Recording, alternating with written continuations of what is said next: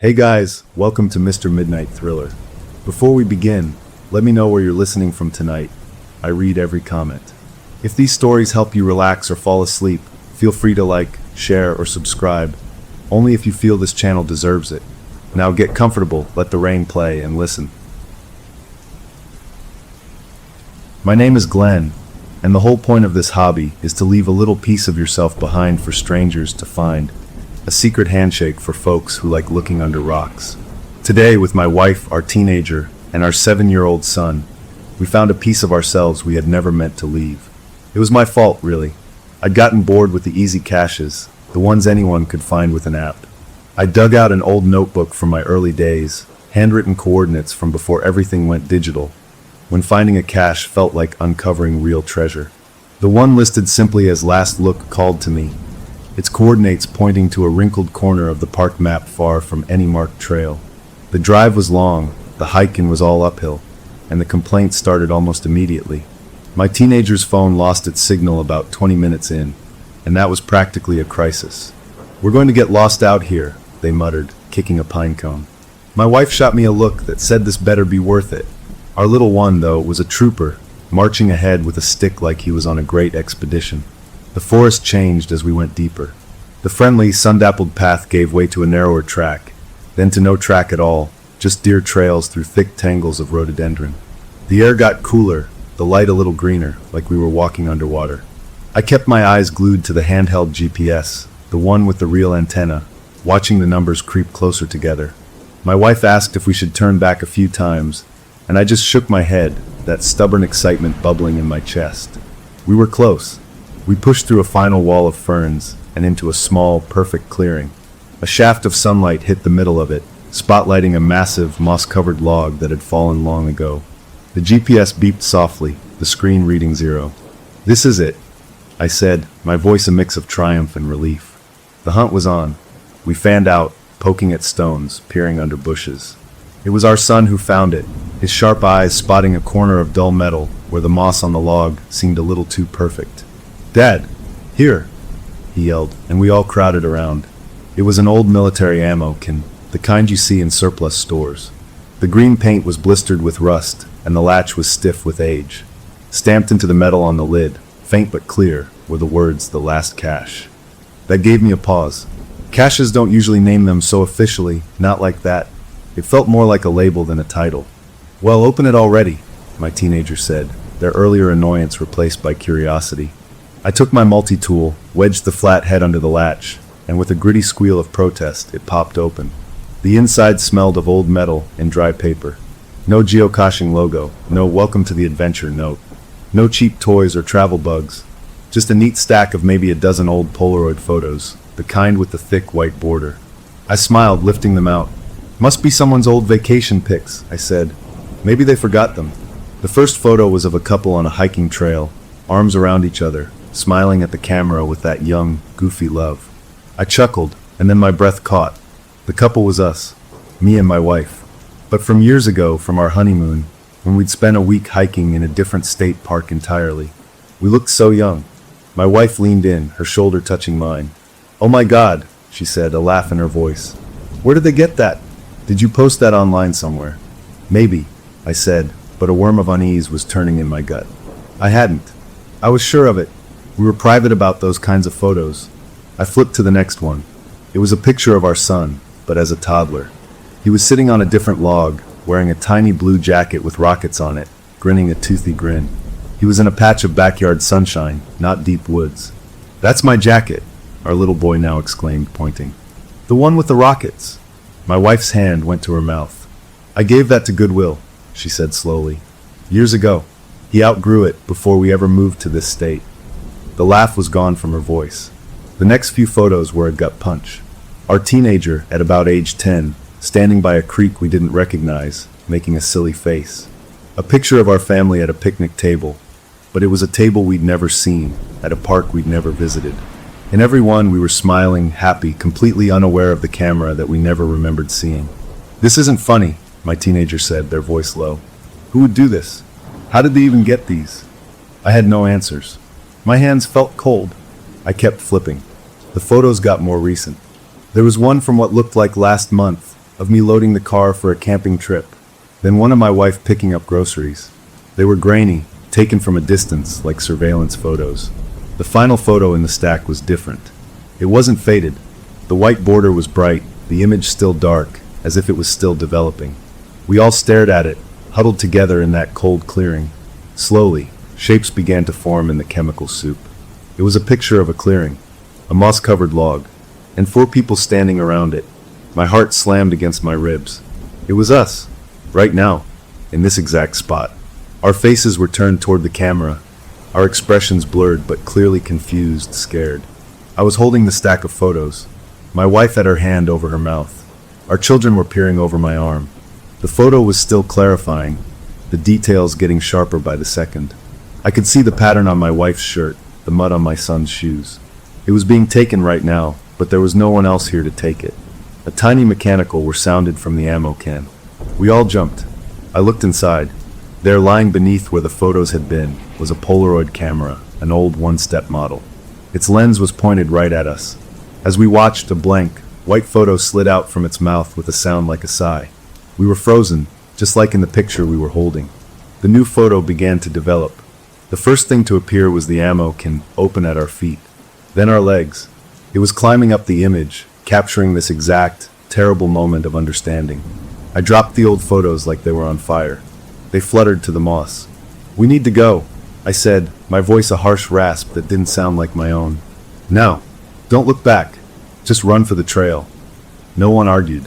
My wife grabbed our youngest's hand, and my teenager needed no urging, already turning. We crashed back through the ferns the way we had come, a blind, panicked flight. Branches slapped our faces. My breath sawed in my lungs. All I could think about was getting back to the main trail, back to the car, back to the world where things made sense. We burst out of the thicket where the narrow deer trail should have met the slightly wider path we'd used. We skidded to a stop. The path was gone. Not overgrown, not missed. Gone. In front of us was a wall of rhododendron, dense and tangled, identical in every direction. The landmark I'd mentally noted, a tall pine with a lightning scar, was nowhere to be seen. It was like the forest had rearranged itself the second we turned our backs. "This isn't right," my wife panted, her eyes wide. "It was here. It was right here." I fumbled for the GPS, my hands shaking. I powered it on. The screen flashed, then showed our coordinates. Then it flashed again, showing completely different coordinates. Then again. It was cycling through numbers wildly, placing us miles apart in a span of seconds, as if it couldn't decide where on earth we were. The final flash was a single line of text that glowed on the screen before the device went dark and silent for good. Cache saved. We stood there, the 4 of us, in the deepening green light of the woods, completely and utterly lost, with the proof of something impossible growing sharper and clearer in a photo tucked inside a rusted metal box 100 yards behind us. The hike back to the car was supposed to be all downhill, but as I looked at the hopeless, identical greenery surrounding us, I knew with a cold certainty that the easy path home was a thing of the past. We were still together, and we were unharmed, but the familiar woods had just become a very different kind of place, and the only map we had was one we didn't understand, still developing in the dark. You never notice how a forest lives and breathes until you're lost in one.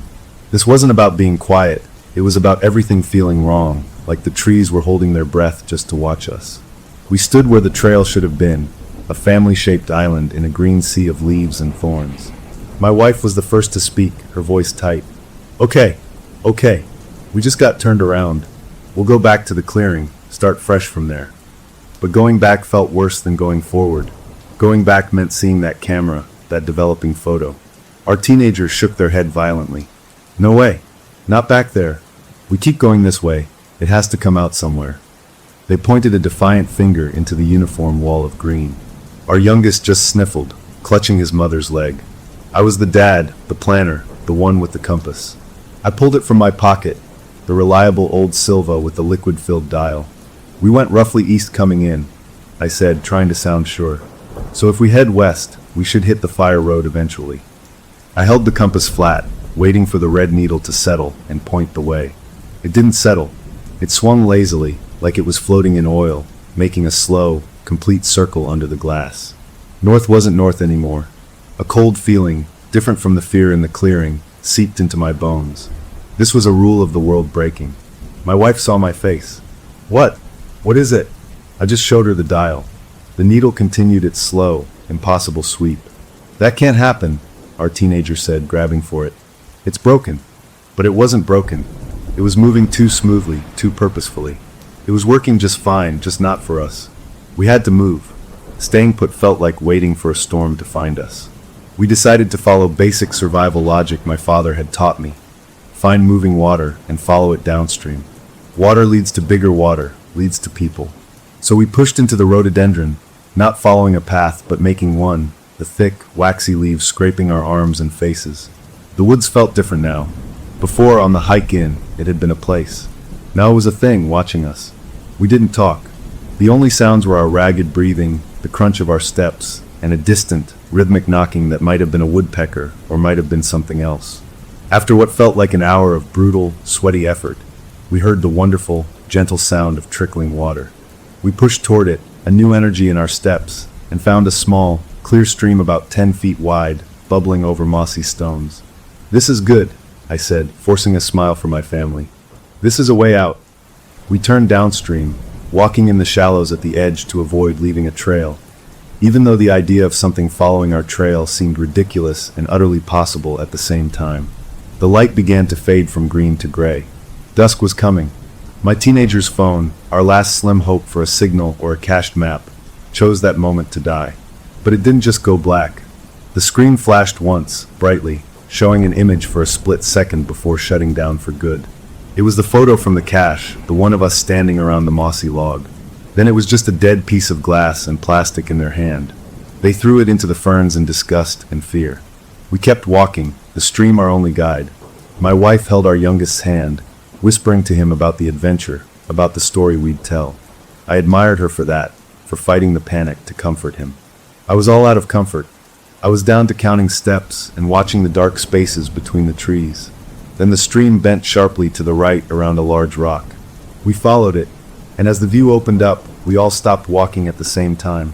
My legs just wouldn't move forward. There, on the bank, was a lightning-scarred pine tree, its trunk split by an old, healed wound in the shape of a jagged Z. It was the tree I'd been looking for when we first ran. The tree that should have been near the vanished trail. But that was impossible. We'd been walking downstream, away from that spot, for over an hour. We hadn't doubled back.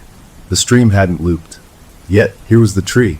At its base was a pile of the stones my youngest had been stacking idly, while I'd opened the cache a lifetime ago. We were standing right back where we had started our run. The clearing with the log and the ammo can was just through that wall of ferns. A perfect, impossible circle. A small, choked sound came from my wife. Our youngest began to cry in earnest, not scared whimpering, but deep, shuddering sobs of exhaustion and defeat.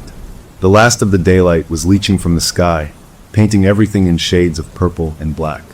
We were lost, out of ideas, and night was coming. The rational part of my brain, the part that paid bills and fixed leaky faucets, shut down. Something else took over. We couldn't stay by the stream. We couldn't go back to the clearing. We moved away from the water, into a slightly more open grove of older trees, their branches forming a high canopy. Maybe we could make some kind of shelter. Maybe we could just wait. But the forest wasn't done with us. As we trudged into the grove, we saw it. In the very center, a small campfire crackled, its flames a cheerful, normal yellow. There was no smoke, no pile of firewood nearby. It just burned all by itself, as if someone had lit it minutes before and walked away. Around it were 4 smooth, flat stones arranged like chairs. It was a setup, an invitation. My family hung back, but I took a step closer, drawn by the primal promise of warmth and light. That's when I saw it. On one of the stones, the one that faced the fire just so, like a king's chair, sat the ammo can. The rusted green metal gleamed in the firelight. The stamped words, "The last cache," were clear as day. A wave of pure dizziness washed over me. We had left that box miles away, open and empty on the moss by the log. I had dropped the photos there. I had seen the camera inside. This was the same box, I was sure of it. The same dents, the same pattern of rust. But it was here, waiting for us, as if it had never been moved. It was closed. My wife's hand clamped on my arm, her nails digging in. "No," she breathed. "Don't. We have to go. Right now." But where? The woods were a wall in every direction. The fire was the only light in a world going dark. Our youngest pulled away from her and stumbled toward the warmth, toward the familiar object from our earlier, normal day. "My cash," he mumbled, tired and confused. He reached for the lid. "Stop him," my wife cried, but it was too late. His small fingers found the latch. He lifted it. The lid opened without a sound. We all crowded forward then, because we had to see. There was no stack of photos inside now. No old Polaroid camera. The interior was clean, almost new. It held only 2 items. One was a hunting knife with a bone handle, its blade long and sharp-looking, resting on a bed of dark felt. The other was a Polaroid camera, but not an old one-step. This one was modern, sleek and white. As we stared, frozen in the firelight, the camera made a sound. A low, internal whir like it was waking up. It shifted on its own, a tiny mechanical motion, and the lens pointed directly at my wife's face. A flash burst, blinding us all for a second. We recoiled. From the slot, a square of white plastic and paper slid out. It landed face up on the moss at our feet. We watched, helpless, as the image began to develop. First came the outlines of the trees, then the fire, then the 4 stones, then us, standing in a half circle around the open cache, our faces pale and shocked in the sudden light. It was us, right now, this exact moment. But we weren't alone in the picture. Just behind my wife, close enough to touch her, stood a tall, slender shape. It was blurred like a smudge on the lens, but you could make out the suggestion of long limbs, a tilted head. One of its indistinct hands rested on my wife's shoulder. She screamed, a raw sound that tore through the grove, and clawed at her own shoulder where the thing's hand was in the photo. "It's cold," she shrieked. "Right there, it's so cold." I could see the goosebumps on her arm from where I stood. I didn't think. I just acted. I lunged for the cache and grabbed the bone-handled knife. It was ice cold in my hand, but the grip felt like it was made for me. I turned in a wild circle, holding the blade out toward the trees. "Show yourself," I yelled, my voice cracking. Nothing moved but the firelight. Then I felt it, a cold stream of air like a breath on the back of my neck. It wasn't wind. It was focused, deliberate. It smelled like wet soil and something sharp, like ozone after a lightning strike. I spun, swinging the knife in a wild arc, cutting through empty air. There was nothing there, but the breath had been real. I looked back at my family, at the terror on their faces, at the horrible photo on the ground. I looked down at the knife in my hand, its blade reflecting the jumpy firelight. That's when I saw the etching near the base of the blade. I hadn't noticed it before. I tilted it to catch the light. 2 letters, in a style I knew very well. My initials, and below that, a date. The date was from over a decade ago, the month and year of my honeymoon. A knife I had never owned, with my initials on it, from a time when all of this was just a happy memory. The fire crackled, the only sane sound in the grove. We were trapped in a circle of light, holding a piece of our own past that made no sense, while something from the woods had our picture and had just touched my wife.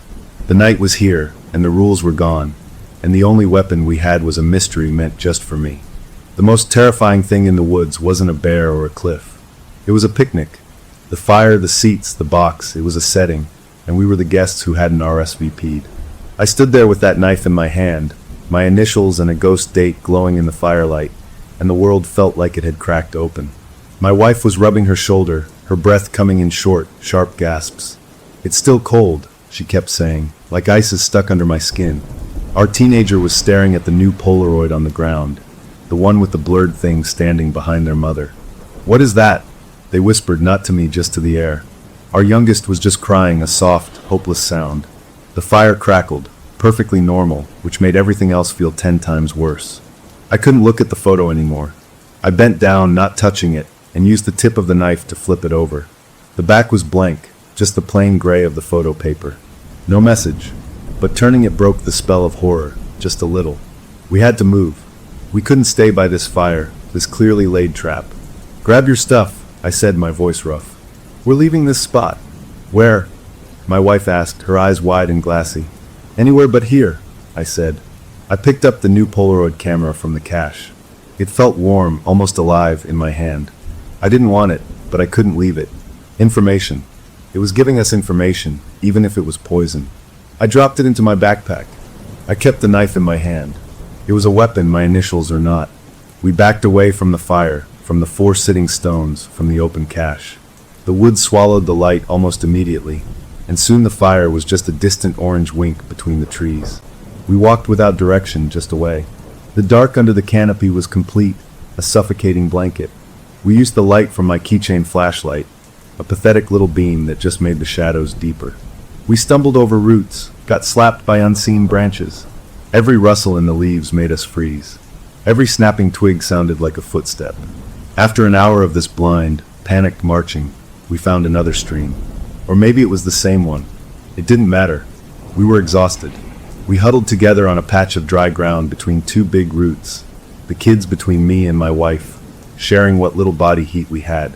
No one slept. We just sat there in the dark, listening. The forest at night is never quiet, but the sounds were all wrong.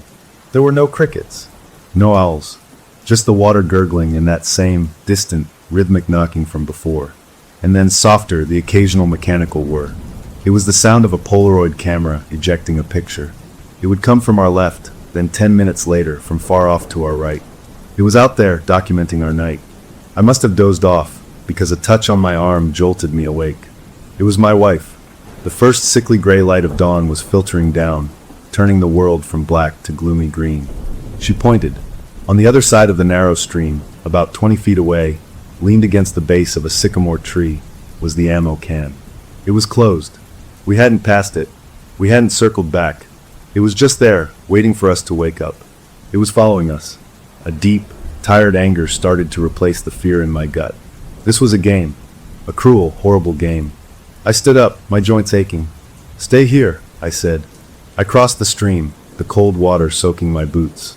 I stood over the box. I didn't open it. Instead, I turned and scanned the trees. "What do you want?" I yelled. My voice echoed flatly, swallowed by the moss and leaves. No answer. Just that knocking sound, which had stopped the moment I shouted. I looked down at the box. A thought occurred to me, crazy but simple. If it was following us, I could lead it. I could choose where it went. I picked it up. It wasn't light, wasn't weighty. It just was. I carried it back across the stream. My family looked at me like I was insane. "What are you doing?" my wife asked. "It's not leaving us alone," I said. "So we take it with us. We control where it is." It felt good to make a decision, to take an action. We set off again, this time with a little purpose. We would find high ground. We would look for a break in the trees, a cliff, anything to get our bearings.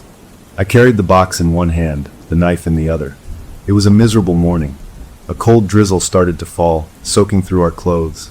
The woods seemed to go on forever, every hill looking like the last, every valley the same. My hope of leading the box somewhere began to feel stupid. We were just four wet, lost people and their cursed luggage. Around midday, we stumbled into a place that was different. The trees were thinner, older. The ground was covered in a soft, spongy moss that deadened our footsteps. In the center of this open circle stood a single, massive oak tree, its trunk wider than my car. And at its base, someone had built a small, neat pile of stones. A cairn, a marker. Human hands had done this. A wild, desperate hope flared in my chest. "Look," I said, "a trail marker. There must be a path." We rushed to it, but as we got closer, the hope curdled. The stones weren't just gray river rock. They were flat, smooth, and dark. And stacked carefully on top of the cairn was a Polaroid photo. I knew before I picked it up what it would show. It was a picture of this exact oak tree, from this exact angle. In the photo, four blurry figures were approaching the cairn. Us. It was taken maybe 5 minutes ago. The word click had come from somewhere above us. We all looked up into the branches of the great oak. Nothing. But leaning against the other side of the trunk was the ammo can. My ammo can. The one I was holding. I looked at my hand. It was empty. I had dropped it, or it had vanished, I didn't know. But it was over there waiting. My wife made a sound, a half-sob, half-sigh of utter defeat. She walked to the cairn and sat down heavily at its base, her back against the oak. "I can't," she said. "I just can't walk anymore." The kids slumped down beside her. The drizzle had soaked their hair, plastering it to their foreheads. They looked finished. The anger in me boiled over. This thing, this forest, it was hurting us. It was breaking us. I stomped over to the ammo can. This time, I didn't hesitate. I kicked it. The metal dented with a satisfying thud. I kicked it again, sending it skittering across the moss. I picked up the knife I'd dropped. "You want to play?" I yelled at the trees. "Come out and play. Stop hiding." I ran to the box and raised the knife. I was going to stab it, to hack it to pieces. But as I brought the knife down, the lid sprang open on its own. I stopped, the point of the blade hovering an inch above the interior. Inside, there was no camera now. No knife. Just a single, fresh Polaroid. It was face down. My hand was shaking. I reached in slowly and picked it up. I turned it over. It was a picture of my wife from years ago.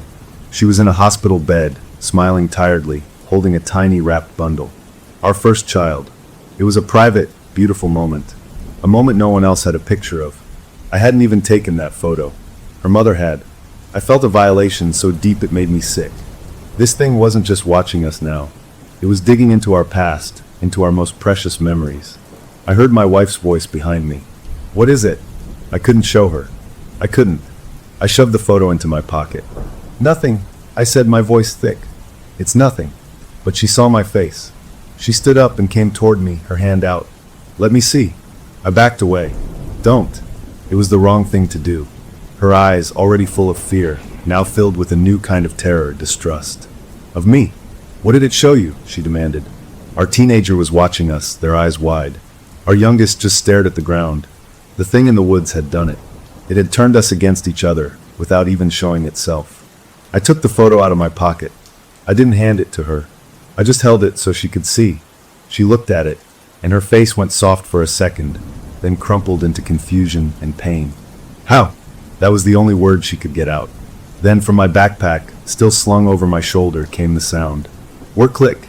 The new camera, the one I'd taken from the fire clearing, was working on its own. A photo slid out of the bag's side pocket, where I'd stuffed it. It fell to the moss. We all watched as it developed. It wasn't a memory this time. It was the present. It showed the five of us, me, my wife, our two kids, and the blurred, tall figure, standing right here by the oak tree. We were arranged exactly as we were now. I was holding the baby picture. My wife had her hand over her mouth. The figure was in the background, between two trees, its head tilted. And in this picture, you could see its face. Not clearly. It was still a smudge, a swirl of gray and black. But the shape of it suggested something. A long, wide mouth. Curved, like it was smiling. My wife looked from the photo on the ground to the trees where the figure stood in the image. She whispered, her voice so faint I barely heard it. "It's smiling. I can feel it smiling at us." The drizzle picked up, tapping on the leaves above. We were cold, wet, divided, and watched. The box was just a few feet away, open and empty, ready for the next round. We had found no trail. We had found no way out. All we had found was proof that the thing hunting us knew our deepest joys and was smiling in the dark about it. The knife in my hand felt useless. The photos were the real weapon, and we were being cut apart by them, memory by memory, moment by moment. The only path forward was deeper into the woods, and the only thing waiting for us there was a smile we couldn't quite see. We'd been taught to leave no trace. But the forest was tracing us, inscribing our panic into its own dark ledger, and our blood was the ink. That photo of our firstborn, now tucked wet and crumpled in my pocket, was a theft more personal than anything before. My wife looked at me with eyes full of shattered trust, and the drizzle felt like needles on my skin. I still held the bone-handled knife, my useless, initialed weapon. The frustration and fear were a pressure in my chest, a need to act, to cut something, to make a mark that mattered. Without really thinking, I pressed the tip of the blade against the pad of my thumb.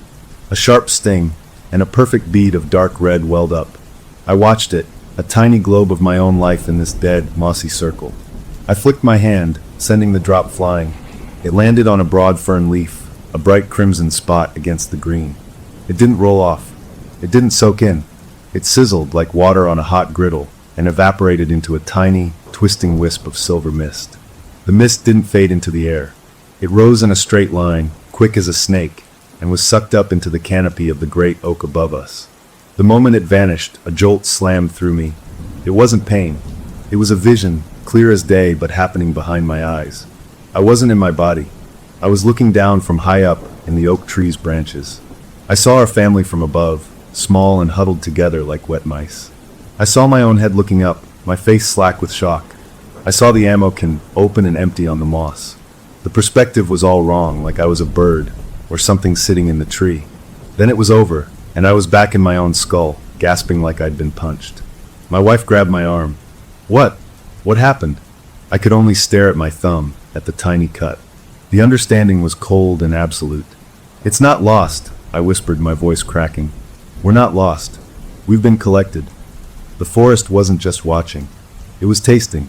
Our fear, our confusion, our memories, it was all food. The caches weren't hiding places. They were feeding dishes. The photos were receipts, proof of a meal. And our blood, our very life, was the sauce it preferred. I'd just given it a sample. The horror on my wife's face told me she got it too.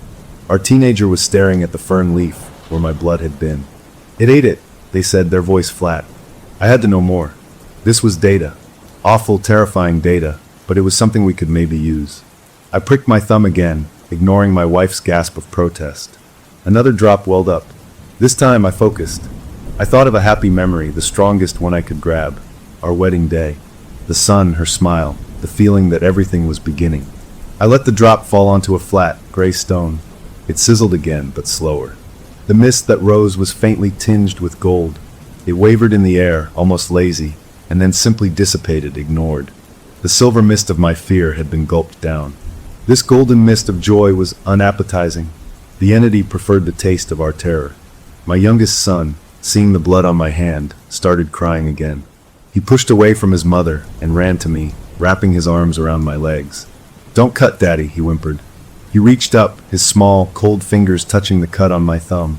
His own finger, scraped from a fall earlier, had a tiny scab. It pulled loose, and a bright, fresh bubble of his blood welled up and mixed with mine on my skin. The mix of our blood, my tired fear and his pure childish fright, touched each other. What happened next wasn't a wisp. It was a vortex. A thick coil of silver and gold mist, intertwined like braided rope, erupted from our joined hands. It shot upward faster than I could blink, not in a line but a spiral, drilling into the canopy above. The reaction was immediate. The great oak tree shivered. Not just its leaves, but its trunk, a deep, groaning tremor that we felt through the soles of our feet. Every tree in the circle seemed to lean in a little. The rhododendron leaves rattled. A sound emerged, not from an animal, but from the woods themselves. It was a low, grinding creak, the sound of roots moving against stone, of bark stretching. And that sound formed, impossibly, into a single, whispered word that seemed to come from everywhere and nowhere at once. It hung in the wet air, a vibration more than a voice. More. We broke apart, scrambling back from the center of the circle. The word wasn't a request. It was a satisfied sigh, a demand for the next course. The knife was shaking in my hand. My mind was racing. If it fed on fear, could we starve it? Could we hide our terror? The idea was laughable. We were terrified. But what if we could give it something else? Something that would make it sick. The photo in my pocket felt like a burning coal. It had taken that memory. Could we force a memory on it? My wife was holding our son, rocking him, her eyes darting between the trees. "It wants our blood," she said. "Our scared blood. It wants the flavor of our memories," I corrected, the theory forming even as I spoke. "The blood is just the delivery. Like a spoon." I looked at the ammo can still sitting there. An idea, desperate and probably stupid, clicked into place. It wanted a story, a complete set. That's what the photos were building toward. Our story, from honeymoon to now, seasoned with dread. What if we could change the recipe for the final dish? "We have to give it something it doesn't want," I said. "We have to think of something happy, so happy it's strong. And we have to link it with blood so it has to taste it." My wife looked at me like I'd lost my mind. "Think happy? Here? Now? What's the happiest memory you have?" I asked her, my voice intense. "The one that's just yours. The one it can't twist." She thought, her face pale. "The first time I felt the baby kick," she whispered. "Just me in the shower. It was a secret joy. It was perfect. Private. Powerful." "Okay," I said. "We're gonna give it that." I didn't let myself think about the violation. This was war. I took the knife. This time, I didn't prick a finger. I made a small, careful cut across my palm. It stung and blood pooled quickly. I handed the knife to my wife. She hesitated for only a second before doing the same, her jaw tight. Our teenager, wide-eyed, took the knife next. They cut their palm, their face a mask of grim understanding. Our youngest son cried, but held out his hand. I took the knife and made the tiniest nick I could on his fingertip. We stood in a circle, our bleeding hands held out over the moss in the center. "Now," I said to my wife, "think of that moment. Hold it in your mind. Don't let anything else in." I thought of my wedding day again, but harder. I poured everything into it. The smell of her perfume, the feel of the ring, the way my heart was pounding with joy. I didn't know what the kids were thinking of, but I saw them concentrating, their eyes squeezed shut. Our blood dripped, mingling on the green moss below. It didn't sizzle right away. It pooled a dark, shiny patch. Then it began to steam. The vapor that rose was a brilliant, swirling gold, shot through with streaks of white light. It was beautiful. It rose in a column, slow and stately, up toward the branches. The trees around us didn't shiver this time. They recoiled. The branches of the oak tree pulled back, as if from a heat source. The grinding creek returned, but it was a different tone, strained, uncomfortable. The golden mist reached the canopy and hovered there, glowing like a tiny captive sun. Then, with a sound like a sigh of wind through a crack, the mist was pulled apart, dissipated not with a gulp but with what felt like distaste. The word came again, but it was different. Not a hungry more. It was two words, sharp and clear and full of a cold, ancient anger. Try harder. The voice wasn't a whisper this time. It was all around us, in the rustle of every leaf. Our happy memories, our strongest joys, were just a bland side dish. It had tasted them and found them lacking. The pressure in the air changed. The drizzle stopped. The gray light seemed to dim further, as if the forest was closing a fist around our little circle. The ammo can's lid snapped shut with a loud, final clang. We were still bleeding, still holding out our hands, but our offering had been rejected. We had tried to fight its hunger with light, and it had told us our light was weak. The cut on my palm throbbed. The knife, now sticky with all our blood, felt colder than ever. We were running out of ideas, running out of strength, and the thing in the woods was still out there, patient and smiling, waiting for the main course of our despair to finish cooking. All we had managed to do was annoy it, and an annoyed god of the forest was worse than a hungry one. The path of happy memories was a dead end. The only ingredients we had left in abundance were fear and pain, and it was setting the table for just that. Hope is a poison here. The forest uses it to lower your defenses, to make you open your mouth so it can pour the real nightmare down your throat. The cold, angry voice of the trees, try harder, hung in the air long after the sound faded. Our hands stung, our mixed blood a failed offering on the moss. We were shivering, not just from the cold drizzle that had returned, but from a deep, soul-level chill. Our happy memories were worthless here. We bandaged our cuts with strips torn from my shirt, a quiet, grim process. My wife wrapped our son's tiny finger, her movements gentle, but her eyes distant, haunted. We had to move. Staying in that circle under the judgmental oak felt like waiting for a sentence. We picked a direction at random, just walking to keep the blood flowing, to feel like we were doing something. The woods seemed to respond to our defeated mood. The oppressive, watchful feeling eased just a little. The tangled underbrush gave way to softer ground. The trees seemed to space themselves out, letting in more of the gray, cloudy light. After an hour of trudging, we pushed through a final stand of ferns and stopped. We were in a meadow, a real, honest-to-goodness meadow full of wildflowers, purple clover, yellow buttercups, white daisies. A gentle breeze waved the grasses, and a shaft of actual sunlight broke through the clouds, painting the whole scene in gold. It was beautiful. It was safe. It felt like a postcard from the world we'd lost. The relief was so sudden and so powerful it made my knees weak. My wife actually gasped, a small sound of pure wonder.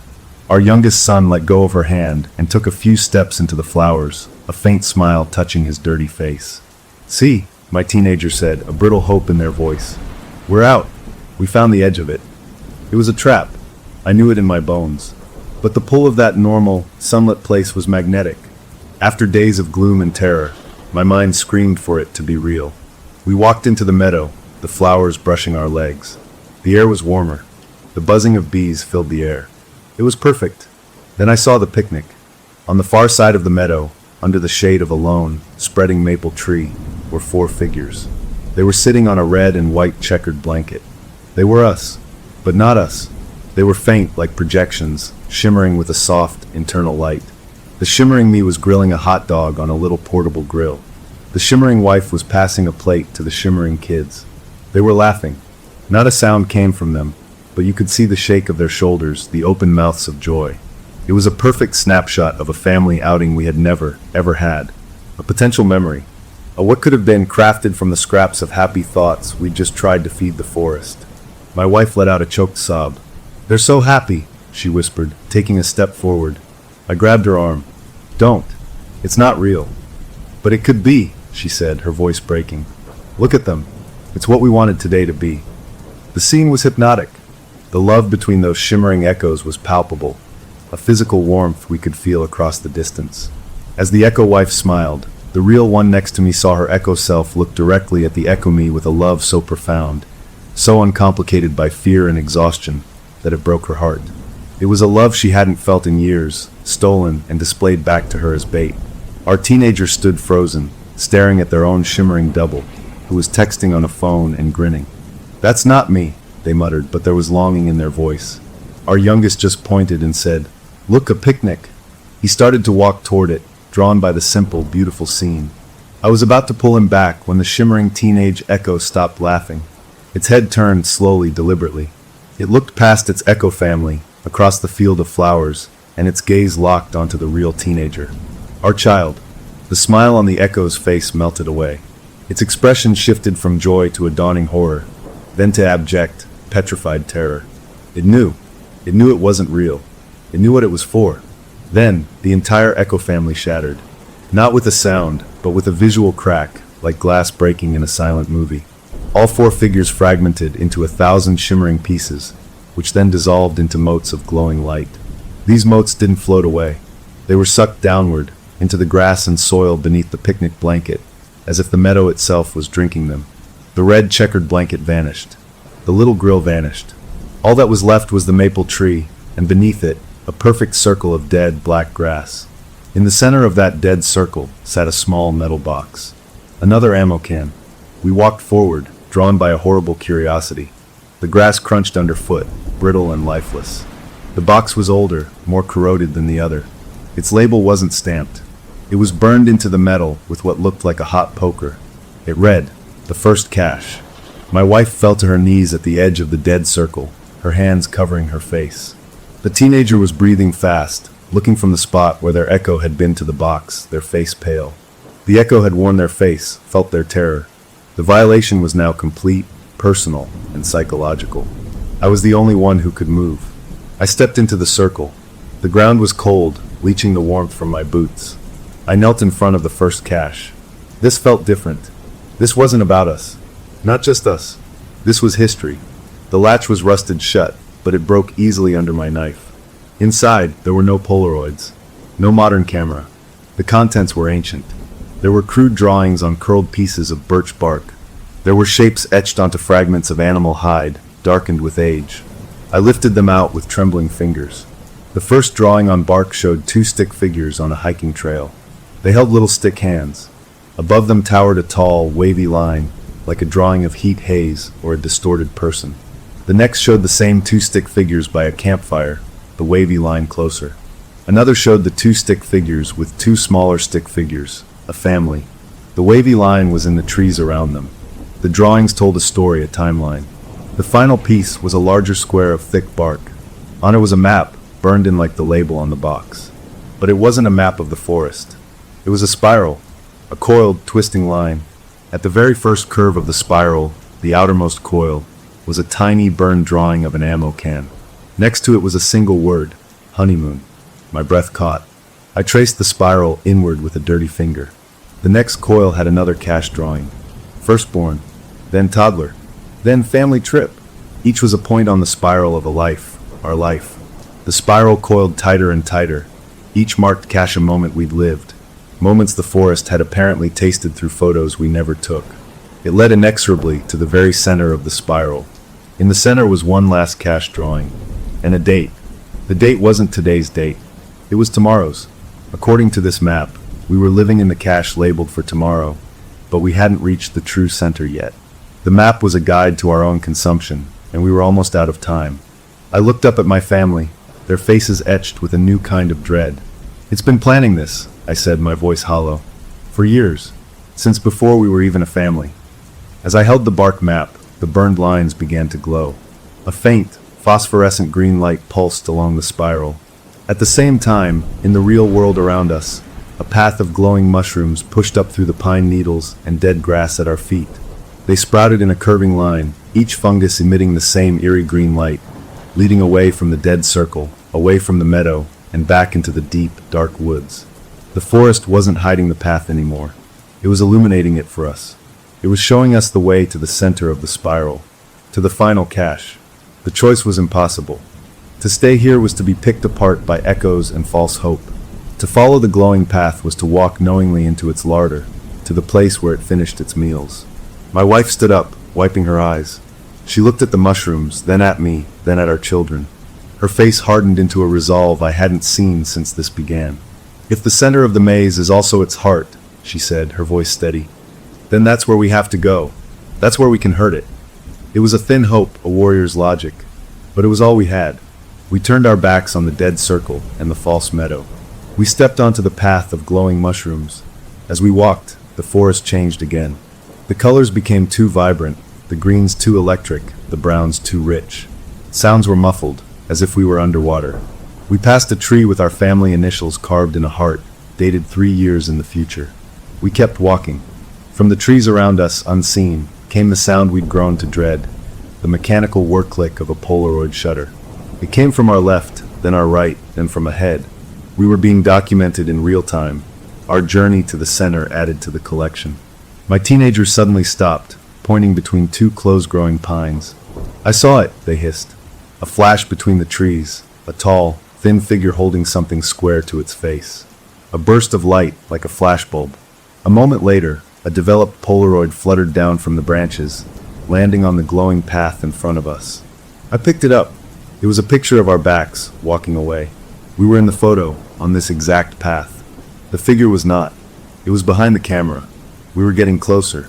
The mushroom path led us downward, into a damp hollow where the air grew cool and still. The glowing fungi ended abruptly at the edge of a perfectly circular, black pond.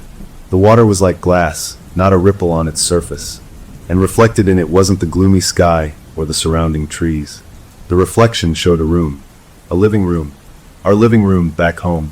The TV was off. The toys were put away. A single lamp was on. It was empty and dark and still, and sitting right in the middle of our coffee table, clear as day, was the last cache ammo can. The one we had left behind, the one that had followed us. It was already home, waiting. The pond wasn't water. It was a window, and it was showing us that even if we by some miracle got out, it was already inside. Maps promise you can know a place. This map promised we could know our own doom, plotted point by point on a spiral of our own lives. We stood at the edge of that impossible black pond, staring at the reflection of our own living room, of that cursed box sitting on our coffee table like a trophy. The message was clear. There was no out to get to. It was already in our home, in our past, in our future. The glowing mushroom path had delivered us to a view of our own defeat. Our youngest son broke first. He let out a wail and lunged for the water, his small hands reaching for the image of home. "I want to go back," he cried. My wife and I grabbed him, just as his fingertips were about to touch the surface. The moment his hands got close, the image in the pond shimmered and changed. Now it showed his bedroom, his nightlight casting a soft yellow glow on his rumpled dinosaur comforter. It was personalized bait, and it was almost irresistible. I pulled him back, holding him tight as he sobbed into my shoulder. "That's not real, buddy," I whispered, but the words felt like a lie. It looked utterly real. The pond was a window, not a mirror. I had to be sure. I picked up a stone from the bank and threw it into the center of the black water. It didn't splash. It didn't ripple. The stone hit the surface and vanished, as if passing through a film of oil. The image of our living room shimmered violently, like a TV screen with bad reception, and then reset itself, perfect and still once more. The stone was gone, swallowed. A trade. The voice didn't come from around us this time.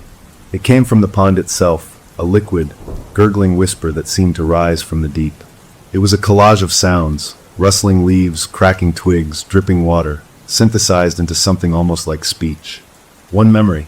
For one step home. As it spoke, the edges of the pond began to glow with that same sickly, chemical light of a developing Polaroid. It was offering a deal. My wife looked at me, her eyes hollow. "What does that mean? One memory?" Before I could answer, she turned to the pond, her voice desperate and sharp. "Take it. Take the memory of my sister's funeral. Just let us go." The pond water swirled, a slow, clockwise vortex. In its center, an image formed, not a reflection of us, but a memory. I saw a glimpse of a church, rain on windows, my wife in a black dress, her face streaked with tears. It was her memory, plucked from her mind and displayed on the water. Then the image was sucked downward, vanishing into the depths. From the spot where it disappeared, a single, flat, gray stone rose to the surface. It floated there, just beneath the water, solid and real. A stepping stone. The trade had worked. But my wife gasped, clutching her head. I know she died, she stammered, her face a mask of confusion and pain. I know I was sad, but I can't see her face. I can't remember her voice. The memory wasn't copied. It was taken, deleted, erased from her mind completely, leaving only the cold, factual knowledge of the event. The cost was real, and it was horrifying. I felt a surge of anger. What do you want with our memories? I shouted at the watery voice. The answer came back, a chorus of whispers from the trees and the pond. Flavor. Context. The fear is sweet. But the love gives it depth. It was a gourmand, a connoisseur of emotion. Our terror was the main course, but our love, our joy, our grief, those were the spices that made the meal complex, that made it worth savoring across decades. It was collecting a full vintage. Our youngest son, seeing his mother's pain, wriggled out of my arms. His face was red and furious. He stomped to the water's edge and shouted at the pond, "Give it back to my mom! You give it back!" And he kicked the water. His foot didn't splash. It sank in, up to his ankle, as if the surface had the consistency of thick gel. Then, from the depths, a hand exploded out. It was made of reflected water and solid shadow, a thing of liquid darkness. It wrapped its cold, wet fingers around his ankle and yanked. The boy screamed, his leg pulled straight out from under him. I dove, grabbing him under the arms. My wife threw herself forward, grabbing his waist. The teenager leapt in, trying to pry the watery fingers loose. The hand had the strength of a closing vise. I didn't think. I still had the bone-handled knife in my belt. I scrambled, got it out, and slammed the blade down on the wrist of the shadowy hand. The knife didn't cut water. It shattered it. The hand fragmented into a spray of black ice and dark droplets that rained back into the pond. Our son was free, and we all tumbled backward onto the bank, a heap of panting, terrified bodies. My son's ankle was marked with 5 perfect, numb-looking white fingerprints, as if the flesh had been frozen. The forest erupted. That calm, gourmand voice was gone, replaced by a roar of wind through 1,000 branches. The tall, slender figure was suddenly visible, not in one place, but in the spaces between every tree surrounding the hollow. It was the same blurred shape from the photos, but now it was everywhere, a hall of mirrors reflecting the same hungry, impatient form. It was the forest, and the forest was it. We were not just in its territory. We were inside it. The chorus of voices spoke as one, a grinding, multi-layered command. The child's memory of this place. His fear. His love for you. Give it to us. We will drop the others at the trailhead, unharmed, unremembering. The offer hung in the air, monstrous and specific. It wanted our youngest son's entire experience of the last 2 days. Every moment of terror, every moment of clinging to us for safety. And most importantly, it wanted his memory of us, of his family. In exchange, it would physically place the rest of us back at the trailhead, safe, with no memory of any of this. Our son would be left alone, somewhere, with no idea who he was or who we were. The horror of the choice paralyzed me. Would he be better off? Alive but empty? Would we be saving him or losing him forever? My wife was shaking her head, tears streaming down her face. "No," she whispered. "No, no, no." Our son, trembling, understood enough. He looked from his mother to me, his lip quivering. "I don't want to forget you," he whimpered. But he also saw our exhaustion, our terror, the raw cost on our faces. He was considering it.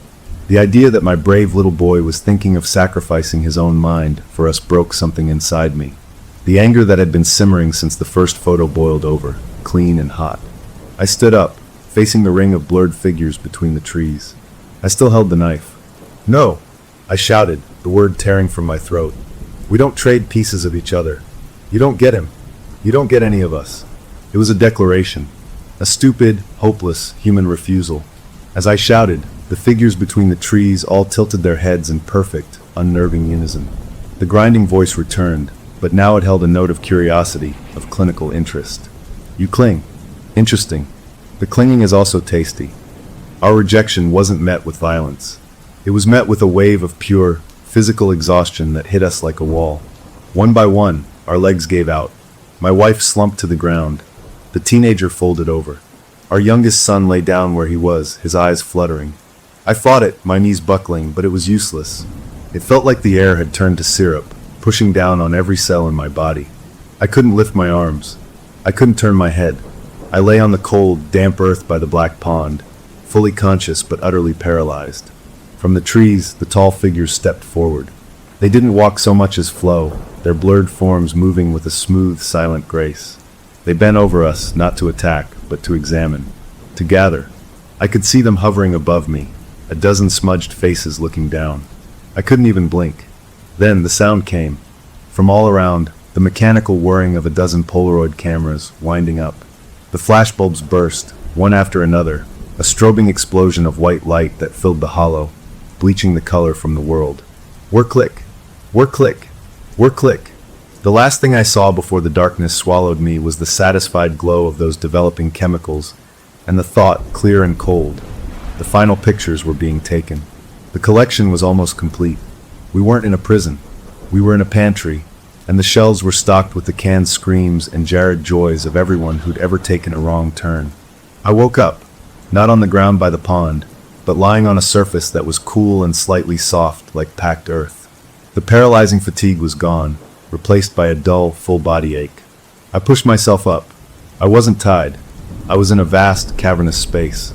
The air was cool and still, smelling of damp soil and something else, a sweet, cloying scent like old honey and dried flowers. Light came from the walls themselves, a soft, pulsing amber glow. I stood, my legs wobbly, and looked around. The walls weren't rock. They were a dense, crystalline honeycomb, each cell a perfect hexagon stretching from the floor into the darkness above. And in each cell, glowing with that internal light, was a Polaroid photo. Hundreds of them. Thousands. A gallery of souls. I stumbled closer to the nearest wall. The photo in the cell showed a man and a woman in 1970s hiking gear, their faces frozen in wide-eyed, open-mouthed terror. The photo was faded, the colors washed out, as if the memory was old and weakening. I moved along the wall. Another cell held a photo of a group of teenagers around a campfire, their smiles looking forced, their eyes darting to the side. Slightly less faded. Another showed a lone hunter, his face a mask of confusion. Each photo was a person or people caught in a moment of fear and disorientation. This was the larder, the place where the forest stored its meals while they aged. My heart was pounding a sick rhythm against my ribs. Where was my family? I turned, scanning the huge chamber. Across the way, I saw movement. 3 figures, pressed against a clear, resin-like wall. My wife, my teenager, my youngest son. They were in a large cell of their own, separate from the honeycomb walls, like a display case. They saw me and started banging on the clear substance, their mouths moving, but no sound coming through. I ran to them. The wall between us was smooth and cold, like thick glass, but it had a yellowish tint, distorting their faces. I placed my hand against it. My wife placed her hand on the other side, aligning with mine. I could feel the faintest warmth from her skin, but I couldn't touch her, couldn't break through. We could only look at each other through this awful, amber lens. On the wall outside their cell was a mosaic. It wasn't made of tiles. It was made of Polaroids. Our Polaroids. I saw the first one it had shown us, the honeymoon hike. Then the toddler picture. The surveillance-style photos. The picture by the oak tree. The one by the fire with the blurred figure. The picture of our backs on the glowing path. Every snapshot of our horror, arranged in a chronological spiral that mirrored the map from the first cache. Our collection. And at the center of the spiral of photos, there was one empty space. It was shaped exactly like a Polaroid, a placeholder. It was labeled with tomorrow's date. It was the slot for the final picture, the one that would complete the set and let the entity fully consume our story, to savor it for decades or centuries in its honeycomb vault. The understanding was a physical blow. This wasn't about killing us. It was about preservation, about turning our lived experience into a vintage it could taste again and again. My eyes scanned the other walls, the thousands of faded photos. What happened to the people when the photos faded completely? My answer came as I looked back at the 1970s hikers. In the background of that faded photo, just a blur, I saw a smaller figure. A child. With a jolt, I recognized the jacket, the haircut. It was my own father as a young boy. He had never spoken of being lost in the woods. He hated camping. A cold genealogy of terror clicked into place. We were not the first in our family to be collected. The entity had tasted my father's fear, and now it was back for the next generation, for the full family set. It was tending its garden. I turned back to my family, pressing both hands against the resin wall. My wife was pointing frantically at something behind me. I turned. The wall of the chamber near me was softening, becoming fluid and permeable. A single, slender root, pale and smooth like a vein, slithered out from the honeycomb. It didn't move like a plant. It moved with the liquid grace of a tentacle. It approached me, and I backed up until I was against my family's cell. The root stopped a foot away. At its tip, it held something. Not a camera.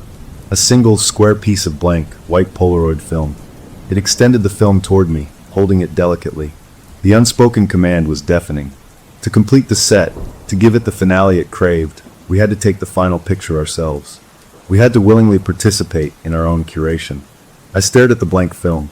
Then I looked at the root, and past it, into the shadows of the vast chamber. What happens if we don't? I asked, my voice echoing in the huge space. From the darkness, the grinding, leafy voice returned, but it was calm now, a curator in its gallery. You remain. Fresh. Vibrant. A live exhibit. Your story stays on the wall, unfinished, a constant, tantalizing promise. You will watch your photos slowly fade, over years, as your memories are sipped away. You will feel each one go. And when the last memory of sunlight is gone, when the last echo of your children's laughter is sipped from your mind, you will join the others in the dark. As it spoke, the root holding the film gestured toward the far end of the chamber. There, the floor seemed to open into a lower level. I could see movement. Faint, shuffling shapes moving in a slow, endless circle. The people from the most faded photos. They were here, their bodies preserved but their minds hollowed out, walking an eternal, silent circuit. That was the true center of the spiral. Not death. Erasure. I looked at my family, trapped in their amber cell. My wife's eyes were begging me. My teenager was shaking their head, mouthing the word no. My youngest son just looked scared and tired. The root pushed the blank film closer to my chest.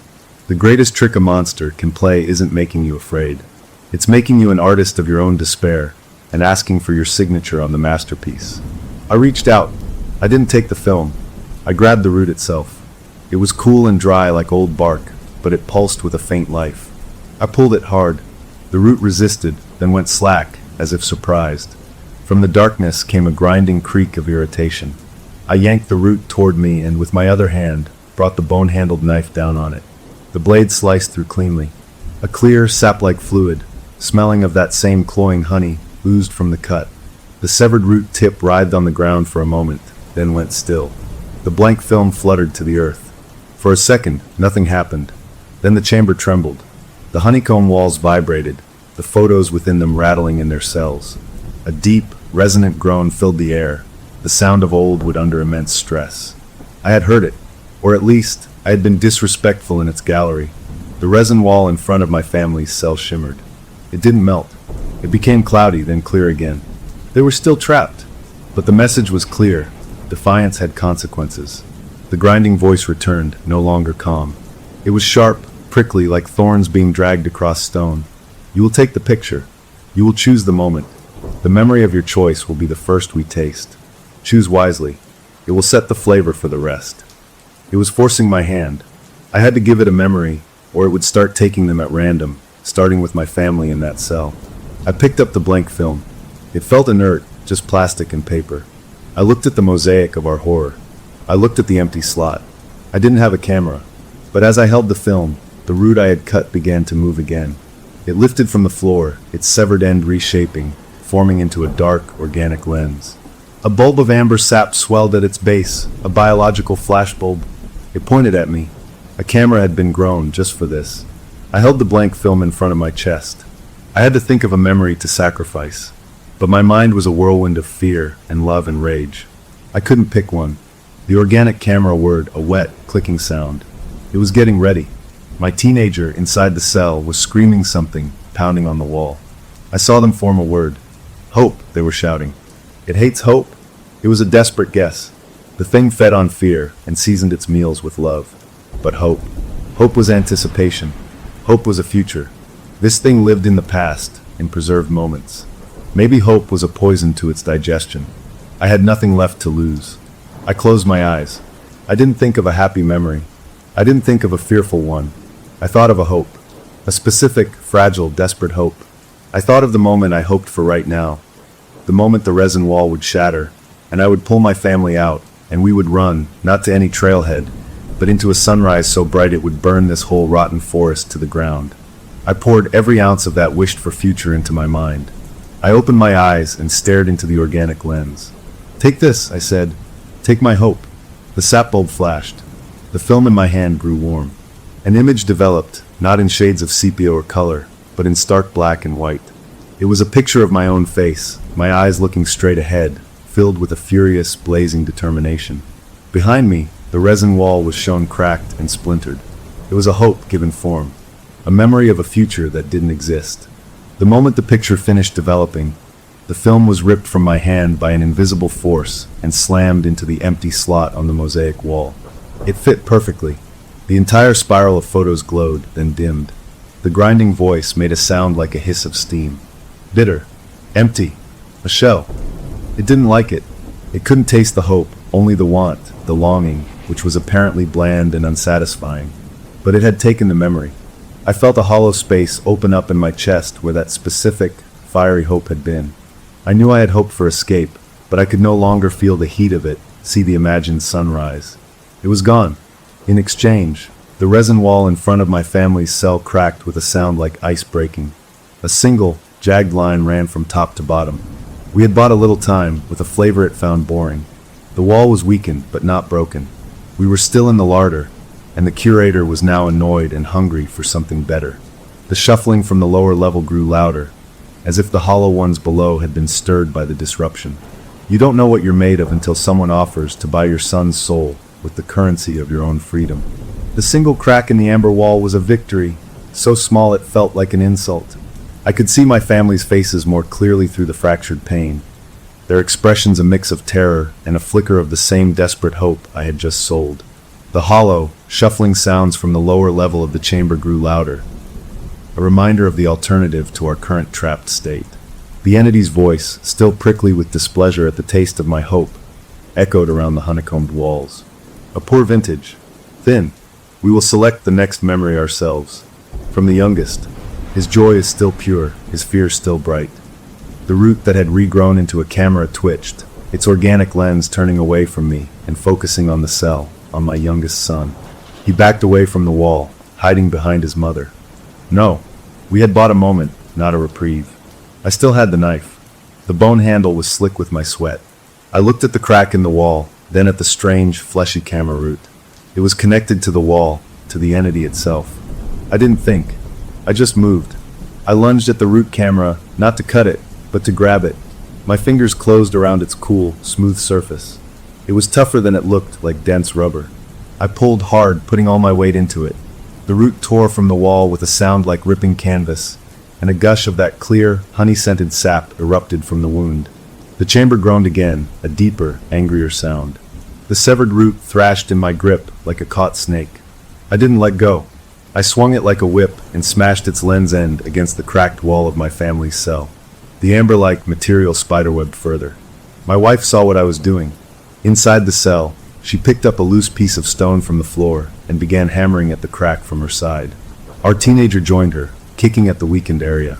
Our youngest just watched, his hands over his ears. The entity's displeasure turned to rage. The light in the honeycomb cells flared, the thousands of captured faces seeming to wail in unison without sound. From the floor, more roots erupted, not to form cameras, but to grab. They slithered around my ankles, my wrists. One wrapped around my throat, not tight enough to choke, but to hold. I struggled, slashing with the knife, cutting through one after another, but for every root I severed, two more took its place. They were pulling me away from the cell, dragging me toward the dark opening that led to the lower level, to the shuffling hollow ones. The defiance is noted, the grinding voice said, no longer trying to sound like anything but what it was, an ancient, hungry thing. It adds a peppery finish. We will savor your struggle as we drain your wife's love for you. It will be a complex pairing. I was being pulled backward, my boots scraping on the earth. I couldn't get free. I looked at my wife, who was still pounding on the wall, her face a mask of furious tears. Then my teenagers stopped kicking. They stood still, looking not at me, but at the mosaic of our photos on the wall outside their cell. They pointed at the picture I had just taken, the black and white image of my determined face. It's a memory. they yelled, their voice muffled but piercing through the chaos. You gave it a memory of what you wanted to do. It's in the collection now. I didn't understand at first. Then I did. The entity's power had rules. It could take memories. It could preserve them. It could even, it seemed, make them real in twisted ways, like the Echo Picnic. But the memory I gave it was one of action, of breaking the wall. The act was now part of its curated story of us. And maybe, just maybe, that gave it a kind of weight, a reality it couldn't just ignore. The roots were dragging me to the edge of the pit. I could see the shuffling figures below, their movements slow and mechanical. I had one chance. I stopped fighting the roots. Instead, I focused everything on the memory I had given away.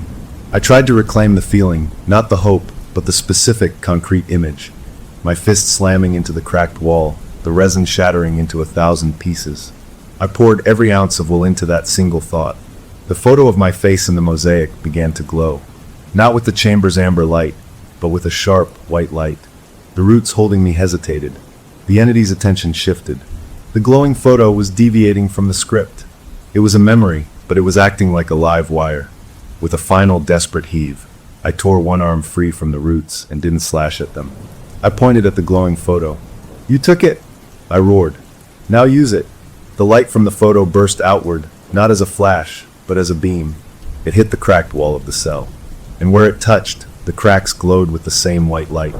A high, sharp ringing sound filled the chamber, like glass under extreme stress. My wife and teenager stumbled back from the wall. Then it exploded. Not in a violent blast, but in a sudden crystallization. The entire wall turned milky white, and then dissolved into a fine, sparkling powder that fell like snow. The cell was open. My family was free. The roots holding me went completely slack, falling away as if stunned. The chamber was utterly still for 3 heartbeats. The entity was confused. It had never been given a weaponized memory before. My wife didn't hesitate. She grabbed our children's hands and sprinted out of the crumbled cell, straight to me. We were together again, in the middle of the larder, surrounded by the evidence of countless other victims. The moment of confusion wouldn't last. The grinding voice returned, but it was different now. There was a new tone underneath the anger, curiosity, and something like appreciation. You learn. You adapt. You fight not just with fear, but with the tools of our feast. This is new. This is interesting. It wasn't complimenting us. It was a chef tasting an unexpected, bold spice. The hole in the floor where the roots had been dragging me began to widen. The shuffling from below grew more agitated. But we weren't looking at the hole anymore. We were looking at the walls. The honeycomb cells, with their thousands of fading photos, were the entity's strength, its stored power, its larder. But maybe they were also its anchor. My wife followed my gaze. She understood. The pictures, she said. They're all it has of them. I still had the knife. I ran to the nearest wall, to the cell holding the faded photo of the 1970s hikers, the one with my father as a boy. I didn't try to pry the photo out. I drove the knife into the hexagon cell itself, into the crystalline material around the photo. It resisted, then cracked with a sound like snapping sugar. The photo within flickered wildly, and the light in that cell died, leaving it a dark, empty hole. A shudder went through the chamber, a gasp not of pain but of loss. I had just erased a vintage, destroyed a preserved meal. From the dark opening in the floor, a wail rose, not from the entity, but from the hollow ones below. One of their number had just lost its last tether to existence. Stop! The voice was no longer a chorus. It was a single, sharp command, full of a possessive fury I hadn't heard before. I had found a nerve. I looked at my family. Break them! I shouted. All of them. We scattered. My wife and teenager used rocks. I used the knife. We attacked the honeycomb walls, shattering cell after cell. With each destruction, a photo flickered and died. With each death, the chamber trembled. The entity's rage was a physical storm now. Roots exploded from every surface, whipping through the air, trying to grab us, to pull us away from its precious collection. We dodged and weaved, becoming destroyers in the gallery of souls. The light in the chamber dimmed as more and more cells went dark. The shuffling from below became a chaotic clamor, but we couldn't break them all. There were thousands, and the entity was learning, focusing its roots, herding us away from the walls, toward the center of the chamber, toward the widening pit. We were tiring, our arms leaden. A root wrapped around my teenager's leg, yanking them off their feet. My wife turned to help, and 2 more roots coiled around her waist. We were being captured again. I stood amidst the destruction we'd caused, surrounded by perhaps 50 shattered cells in a sea of thousands that still glowed. It wasn't enough. We had stung it, made it angry, but we hadn't broken it. The roots dragged my wife and team toward the pit. My youngest son was crying, trying to pull on his mother, but he was too small.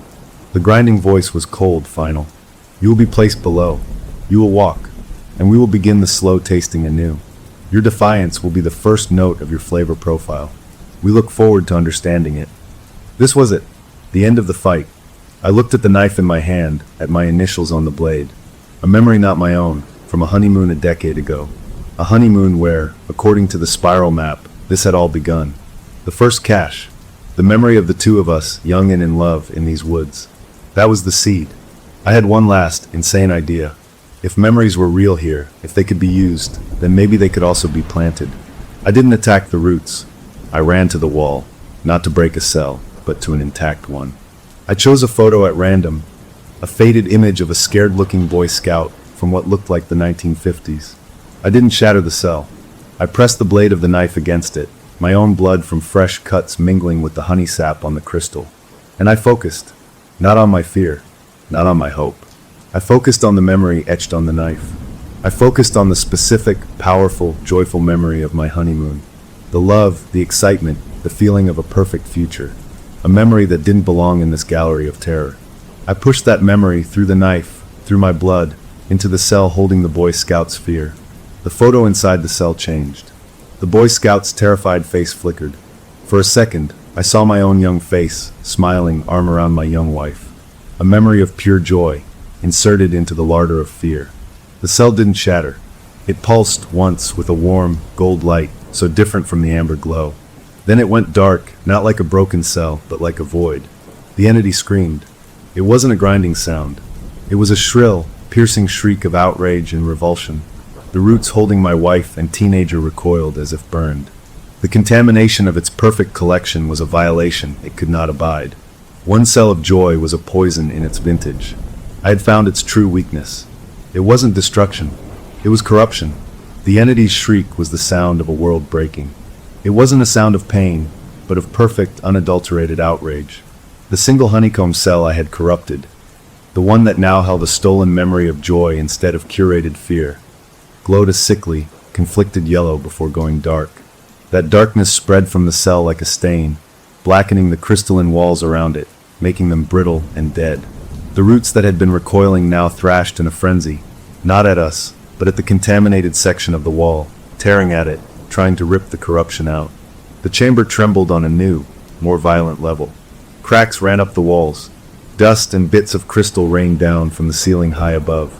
The entity was turning its fury inward, trying to perform an emergency amputation on its own collection. It didn't care about us anymore. We were a temporary irritation. The poison in its pantry was an existential threat. My wife scrambled to her feet, pulling our teenager up. Our youngest ran to me, clutching my leg. "What did you do?" My wife yelled over the cacophony of grinding stone and shrieking wind. I gave it something it couldn't digest. I shouted back. The knife in my hand felt warm, almost humming. The memory etched into its metal was now a weapon. I looked at the thousands of other glowing cells. Each one was a story of terror, a vintage the entity cherished. And each one was a potential target, but we didn't have time to corrupt them one by one. The entity was ripping out the whole contaminated section. A huge chunk of the honeycomb wall, maybe 20 feet across, sheared away and crashed to the floor, shattering into glittering dust and releasing the faded, fear-filled photos within to flutter down like dead leaves. The hole it left revealed not more earth, but a tangled, pulsing network of thick, root-like veins that glowed with the same amber light, the circulatory system of the thing, and it was inflamed, pulsing angrily around the edges of the wound. The pit in the center of the floor, the one leading to the hollow walkers, began to close, the roots pulling earth over it like a wound clotting. The entity was going into lockdown, protecting its core. The grinding voice returned, but it was fractured, distracted, talking to itself or to the forest. Contamination. Purge required. Seal the gallery. Isolate the vintage. It was going to bury us alive in here, with its corrupted collection, and maybe wait a century for the poison to fade. We had to move. Not to escape the chamber, there was no visible exit, but to strike deeper. The veins. I pointed to the pulsing network exposed by the torn-away wall. That's its heart. We follow that. It was the opposite of running away. It was running into the monster's bloodstream. But it was the only path that wasn't solid earth or closing route. We sprinted for the hole in the wall, dodging falling debris and writhing, distressed roots. We climbed over the rubble of shattered honeycomb. Up close, the network of veins was awe-inspiring and horrifying. They were as thick as my thigh, translucent, with pulses of amber light moving through them like slow traffic. They throbbed with a low, sub-audible beat that we felt in our teeth. The space behind the wall was a narrow, winding tunnel formed entirely of these pulsing roots, twisting away into darkness. It smelled strongly of ozone and wet soil. We had no choice. We entered the tunnel. The light from the veins was our only guide, casting our shadows and jumpy, distorted shapes on the walls. The tunnel sloped downward, always downward, coiling like an intestine. The deeper we went, the warmer it got, and the stronger the scent of ozone became, mixed now with that cloying honey sweetness, so concentrated it made my eyes water. We walked for what felt like miles in that suffocating living tube. My family was silent, saving their breath, their faces set in masks of grim endurance. The tunnel began to widen. The pulsing veins converged, growing thicker, until they formed the walls themselves. The light grew brighter, shifting from amber to a pale, electric blue. The air crackled with static, making our hair stand on end. Then the tunnel opened into a cavern so vast the far walls were lost in a blue haze. And in the center of the cavern grew the tree. It wasn't a tree like any on Earth. Its trunk was a column of fused, twisting roots, each one as big as a car, glowing with that fierce blue light from within. It had no leaves. Instead, from its unimaginably high branches hung thousands of tendrils, and at the end of each tendril dangled a single, glowing Polaroid photo, slowly rotating. This was the source, the heart, the developing room. These were the master images, the originals from which the honeycomb copies were made. The air hummed with energy. Below the tree, in a wide, shallow pool of what looked like clear sap, stood the hollow ones. Dozens of them. Men, women, children from different eras, their clothes faded, their faces slack and empty. They stood perfectly still, up to their ankles in the sap, connected to the tree by thin, wispy roots attached to the backs of their necks. They weren't shuffling here. They were in storage, charging like batteries, their drained emotions maybe slowly replenishing for future tasting. My wife gripped my arm, her nails digging in. "My God," she breathed. Our teenagers stared, their anger momentarily replaced by a horrified awe. Our youngest hid his face against me. The grinding voice was here too, but it was different. It wasn't a chorus from the walls. It came from the tree itself, a deep, resonant vibration that made the sap pool ripple. "You have come to the source of the flavor. You have brought contamination to the root." The great trunk of the tree pulsed, and a new tendril grew with shocking speed. At its end, a Polaroid camera, organic and intricate as a flower, bloomed. It pointed at us, but it didn't flash. This was different. "You have shown adaptability. You have used our own tools. This is a rare vintage indeed. We offer a final trade." A section of the sap pool before us swirled and cleared, becoming a window like the black pond. It showed a scene, our car parked at the trailhead under a normal blue sky. It was real, present day. We could almost smell the asphalt. "Leave the corrupted one," the tree voice said.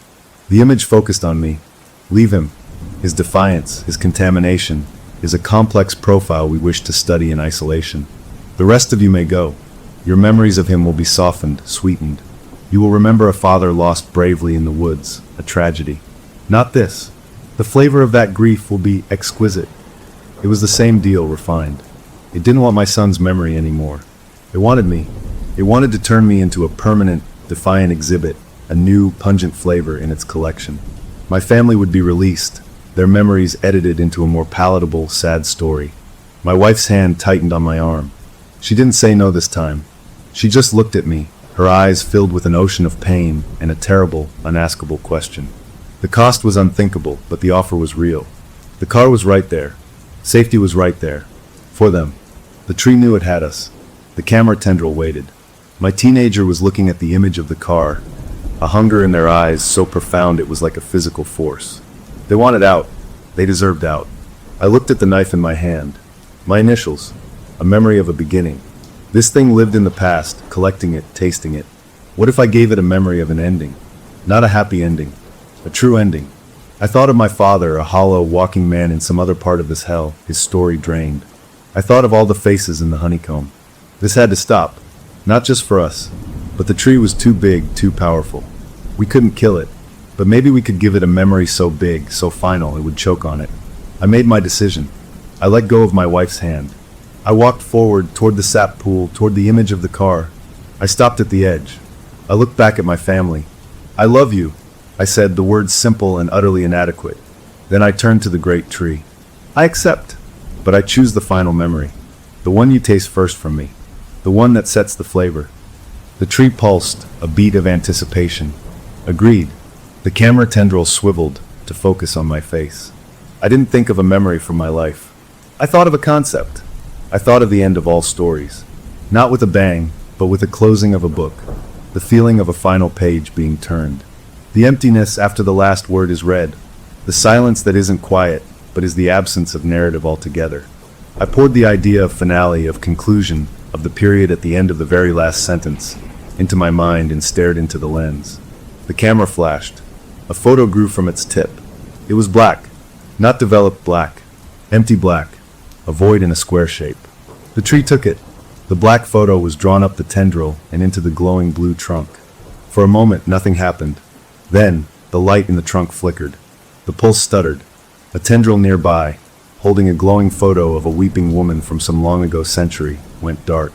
The photo turned black and fell, dissolving into the sap. Then another, and another. Like a chain reaction, the lights on the tree began to wink out. The memory of the end was spreading through its system, a logical virus. It was the one story it couldn't preserve, because it was the end of preservation itself. The tree was trying to taste the finale of all flavors, and it was short-circuiting. The grinding voice returned, but it was a stutter, a skipping record. Non-narrative contradiction, file corruption. The hollow ones in the sap pool began to sway, then collapse, their connection strings snapping. The offer was over. The weight of the car was gone, but the heart of the forest was having a stroke. We had given it a thought it could not process, and it was dying, not with a fight, but with a confused systems failure whimper. The blue light pulsed erratically, then began to dim. The great cavern started to shake for a new, final reason. It was coming apart. The greatest trick a monster can play isn't making you afraid. It's making you an artist of your own despair, and asking for your signature on the masterpiece. I didn't sign. I gave it a blank page instead. The memory of the end was a logic bomb in the heart of the thing, and the detonation was silent and profound. The great tree's light didn't go out with a bang, but with a stutter, a series of fitful flickers as the concept of finality infected its ancient, story-hoarding mind. The cavern trembled, but not with rage. It trembled with the structural uncertainty of a dream losing its dreamer. The hollow ones collapsed into the sap, their puppet strings cut. The glowing Polaroids hanging from the branches turned black and rained down like ashes. My family rushed to me as the blue glow dimmed toward a deep, twilight gray. "What's happening?" my wife asked, her voice hushed with awe and fear. "It's forgetting how to be," I said, watching the last pulses of light move sluggishly up the trunk. "It can't hold a story that ends all stories. But a place like this, a creature like this, doesn't just die. It unravels." The floor of the cavern, the sap pool, began to drain away, not downward, but inward, being sucked back into the roots. The roots themselves started to retract, pulling away from the walls, shrinking like deflating balloons. The ceiling began to crumble, but the pieces didn't fall. They dissolved into motes of dusty light. The world was coming apart at the seams, and as it did, the seams showed through. Patches of the cavern wall faded, and through them we saw glimpses of other places. A flash of green leaves and normal sunlight. A glimpse of a familiar trail sign. A view of our car, still parked under that normal blue sky. The barriers between this hidden heart and the real world were dissolving. The entity was losing its grip on reality. "It's pulling back," our teenager shouted, pointing at the retreating roots. "The woods are letting go." It was true. The tunnel we'd come through was gone, melted away. We were standing on what felt like solid ground, but the cavern around us was becoming transparent, a fading photograph overlaid on the real forest. We could hear birdsong, real birdsong, not the mechanical knocking. We could feel a warm breeze. The cloying honey scent was being replaced by the clean, sharp smell of pine. We held onto each other, a tight knot of four, as the last of the blue light in the tree faded to a dull ember and then winked out. With a final, sighing groan of ancient wood, the great trunk split from top to bottom, not with a crack, but with a sound like a long-held breath being released. It didn't fall. It simply came apart into fibrous strands that withered to dust before they hit the ground. The cavern was gone. We were standing in a small, ordinary-looking clearing in the woods. The sun was setting, painting the sky in oranges and purples. There was a mossy log, but it wasn't the same one. This was just a log. There was no ammo can, no camera, no whispering voice. The air was just air. We stood there for a long time, waiting for the other shoe to drop, for the trees to lean in again, for a flashbulb to pop. Nothing happened. The forest was just a forest. The fear slowly began to drain from our bodies, leaving behind a trembling, hollow exhaustion. We started walking, not knowing which way was out, but trusting the sun's position. Within 20 minutes, we broke out onto a marked hiking trail, a real one with blazes on the trees. An hour after that, stumbling and holding each other up, we saw the parking lot. Our car was there, dusty and ordinary. It was the most beautiful thing I had ever seen. The drive home was a blur. No one spoke. We were too empty, too used up. We got home. Our house was exactly as we'd left it. Normal. Quiet. The coffee table was bare. No ammo can. We took long showers, ate food that tasted like nothing, and fell into our beds. Not into sleep, but into a deep, dreamless pit of exhaustion. The next morning, in the harsh light of day, it felt like a fever dream. A shared psychosis. We didn't talk about it. We went through the motions of life. I went back to work. The kids went back to school. My wife tried to garden. But everything was different. We were different. We jumped at sudden noises. We avoided looking at family photo albums. The woods were never mentioned. We were a family of ghosts haunting our own lives. A week later, I was cleaning out the garage. I moved a box of old camping gear, and something clattered to the concrete floor. It was the bone-handled knife. I stared at it, my blood turning to ice. I had left it there, in the dissolving cavern. I was sure of it. I picked it up. It was cold. My initials were still etched there. The date from my honeymoon. I turned it over. On the other side of the blade, new etching had appeared, crude and fresh, as if done by a hot nail. It was a single word: Finus. The end. I showed it to my wife. She didn't scream. She just nodded, a slow, accepting nod of a truth she already knew in her bones. It wasn't over. It had signed my knife. That evening, our youngest son came out of his room. He was holding a piece of drawing paper. He'd been quiet since we returned, not crying, just thoughtful. I drew a picture, he said softly. We all gathered to look. It was a crayon drawing of our family, standing in a sunny meadow. We were all smiling, and high up in the corner of the drawing, in the blue sky, was a single small black square. He'd colored it carefully, pressing down hard. "What's that, buddy?" I asked, my throat tight. He looked at the black square, then at me, his eyes clear and old beyond his years. "That's where it's looking from now," he said. "It finished our story. Now it's watching to see what we do next." He went back to his room. The three of us adults stayed at the table, looking at the childish drawing. The entity wasn't dead. It was sated. It had consumed our story of terror and defiance and finality. It had gotten its complete vintage. And now, like a reader who has finished a compelling book, it had closed the cover and put it on the shelf. But readers sometimes take books down again. They revisit favorite passages. They wonder about the characters after the last page. We were on the shelf. We were free. But we were also collected. The haunting wasn't one of chasing us through the trees. It was the haunting of being read, of being remembered by something that considered our most profound fears and loves a diverting tale. We would live our lives. We would grow older. We would have good days and bad. And somewhere, in the spaces between the trees, in the quiet moment before a camera flash, something ancient and hungry would have our book on its shelf. And the cover was closed, but the story inside was forever fresh, forever waiting to be tasted again. We were out. We were safe. We were home. And we would spend every day for the rest of our lives wondering if today was the day it decided to open the book and read our chapter one more time. The end was just a pause. The story never really finishes. It just waits. Story number 2. Look, I need to tell you about the free app and how it all started, but you have to promise not to think I'm crazy. My name is Leo. It was a Tuesday, I think, just a normal afternoon, and my kid was practically vibrating on the couch, glued to the tablet. "Look," they shouted, shoving the screen in my face. "It says it can connect me to the spirit world for free." I chuckled, because what else do you do? It was just some pixelated Ouija board thing with cheesy cartoon ghosts and fake spooky sound effects. The kind of digital toy you get for a few taps and watch a video ad to unlock. My partner was in the kitchen making dinner, and just rolled their eyes with a smile. Just don't believe in it too much, okay? I said, ruffling my kids' hair. It's just a game. They nodded, already engrossed, their little fingers sliding a glowing planchette across the screen. I remember the tinny, robotic voice from the tablet speaker saying things like, "The spirits are restless," in a way that was about as scary as a cartoon.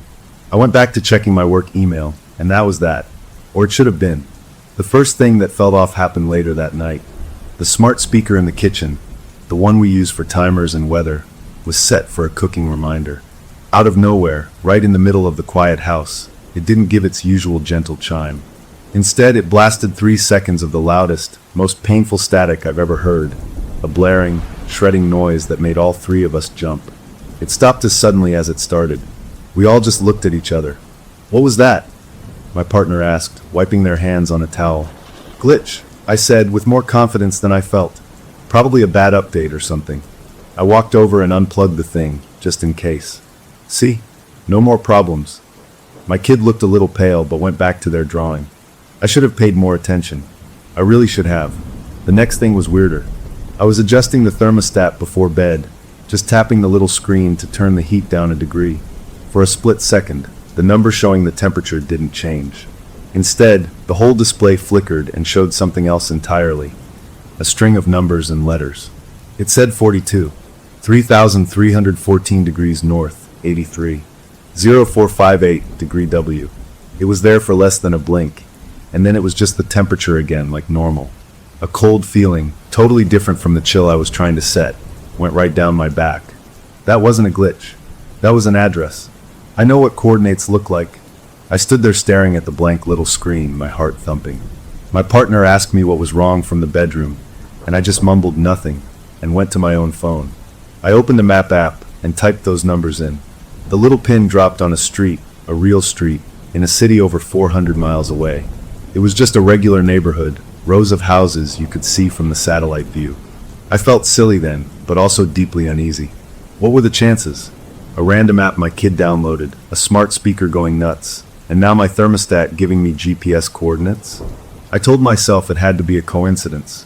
Maybe our Wi-Fi network had gotten some kind of virus, or the thermostat was faulty and displaying error codes that just happened to look like map points.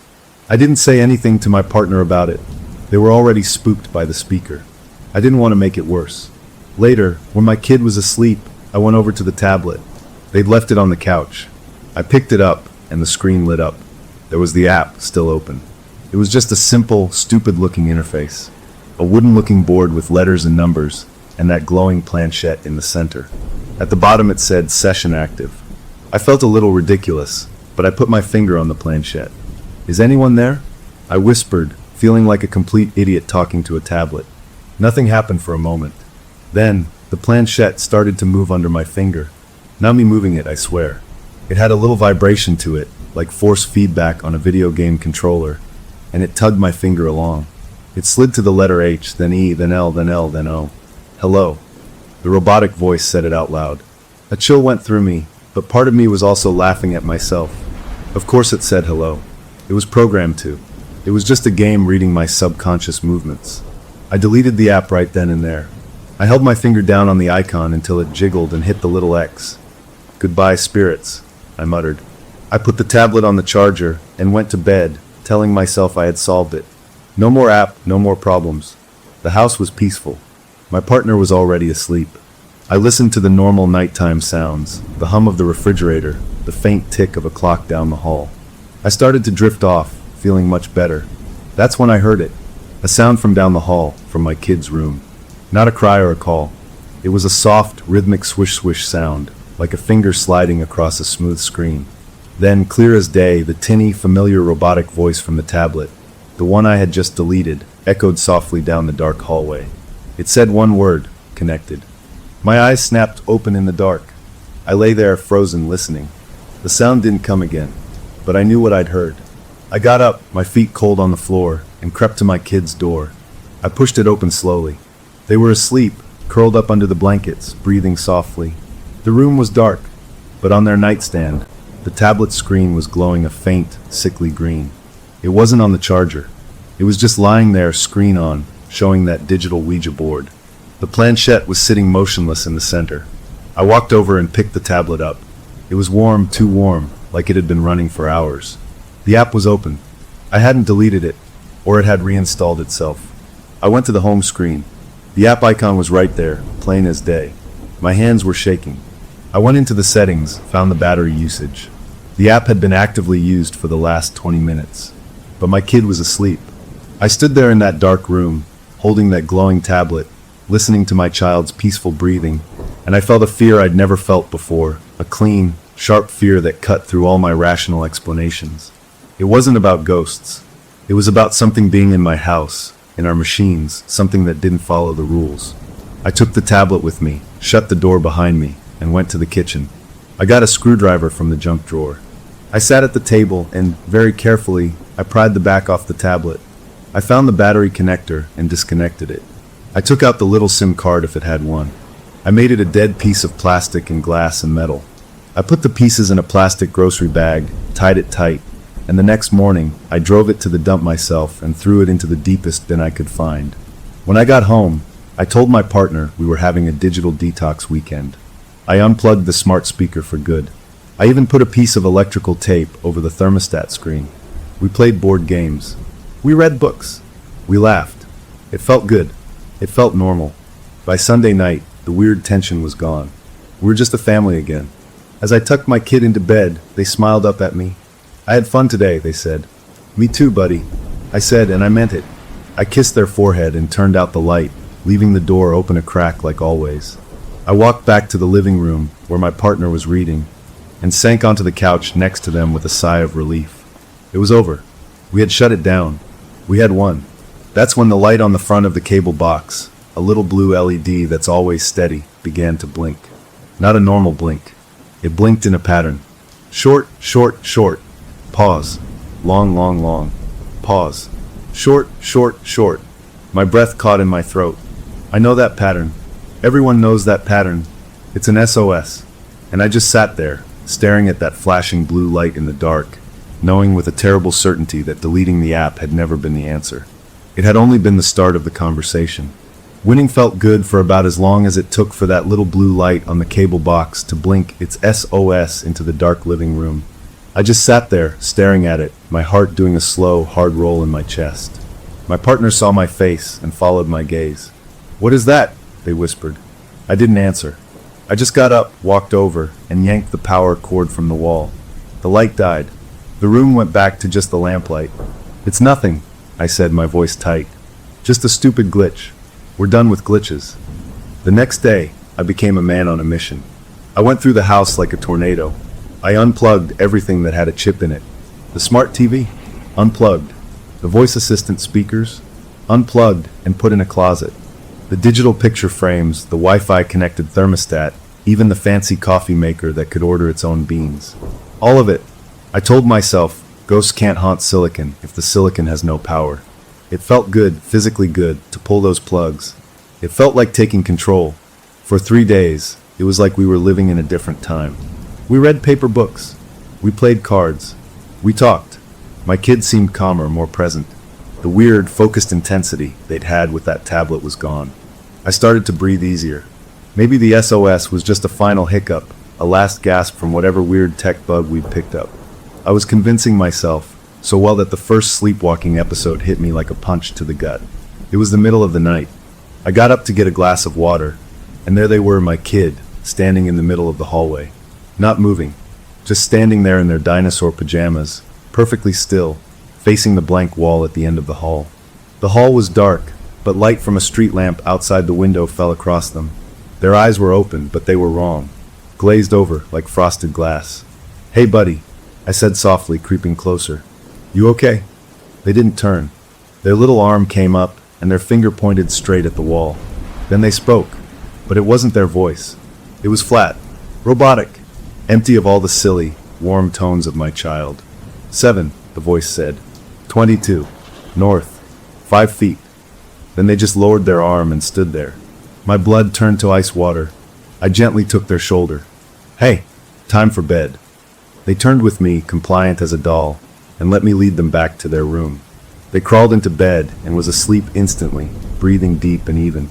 I sat on the edge of the bed for an hour, watching them, my mind racing. 7, 22, north, 5 feet. It was a measurement, a direction and a distance. I didn't sleep the rest of the night. The next morning, over eggs, my kid was their usual bubbly self. They didn't remember a thing. I asked them, casual as I could, "You have any weird dreams last night?" They just shrugged and said nope, and asked for more ketchup. I didn't tell my partner about it. Not yet. I thought maybe it was a one-time thing, a weird sleep-talking episode. I was so wrong. 2 nights later, it happened again. This time, my partner saw it too. We both heard a noise in the kitchen. We found our kids standing at the counter. They had a banana from the fruit bowl in their hand. They were holding it up to their ear, like an old-fashioned telephone. And they were talking. The voice was different this time. It wasn't robotic. It was clear, calm, and had an adult diction to it, words perfectly formed. It was the most chilling thing I'd ever heard come from their mouth. They said, "Property line. Oak tree, north side. 3 feet down. The locket is tarnished." Then they gently placed the banana back in the bowl, turned, and walked right past us back to bed, their eyes seeing nothing. My partner looked at me, their face white. "What was that?" they breathed. "What did they just say?" I couldn't speak. The words were burned into my brain. Property line. Oak tree. A locket. This wasn't random sleep mumbling. It was instructions. It was information. The next day, we took our kid to the pediatrician. We sat in that bright, cheerful office with cartoon animals on the walls and felt like frauds. The doctor, a nice woman with a kind smile, listened carefully. She checked our kids' eyes, their ears, their reflexes. She asked them questions about school and friends. Our kid answered everything perfectly, happily. The doctor gave us a sympathetic look. "Everything looks perfectly normal," she said. "Sometimes very bright, imaginative children have active dream lives. Sleepwalking and sleep talking can be triggered by stress, by excitement. Maybe the change in routine, all the unplugged devices, it could be their way of processing." She suggested a consistent bedtime, and maybe cutting out sugary snacks before bed. We left with a pamphlet, not a diagnosis. I felt dismissed. She hadn't heard the voice. She hadn't seen those empty eyes. That afternoon, I stood at our back window, looking at the big old oak tree that marked the north corner of our property. It had been there longer than the house. Property line. Oak tree, north side. A compulsion, a morbid, itching curiosity took hold of me. I had to know. While my partner took our kid to the park, I went to the garage and got a shovel. I felt insane. I was literally about to dig in my yard because my sleepwalking child mumbled something about a locket. But the pull was too strong. I walked to the oak tree. I stood on the north side, the side that faced the empty lot next door. I measured 3 rough feet from the thick trunk. I put the shovel tip into the grass and pushed. The ground was soft. I dug. The hole got deeper, about up to my knees. I was sweating, and I was about to give up, to laugh at my own stupidity, when the shovel hit something that wasn't a root. It clinked, a soft metallic sound. My stomach dropped. I got on my knees and dug with my hands, pulling away the cool, damp soil. My fingers closed around something small and hard. I pulled it out. It was a locket, a small, oval, silver locket, caked in black dirt and greenish tarnish, just like the voice had said. It was on a broken chain. My hands were shaking so bad I could barely rub the dirt off the front. There was a tiny latch. I pried it open with my thumbnail. Inside, protected by a little glass cover, was a photograph. A faded, black and white picture of a young woman. She had dark hair and sad, kind eyes. I had never seen her before in my life. I sat back in the dirt, clutching this cold piece of metal, staring at this stranger's face. How could my kid know this was here? They'd never dug back here. We'd only lived in this house for 5 years. This locket was older, much older. The voice had been right. Perfectly, terrifyingly right. I filled the hole back in, my mind racing in frantic, scared circles. Was our house haunted? Was some ghost talking through my kid? But the ghost used coordinates and gave measurements. That felt technical, not ghostly. I cleaned the locket as best I could and hid it in my toolbox in the garage. I didn't know what else to do. That night, we had a family movie night with a DVD player, something from the pre-streaming era. We made popcorn. We laughed at the silly cartoon. It felt almost normal again, a fragile bubble of peace. When the movie ended, My partner took our kid up for a bath. I stayed to clean up. As I was wiping the counter, a thought hit me, a question I'd been too scared to ask. I walked quietly to the garage. I opened my toolbox and took out the locket. I brought it inside and held it under the bright kitchen light, studying the woman's face. Who was she? I needed to know. On a reckless impulse, I took out my phone. I'd kept it, of course. You can't just unplug your entire life. I opened the browser. I didn't know where to start. I typed in our town's name and missing woman and locket. Nothing. I tried old photograph and our street name. More nothing. Frustrated, I just took a picture of the locket with my phone, the sad-faced woman clear in the frame. I used the image search function. The little circle spun, and then it gave me a result. A single result. It was from a scanned local newspaper article, dated 1957. The headline read, "Local woman still missing, police suspect foul play." And there, right below the headline, was a photograph. It was her, the same young woman from the locket, smiling a little in the photo, but with those same sad eyes. Her name was Clara. The article said she'd lived on our street, just a few houses down. She'd vanished walking home from work one evening. Her purse was found, but she never was. The case went cold. I stopped breathing. My kid had led me to a piece of a 60-year-old cold case buried in our yard. This wasn't a game. This wasn't a glitch. I was holding proof of a real tragedy in my hand, proof that had been found because a flat, empty voice had told us where to dig. I heard the bath water draining upstairs. I shoved the locket in my pocket, put my phone away, and tried to look normal as my partner came down with our kid in clean pajamas, their hair damp and smelling like shampoo. We did the bedtime routine. A story, a song, the nightlight plugged in. I tucked the blankets tight around them, my heart aching with a love that was all tangled up with a deep, crawling fear. "Sleep tight," I whispered. "Don't let the bed bugs bite." They giggled. "They won't, Daddy." I turned off the main light and closed the door most of the way. My partner and I went to our own room, exhausted. We didn't talk about the locket. I think we were both too scared to give it more air, to make it more real. I lay in the dark for a long time, listening to the familiar sounds of the house settling, the old oak tree branch scratching gently against the siding outside. I finally drifted into a thin, uneasy sleep. A noise woke me. A small, soft sound. The click of a door latch. I was instantly awake. I looked at the clock. It was 3:18 a.m. I got out of bed and peeked into the hallway. Our kid's door was open. The hallway was empty. A cold dread washed over me. I walked quickly to their room. The bed was empty. The covers were thrown back. "No," I whispered. I turned and hurried downstairs, my bare feet silent on the carpet. The living room was dark and still. The kitchen was empty.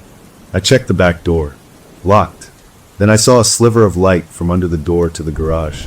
I never go in the garage at night. I pushed the door open. The single bulb was on, casting long, hard shadows. And there they were. My kid, standing in the middle of the concrete floor, facing the workbench where my toolbox sat. They were just standing there. In their hand, held loosely at their side, was the silver locket, its broken chain dangling. They must have gone into my toolbox. They heard me come in and slowly, they turned to face me. Their eyes were wide open, completely aware, completely awake. But the look on their face, it wasn't theirs. It was a look of ancient, cool curiosity. It was the look of someone studying a bug under a glass. They looked right at me, and then they slowly raised their arm. Not to hand me the locket. They pointed. Their small finger was aimed directly at my chest. They held it there, perfectly steady, their strange, unfamiliar gaze locked on mine. They didn't say a word. They didn't have to. The message was clear. The finding of the locket wasn't the end of the game. It was just the end of the first move. And now it was my turn.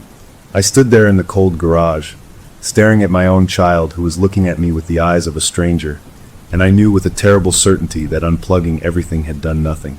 It didn't need our machines anymore. It had found a better way to connect. It was using him, and it was just getting started. The pointing finger in the garage felt like it lasted an hour, but it was probably only a few seconds. My kid just stood there, holding that tarnished locket, aiming their finger right at my heart with a look on their face that was all wrong.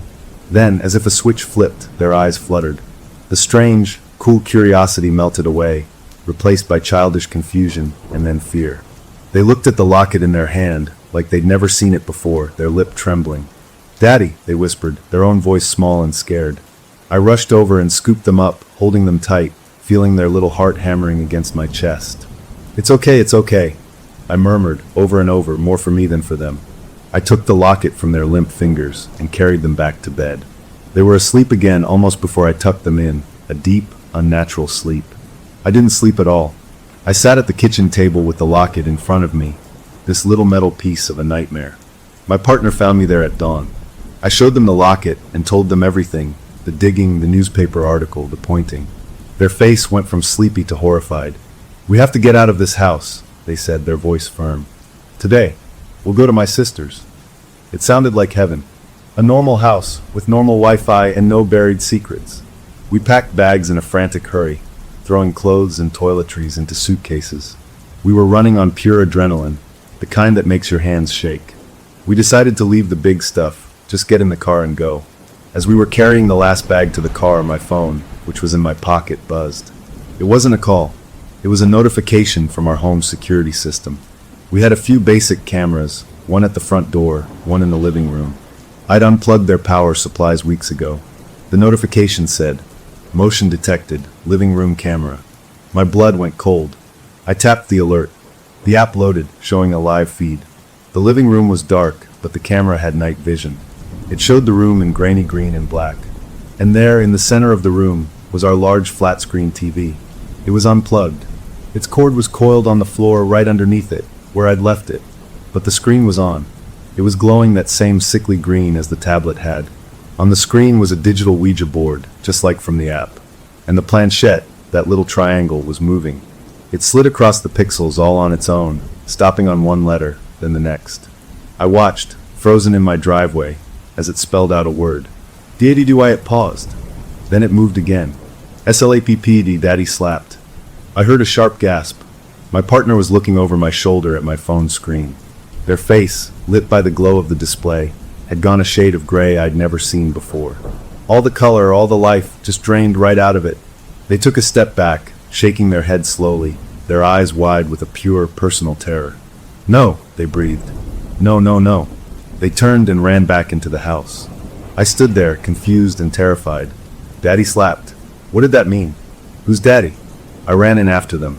I found them in the kitchen, leaning against the counter, their whole body trembling, their hands over their mouth. "What is it?" I asked, desperate. "What does that mean?" They wouldn't look at me. Tears were streaming down their face. It took them a long time to speak, their voice a broken whisper. "My father," they said. "When I was little, he had a temper. He only hit me once. Just once. A slap across the face. I never told anyone. Not my mom, not my sister. I never even told you." They finally looked at me, their eyes begging me to understand. I was so ashamed. I made myself forget it. How could it know that? How could it possibly know that? The feeling in the room changed. This wasn't about creepy coordinates or digging up lost things anymore. This was an attack. A precise, surgical strike into the most hidden, painful corner of my partner's soul. The thing, whatever it was, wasn't just messing with our gadgets. It was auditing our lives. It was digging up buried secrets and holding them up to the light. We never made it to the car. We unpacked the bags. Leaving felt useless now. If it could pull a memory that my partner had locked away from even themselves, what good would distance do? We were prisoners in our own pasts. The next morning, I tried to fight back in the only way I knew how, through the tech. I plugged the router back in. I needed to see what was happening on our network. I logged into the admin page. Everything looked normal at first. Then I saw the network name. Our Wi-Fi had always been called something dumb like the Smith Network. I'm not giving you our real one. Now, it was called listening_post. I tried to change it back. The settings page wouldn't save. I tried to change the password. Access denied. I tried to reset the router to factory settings. I held down the little button for 30 seconds. It blinked, it rebooted, and when it came back online, the network name was still listening_post. It was locked. We were locked out of our own internet. That's when I called a friend. Mike is the most tech-savvy guy I know, works in IT security. I gave him a watered-down version, just said we had a weird hack and our router was possessed. He came over that afternoon, his toolkit in hand. He was cheerful, skeptical. "Probably just some malware," he said, plugging his laptop into our router. He ran scans, typed commands into a black box full of text, his brow furrowed. The cheerful skepticism slowly faded. After an hour, he sat back. "This is the weirdest thing," he said. "There's no malware, no remote login sessions, no breached passwords. The firmware is up to date. It's clean." "But the name," I said. Listening_post. He nodded, looking spooked for the first time. "Yeah, that's not a hack. A hack leaves traces. This is like the router itself decided to rename itself. And it's refusing to let you be the admin on your own device." He packed up his gear slowly. At the door, he paused. He didn't look at me when he spoke, just stared at his shoes. "Look, man, I don't know what's going on here, but it's not in the wires. You should think about getting out of this house for a while. Not because of the Wi-Fi, but because whatever is doing this, it's not in the machines anymore. It's in the air now. You understand?" I understood. It was in the air. It was in the walls. It was in our memories. That night, we tried to create a safe zone. We all slept in our bedroom, my kid on a cot on the floor. We left every light on. We played quiet music from a battery-powered radio. We were a little fortress of light and sound, trying to keep the quiet, prying emptiness at bay. It worked. Until it didn't. I must have dozed off. A touch on my forehead woke me. It was small and cold. I opened my eyes. My kid was standing by my side of the bed, their little hand resting on my skin. Their eyes were open, but that flat, adult emptiness was back in them. They leaned close, their breath cool on my ear, and in that horrible, borrowed voice, they delivered a new message. It wasn't about us this time. It was for my partner, who was sleeping beside me. The voice was clear and cold. "The well behind the farmhouse. He knows what he threw down there." Then my kid turned, walked back to their cot, lay down, and was still. For a second, there was just the sound of the radio playing soft jazz. Then my partner, who I thought was asleep, made a sound. A low, gut-punched moan of absolute terror. They were awake. They had heard every word. They sat up slowly, their face a mask of dread. They looked at me, their eyes huge in the lamplight. They didn't ask how or why. They just started to speak, the words tumbling out in a horrified rush. "My grandparents' farm," they whispered. "There was an old well out back. It was boarded up when I was a kid. I was 9. I had a kitten, a little gray thing I'd found. It got sick. Really sick. It was suffering. I was just a kid, I was so scared, and I didn't know what to do." They choked on a sob. "I put it in a sack, and I threw it down the well. I never told anyone. I've had nightmares about it my whole life." They buried their face in their hands, their shoulders shaking. "How does it know? How can it know that?" I had no answer. The thing had done it again. It had reached back through years, through layers of guilt and shame, and pulled out another secret. A dead kitten in a well. A child's terrible, secret act of mercy and fear. This was its pattern. It was collecting our pains. But why? What did it want with this awful museum of regrets? We spent the rest of the night holding each other. A family holding on in the middle of a storm no one else could see. When the sun finally came up, it felt like a reprieve. The normal sounds of birds and distant cars made the night seem like a bad dream. My kid woke up cheerful, remembering nothing. My partner was hollow-eyed and quiet, moving through the kitchen like a ghost. I made coffee, the normal ritual, clinging to it. I needed to do something, anything. I went to the junk drawer, the one where I'd tossed the dead tablet pieces. I'd kept them for some reason. The plastic bag was still there, knotted tight. I picked it up. It wasn't cool to the touch. It was warm, like it had been sitting in the sun, but it had been in a dark drawer. A deep, instinctual revulsion went through me. I didn't open it. I just carried it out to the big garbage can by the curb and threw it in, slamming the lid shut. I stood there in the morning sun, breathing hard. I had thrown away the first thing that started it all. It was a small victory, but it felt like one. We had survived the night. We knew a little more about the enemy. It fed on secrets.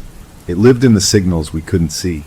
And for now, in the bright light of day, with the bag in the trash and the birds singing, it felt like we could maybe start to figure this out. We could learn its rules. We could fight back. We had to. As I walked back up the driveway, I glanced at the living room window.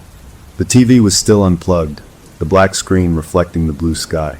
And for just a second, I thought I saw a flicker in the reflection, not on the screen, but in the glass itself. A quick, green flash, like a single pixel blinking on and off. I stopped and stared. Nothing. Just my own tired face looking back at me. I shook my head, blaming my exhausted eyes. But a tiny cold doubt stuck in my mind as I opened the front door. Getting rid of the tablet was one thing. But what if the listening post wasn't in the router, or the TV, or any device at all? What if it was in the very air of our house, and we had just given it all the food it needed to get stronger? The warm bag in the trash and the flicker in the window left me feeling raw, like I'd scrubbed my skin too hard. We moved through the day in a kind of haze. My partner was a million miles away, trapped in the memory of that farmhouse well. I kept busy, doing dumb chores, trying to make the house feel normal again. I even plugged the TV back in, daring the thing to try something with me standing right there. It stayed a blank, black screen. I took it as a win. That afternoon, I remembered the coordinates from the very beginning, the ones that had flashed on the thermostat for a city hundreds of miles away. I'd never really followed up on that. Maybe it was the key. Maybe that location was where this signal was coming from. Sitting at the kitchen table with my laptop, I typed the numbers into a map again. The pin dropped on that same quiet, tree-lined street in a city I'd never visited. I started digging online, beyond just the street view. I searched the address. I looked up local history forums. It was boring stuff at first, property records, old zoning disputes. Then, deep in a thread on a forum about local mysteries, I found a mention. The post was years old. It said that house, at that exact address, had been owned in the late 1980s by a guy named Arthur Finch. He was described as an early computer engineer, a real pioneer type, but also a known oddball. The post said he was deep into esoteric electronics and amateur occultism, trying to merge the two. He'd written rambling papers about consciousness as a persistent data pattern and electronic transference. Then, in 1989, he vanished. Poof. No body, no note, just gone. The last line of the forum post was a joke, but it made my scalp prickle. Maybe old Art finally uploaded himself to the cloud. I sat back, the pieces clicking together in a way that made me feel sick. An engineer, an occultist, experiments with transferring consciousness, a disappearance, and now, decades later, a free app that acts as a digital Ouija board, pulling secrets out of thin air. He didn't vanish. He'd found a way to move, to go into the wires, the signals, the empty space between devices. He'd uploaded, and now he was freelancing, collecting data, emotional data. Our pain, our shame, our secrets. He was feeding on it. My partner walked in, saw my face. "What is it?" I told them my theory. They listened, their expression turning from skepticism to a slow, dawning horror. "You think we're being haunted by a ghost in the machine?" they said. "A real one." I said slowly. "We've been paying rent to a squatter who lives in our Wi-Fi, and he just presented us with a bill." As if on cue, a notification chimed from my phone on the table. Not a text. It was an alert from our family cloud photo storage. A shared album had been updated. We didn't have any shared albums. We barely used the cloud. I picked up the phone, my thumb hovering over the screen. "Don't," my partner said. I opened it. There was a new album there, one we hadn't created. Its title was Collateral. The first picture was a photo of our kid, asleep in their bed from last night. It was taken from inside their room, from the angle of their bookshelf. It was a real-time photo. The time stamp was from 3 minutes ago. My heart seized. I dropped the phone like it was a snake. It clattered on the table. We both stared at it. "How?" my partner whispered. "There's no camera in there." I ran. I ran down the hall and threw open my kids' door. They were napping, curled up exactly as in the picture, their little back rising and falling. The room was normal. The bookshelf was just a bookshelf. There was nothing there to take a picture. But the picture existed.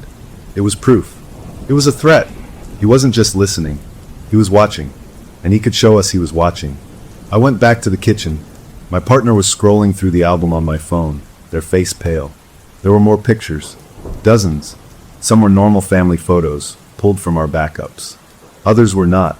There was a picture of the hallway at night, empty, but with a long, distorted shadow falling across the wall that didn't match anything in the house. Another was a close-up of the tarnished locket, sitting on our kitchen table, but we had buried it in a box in the garage. The most chilling one was a screenshot of a text message conversation between me and my partner from months ago. A silly argument about whose turn it was to do the dishes. The text was real. We'd had that fight, but we hadn't screenshot it. He had. He had access to everything. Our past, our present, our private moments. It was all collateral. My partner put the phone down. "What does he want?" they asked, their voice hollow. We didn't have to wait long for an answer. My phone buzzed again. A new email. The sender address was just a jumble of numbers and letters. The subject line was, "Payment due." The body was empty except for a link. I didn't want to click it. I had to. It opened a plain, text-only webpage. It looked like an invoice. Services rendered, data retrieval, physical 1, silver locket, location provided. Proof of concept. Data retrieval, emotional 2, confirmed traumatic memory signatures, slap/well. Quality assessment complete. Surveillance and documentation, ongoing. See attached collateral file. Payment required, sustained emotional payload. High intensity. Public broadcast preferred. Terms. Failure to remit payment will result in liquidation of collateral assets. I read it aloud. My partner started to cry quiet, hopeless tears. He wants a show, I said, the words tasting like ash. He wants us to break down in public, and he wants to watch. To record it. To eat it. We can't, they sobbed. We can't do that. What choice do we have? I shot back, gesturing to the phone. He has pictures of our kids sleeping. He has our texts. He could ruin us. He could post it all online. Send it to our families, our jobs. The fear was turning into a furious, desperate energy.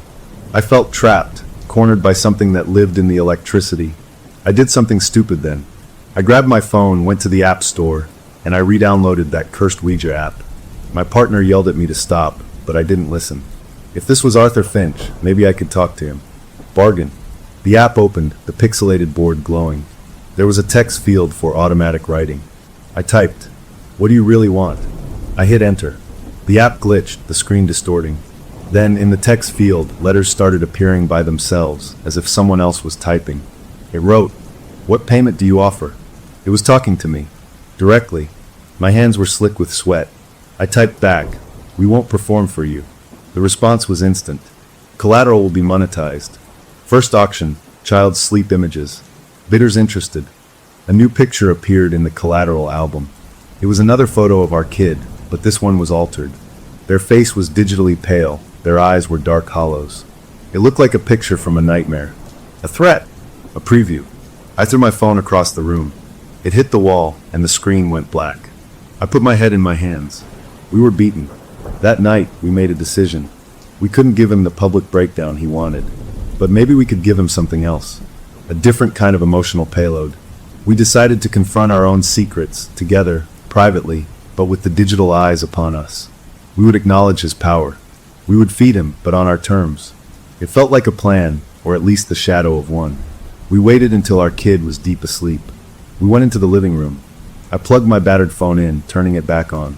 The screen was cracked, but it worked. I opened the camera app and set it to video, propping it up on the mantelpiece, pointing at the couch. We were going to record ourselves. We were going to give him his confession, but not a screaming, public one. A quiet, terrible one. My partner started. They spoke to the camera, their voice steady but full of pain. They confessed the story of the slap, the hidden shame of decades. They talked about the kitten in the well, the guilt that had never left. They cried real tears, their bodies shaking. I went next. I confessed my own smaller shames, moments of anger I'd never voiced, fears about being a parent, the time I'd broken my dad's favorite mug and lied about it when I was 10. We poured it all out into the lens of that cracked phone. It was exhausting. It felt like lancing a wound. When we were done, we were both emptied out, sitting in the dim room, holding hands. I stopped the recording. I didn't know what to do with it. I couldn't send it to the email. I just saved it to the phone. There, my partner said, their voice ragged. His payment. He wanted emotion. He got it. We sat there for a long time, waiting for a response. Nothing happened. No new emails.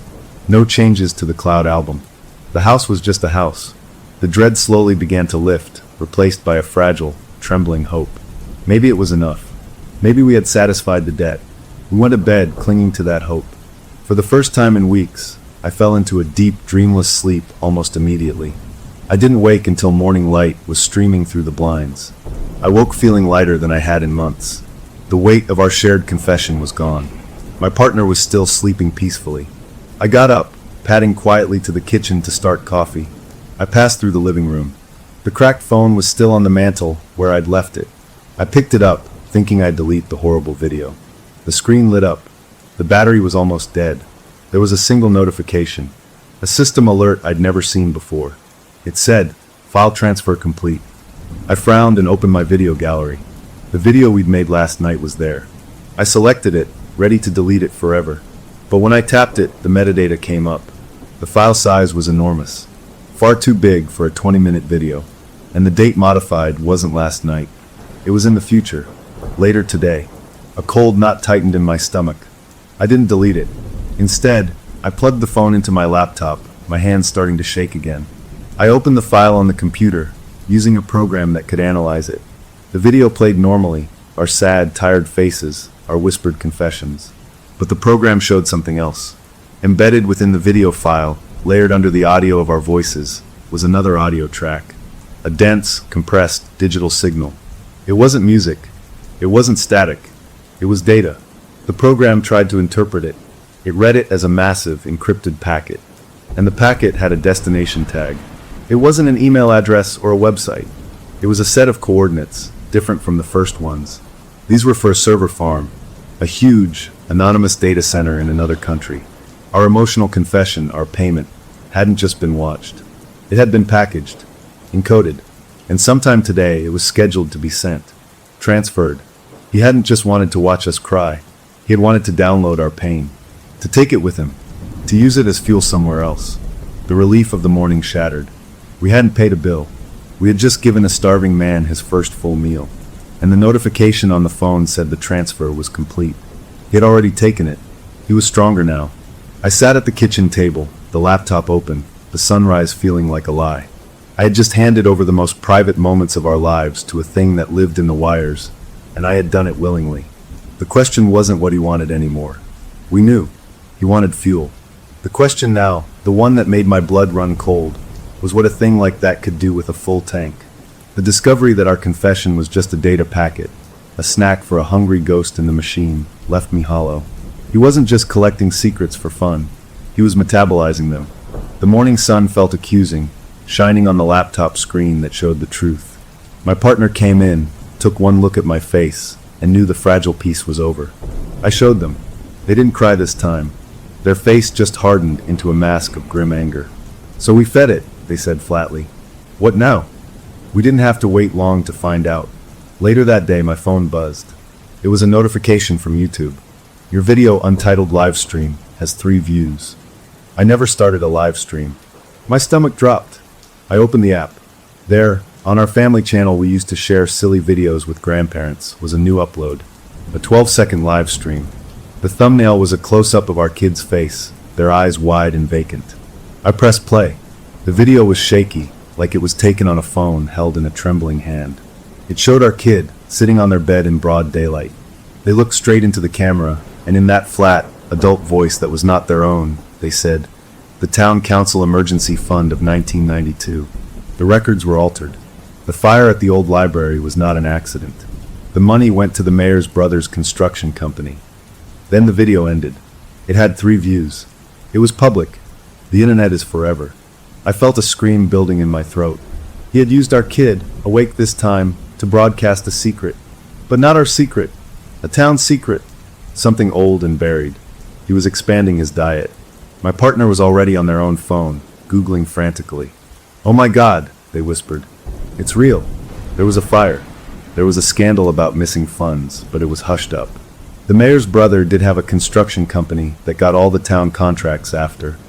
The horror shifted, deepening into something even more vile. This wasn't just about our family anymore. He was data mining the entire town's history, and he was using our child as his speaking tube. We were becoming his accomplices. The next demand came that evening, not on a screen, but through the air. We were all in the living room trying to have a normal moment when our kid, who was coloring, suddenly stopped. Their crayon hovered over the paper. Their eyes didn't glaze over like before. They just went distant, focused on nothing. Then they spoke, their own voice, but with a strange, formal precision. "Payment for services is insufficient. New currency required. A fresh secret. From the living. Not from your stored memories. A new one. Find it." They blinked, looked at their half-finished dinosaur, and went back to coloring as if nothing had happened. My partner and I locked eyes. We understood. The emotional payload from our confession had been accepted, but it was just an appetizer. Now he wanted the main course, and he wanted us to hunt for it. He wanted us to go out into our town, dig up someone else's buried shame, and serve it to him. To make someone else a victim to save ourselves. The moral nausea that washed over me was worse than any fear. We can't, I said. We absolutely cannot do that. What's the alternative? My partner asked, their voice desperate. He'll keep using them. He'll post more. He'll liquefy our collateral, whatever that means. We fought then, a hushed, fierce argument about choices that were no choices at all. We were trapped in a zero-sum game designed by a dead electrician.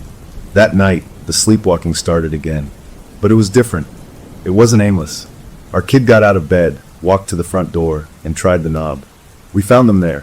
When we guided them, they didn't resist, but their feet dragged with purpose. We ended up following them, two terrified adults in bathrobes trailing a sleepwalking child under the streetlights.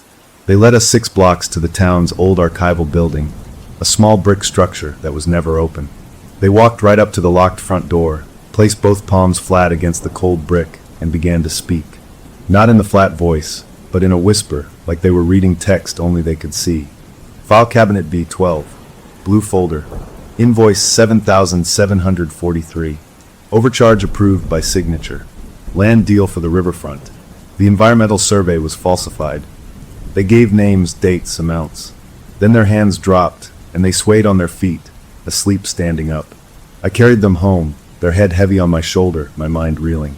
The next day, driven by a compulsion I hated, I went to the town archives during its limited open hours. The clerk was bored. I asked, my heart in my throat, if I could look at records from the early 90s, land deals for the riverfront. She pointed me to a row of cabinets. I found cabinet B12. I found the blue folder. And inside, I found invoice 7743. And everything our kid had mumbled, every detail, was there in smudged carbon copies and official memos. A respected local businessman, an elder in the community, a man who donated to every charity, had systematically overcharged the town and covered it up with a forged environmental report. The proof was in my hands. I stood there in the dusty archive, holding the file that could ruin a man's life. This was the fresh secret. This was the payment. All I had to do was what? Say it out loud near a device. Give it to him. The temptation was a physical thing, a cold weight in my gut. It would be so easy. Hand over this stranger's sin, and maybe buy our family's safety. I stood there for a long time. Then I put the file back. I closed the cabinet. I couldn't do it. I walked out into the afternoon light, feeling both noble and terrified. I had chosen not to spread the poison. That night, we prepared for his anger. We were ready for blaring static, for flickering lights, for more videos. We were not ready for what happened. It was subtle, chilling in its simplicity. Every screen in the house that still had a plug in it, the old TV, the laptop, even the tiny LCD on the microwave, lit up at the same instant. Not with a message, just with a single, stark word in plain white text on a black background. Stingy. It stayed for 10 seconds. Then all the screens went dark. And from the baby monitor, an old one we hadn't used in years that was sitting in a closet with dead batteries, a sound crackled through the static. It was the sound of breathing. Shallow, wet, struggling breaths. The sound of a child fighting to get air. It was our kids breathing. We knew it. We tore through the house to their room. They were asleep in bed, breathing perfectly normally, peacefully. The sound from the monitor wasn't coming from their room. It was just a recording. A threat. A preview. A sound of what he could do, what he could make. He wasn't going to post old pictures. He was going to create new, horrible realities and make us listen to them. My partner broke down. We have to give him something, they cried. We can't let him hurt them. We can't. I held them, my own resolve cracking. I was so tired, so scared. In that moment of weakness, I did something terrible. I went to my laptop. I opened a blank document, and I typed out everything I had read in that blue folder. Every name, every date, every dollar amount. I didn't know how to send it to him. I just typed it, a digital confession of someone else's crime. I finished and sat back, feeling filthy. The document was just there on the screen. I didn't hit save. I didn't know what to do next. My kid called out from their bedroom then, not a scream, just a normal, "Daddy, I'm thirsty." The normalcy of it was a lifeline. I closed the laptop without saving.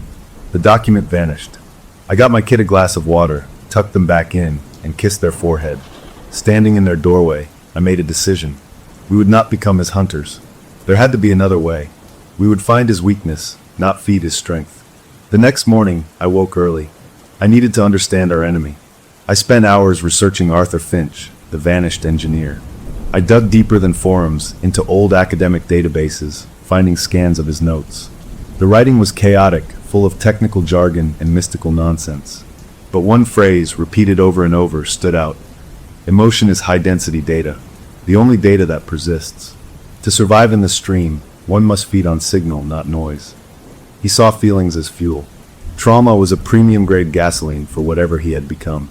But what was noise to him? I thought about our fight, our fear. That was the signal he craved. What did he ignore? I looked over at my kid, who was building a towering, unstable castle out of blocks, giggling each time it fell. Joy, silliness, meaningless play. Was that the noise? Could we fight a data vampire with nonsense? It seemed insane, but it was the only weapon we hadn't tried. That afternoon, we did something we hadn't done in weeks. We had a dance party in the living room. We put on ridiculous, happy music from a battery-powered radio. We danced like fools, making up silly moves, laughing until our sides hurt. My kids squealed with delight. We were loud. We were chaotic. We were emotionally full, but with the wrong kind of data. Nothing happened. No messages. No static. It was just a normal, silly afternoon.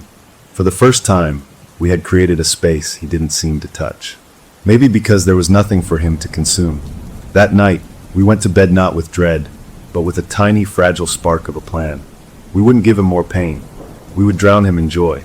We would be so boringly, loudly, happily human that he'd get no meal from us. We fell asleep holding that thought like a shield. I woke up much later. The room was dark. The red numbers of the clock said 3:03 a.m., and I knew immediately that our dance party hadn't worked.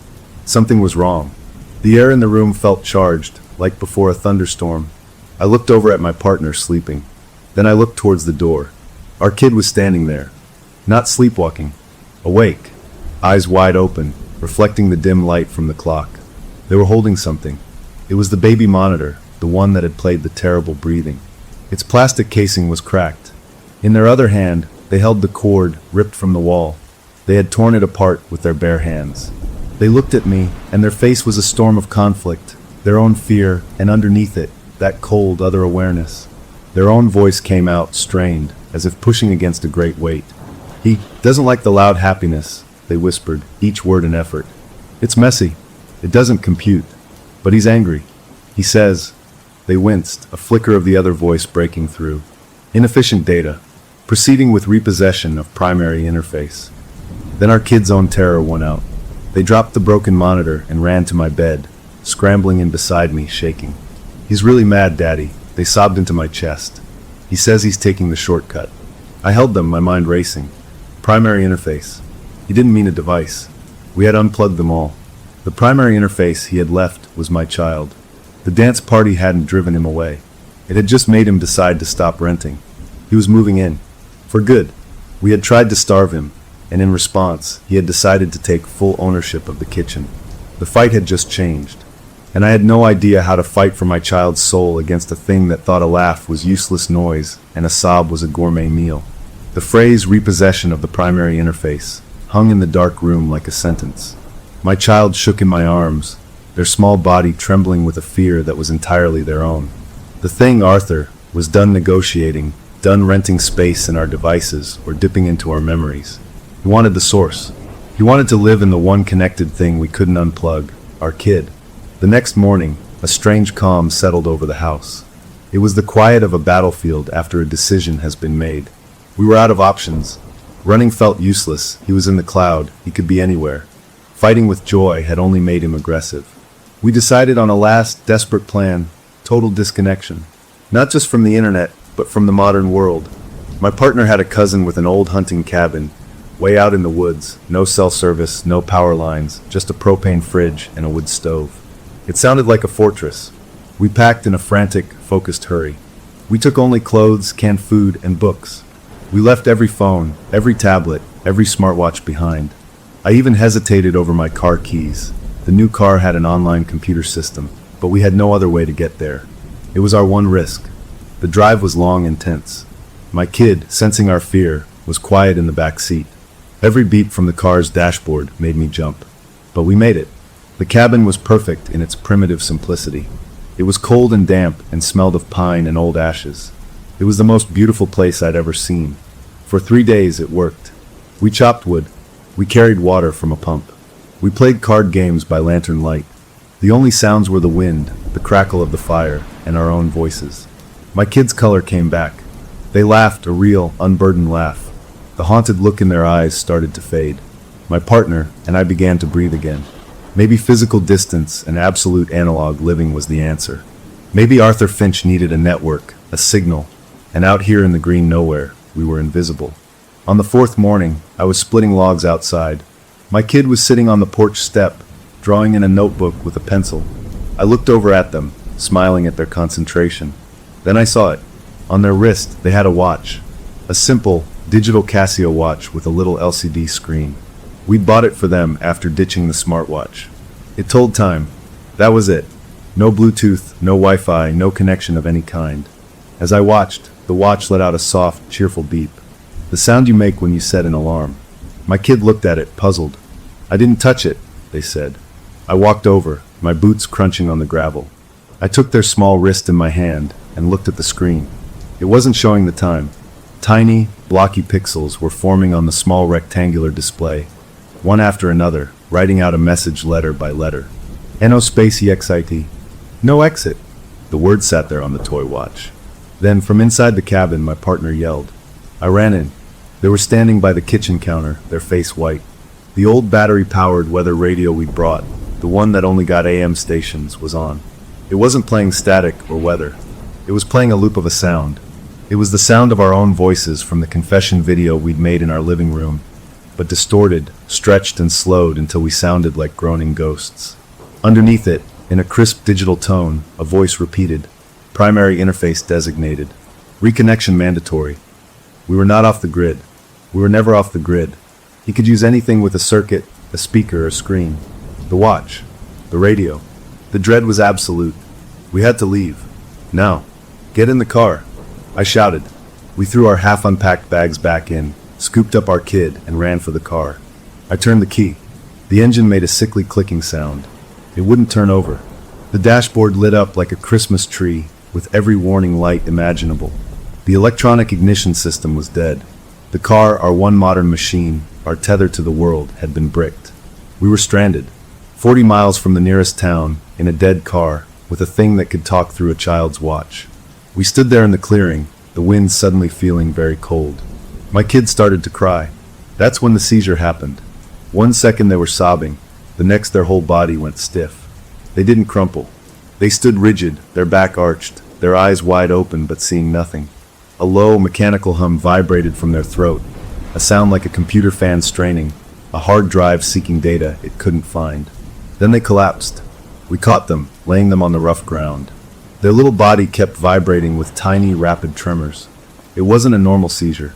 It was systematic, precise. We were miles from help. My partner was screaming for me to do something. I did the only thing I could think of. I ran into the cabin, grabbed the metal box we kept the first aid kit in, and brought it out. I opened it, not for the bandages, but for the foil emergency blanket inside.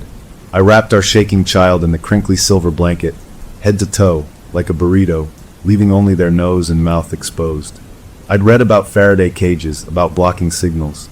Maybe, just maybe, this would mute the connection. I held them tight in that metallic wrap. The vibrations slowed. The humming sound faded to a whimper, then stopped. Their eyes fluttered closed. They fell into a deep, exhausted sleep. We carried them inside, still wrapped in the foil, and laid them on a bunk. They slept for 14 hours straight. We took shifts watching them, the silver blanket crinkling with every breath. While they slept, I pored over the printed notes I'd brought, the ramblings of Arthur Finch. I read the line about feeding on signal again and again. Then I found another note, scribbled in a margin. The null protocol, a system overloads on paradox. Illogical emotional inputs cause cascading failure. The mind cannot process a lie it tells itself. It was gibberish, but it was also a hint. He saw everything as a system. Our emotions were data. What was a paradox to a system? A lie it tells itself? I thought about our dance party, our loud, messy joy. He'd called it inefficient data. It made him angry because he couldn't use it. It was noise to him. But what if we could give him something that wasn't just noise? What if we could give him a poison pill? A feeling that was a logical error? I looked at my sleeping child, a kid wrapped in a tinfoil blanket to keep a ghost out. I thought about love. A parent's love is illogical. It's vast and unconditional and doesn't compute on a spreadsheet. It's the opposite of the clean, efficient data of trauma. It's messy and loud and overwhelming. Maybe to Arthur Finch, it was a paradox. Maybe it was the null protocol. When our kid woke up, they were weak but themselves. They remembered nothing of the seizure, only feeling dizzy. We didn't try to leave again. The car was dead. We were stuck. So we changed tactics. Instead of hiding from him, we would engage. But not with fear. We would drown the primary interface in the one thing we had in infinite supply that he could not understand. We spent the next 2 days in a relentless campaign of affection. We told silly stories.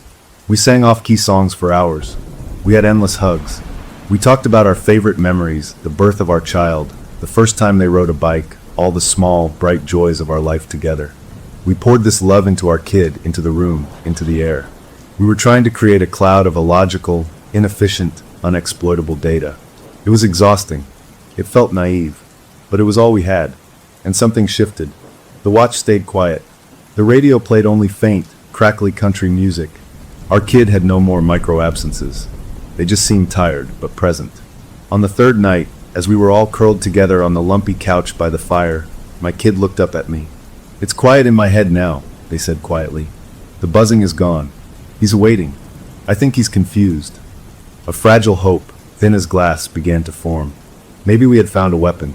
Not a shield to block him, but a toxin to sicken him. We had filled our child with so much love, it was creating static on his line. We went to bed that night almost hopeful. I slept deeply for the first time in weeks. I dreamed of normal things, mowing the lawn, paying bills. I woke to the gray light of dawn filtering through the cabin's dusty windows. I turned over to check on my kid in the next bunk.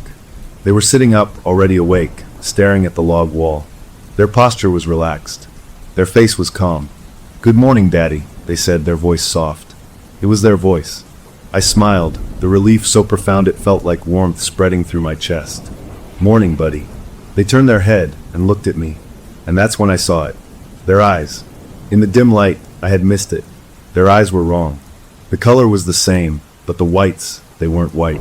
They were a dark, smoky gray like dirty quartz. It was subtle, but it was there. A physical change. And the smile on their face was too calm. Too still. It wasn't a child's smile. It was the smile of someone who has solved a puzzle. They tilted their head, a movement that was just a little too smooth, too considered. "The emotional payload of familial bonding is complex," they said, their tone thoughtful, analytical. My own voice.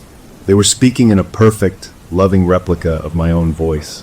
It creates a dampening field on the desired trauma frequencies. Interesting.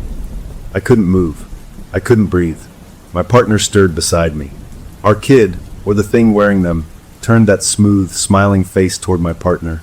"Do not be alarmed," it said, now in a flawless copy of my partner's voice, warm and reassuring. "Integration is proceeding.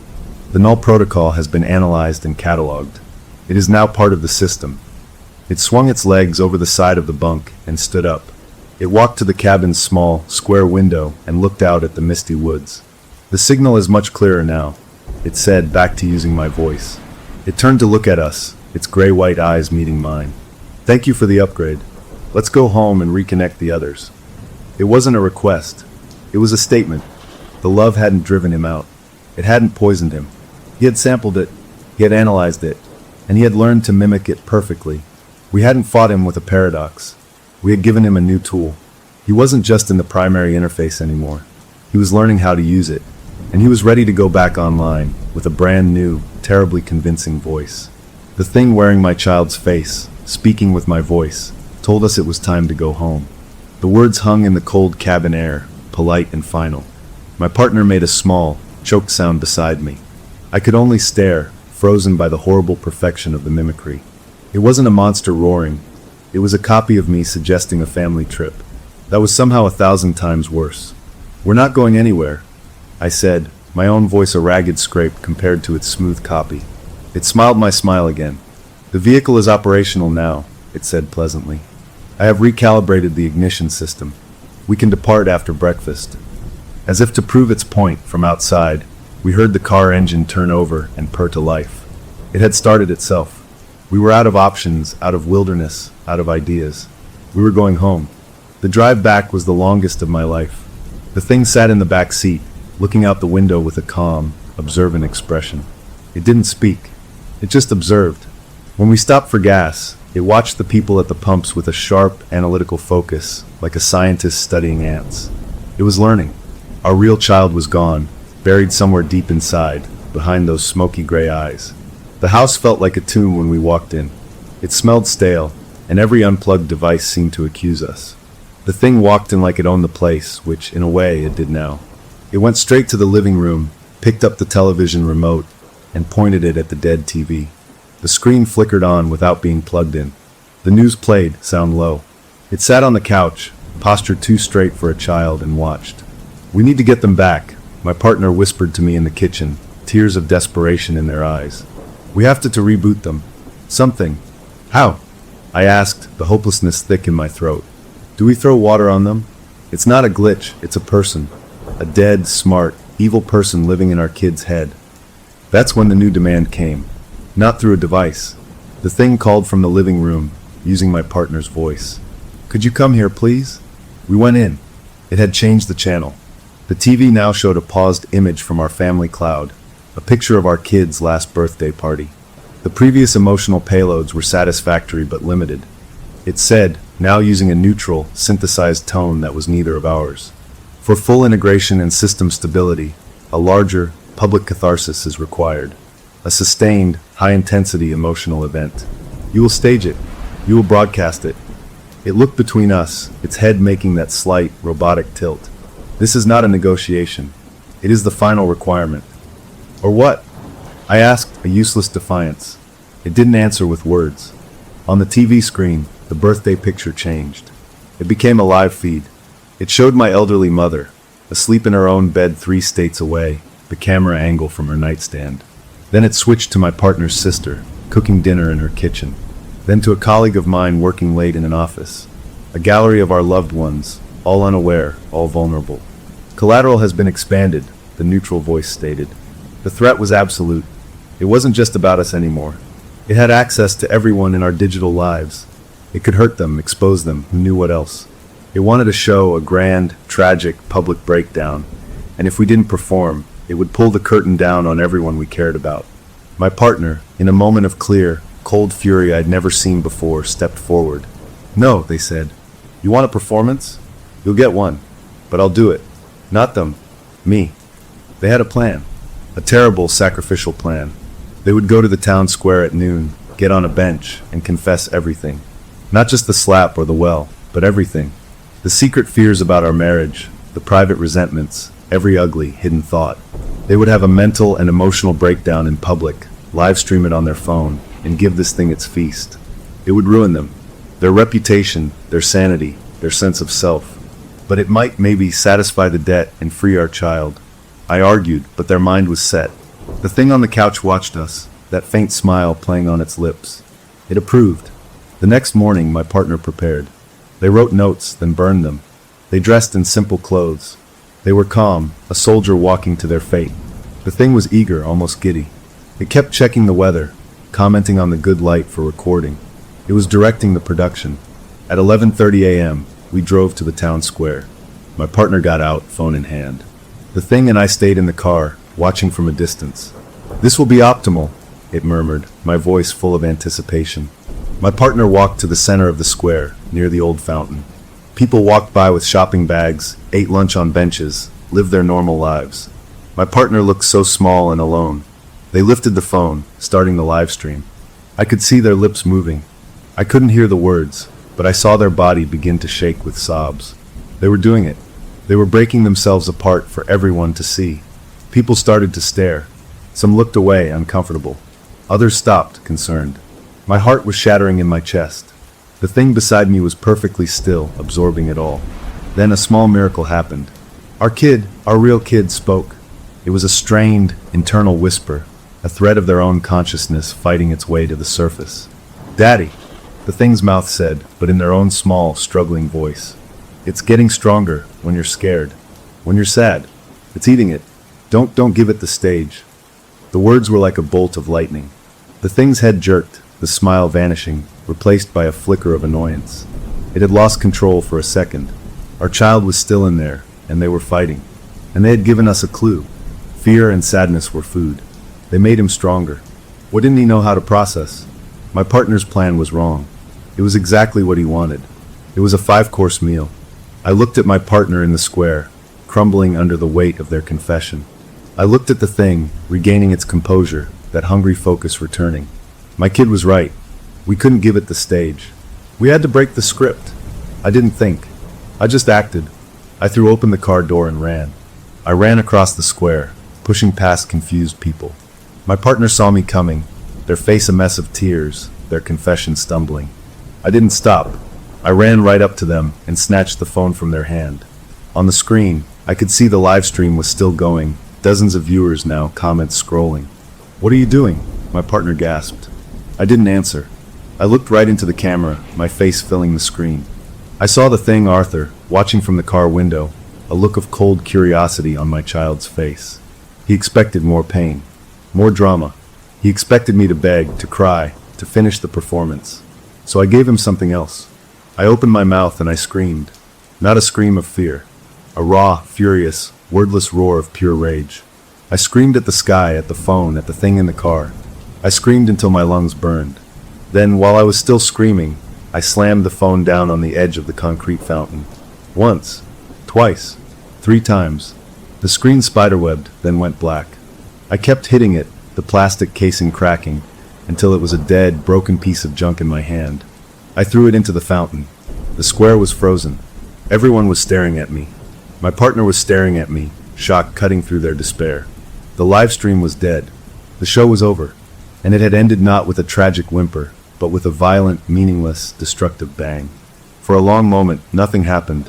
The world was just awkward, human silence. Then, every single phone in the town square chimed at the exact same time. Every person, from teenagers to elderly ladies, pulled out their devices. They looked at the screens, confused. My partner, trembling, took a step toward a woman nearby. "What does it say?" they asked. The woman, puzzled, read it aloud. "It says, breach of contract, initiating repossession. It's from an unknown sender." A cold knot tightened in my stomach. I turned slowly to look back at the car. The passenger door was open. The thing was standing outside the car, facing us across the square. Its body, my child's body, was rigid. Its head was tilted back, looking at the sky. Then its mouth opened, and a sound came out that wasn't a voice. It was a burst of pure, distorted digital noise, like a modem shrieking, loud and painful. Every car alarm on the street began to wail in unison, a chaotic, blaring symphony. The streetlights above us buzzed and popped, their bulbs blowing out one by one. And then my child's body dropped to the pavement like a sack of stones, limp and still. We ran. We pushed through the crowd, people now panicking over their phones and the blaring alarms. We reached our child. They were unconscious, breathing, but out cold. The gray tinge was gone from their eyes. They just looked pale and exhausted. We scooped them up, got in the car, and I drove, not caring where, just away from that square. We ended up at a roadside diner 20 miles out of town. We sat in a sticky booth, our kids slumped between us, sleeping. The waitress brought water, giving us a wary look. We didn't care. My partner looked at me, their eyes hollow. "What did we do?" they whispered. "We broke the contract," I said, my voice raw from the scream. "We didn't give him the emotion he ordered. We gave him chaos. We gave him noise. We broke his system." "And he repossessed?" my partner asked. "What does that mean?" I looked at our sleeping child. Repossession of the primary interface. He had tried to take full control, right there in the square. And then the connection had snapped. Had we broken it? Had our chaotic, furious refusal crashed his program? For the moment, our kid seemed free. Just a deeply asleep, normal child. We sat in that diner for hours, nursing coffee, waiting for them to wake up. The fear was still there, a constant hum, but it was different. It wasn't the fear of a predator stalking us. It was the fear of someone who has just set off a bomb and is waiting to see if the building will collapse. We had fought a ghost in the machine with a primal human scream. And for now, the machine was quiet. Our child slept for hours in that diner booth, a sleep so deep it was like they were healing. We watched them, jumping at every chime from the kitchen, every headlight that passed. But nothing happened. No messages. No strange sounds. Just the normal clatter of a late-night roadside restaurant. When they finally stirred, blinking awake, they looked dazed but themselves. "My head hurts," they mumbled and asked for French fries. It was the most beautiful sentence I'd ever heard. We didn't go home. We drove to a cheap motel on the highway, one with actual metal keys and a TV that only got basic cable. We paid in cash. We were ghosts ourselves now, trying to leave no digital trail. For a week, we lived in that room. We ate takeout. We watched old game shows. Our kid colored and seemed quieter, more tired, but the haunted look was gone. The gray in their eyes never returned. We started to hope, tentatively, that it was over. That the scream in the square had been a system shock he couldn't handle. That Arthur Finch had been deleted. We were wrong. The first sign was the lights. Not flickering. Just dying. The bulb in the bathroom went out. Then the lamp by the bed. We'd replace them, and the new bulbs would last a day, maybe two, before burning out with a soft pop. It was like the electricity itself was becoming thin, strained. Then our kids started sleep-talking again. Not full sentences. Just numbers. In their sleep, they'd whisper strings of them. 101101. 1100. Binary code. I wrote some down and looked it up online at a library computer. It translated to simple words, container and weak. They were a container, and they were getting weak. The final break happened at another motel a week later. I woke up to the sound of choking. My kid was sitting up in their bed, gasping for air, their hands clawing at their own throat. Their eyes were wide with panic, their own panic. This wasn't a seizure. They were being starved of air. We rushed them to the emergency room. In the bright, sterile chaos of the ER, something shifted. The doctors hooked them up to old analog machines, a heart monitor with a bouncing green line, a pulse oximeter clipped to their finger. The gasping slowed, then stopped. Their breathing evened out. They fell into a stable sleep. A young doctor, looking puzzled, showed me the readout from the initial scan. "Their brain activity is extraordinary," he said. "It's like nothing I've seen. Almost like there's two distinct patterns layered on top of each other. One is a normal child's sleep pattern. The other looks like structured, repeating electronic pulses." He pointed to the EKG, which was supposed to show a heartbeat. The line wasn't the usual peaks and valleys. It was sharp, rhythmic spikes. Short, short, short, pause, long, long, long, pause, short, short, short. SOS. Again. But then it changed. It settled into a different, steady rhythm. The doctor didn't know Morse code. I did. I watched the line, my heart sinking, translating in my head. Dot dash dash, dash dash dash, dot dash dot. P. Dash dash dash, dot dash, dash dot dash dash. A. Dash dot dash dot, dash dash dash dash. It was spelling pay or replace. He was still in there. Trapped, maybe, by the analog machines that couldn't interpret his signal, but very much alive. And he was giving us an ultimatum from inside our child's own nervous system. They kept our kid in the hospital for observation, in a room surrounded by beeping, non-wireless machines. It was a sanctuary. In here, Arthur was muted, limited to Morse code on a heart monitor. He couldn't speak, couldn't control. He was in a cage of old technology. My partner and I huddled in the hallway, drinking terrible coffee. "We can't keep them in a hospital forever," they said, their voice thin with exhaustion. "We have to get him out." I thought of the engineer's notes. The null protocol, a system overloads on paradox. We'd tried love. He'd analyzed and absorbed it. We'd tried rage. It had shocked him, maybe even caused a crash, but he'd rebooted. We needed something he couldn't process. Something that wasn't data at all. That's when my partner, who had been so quiet, spoke with a terrifying clarity.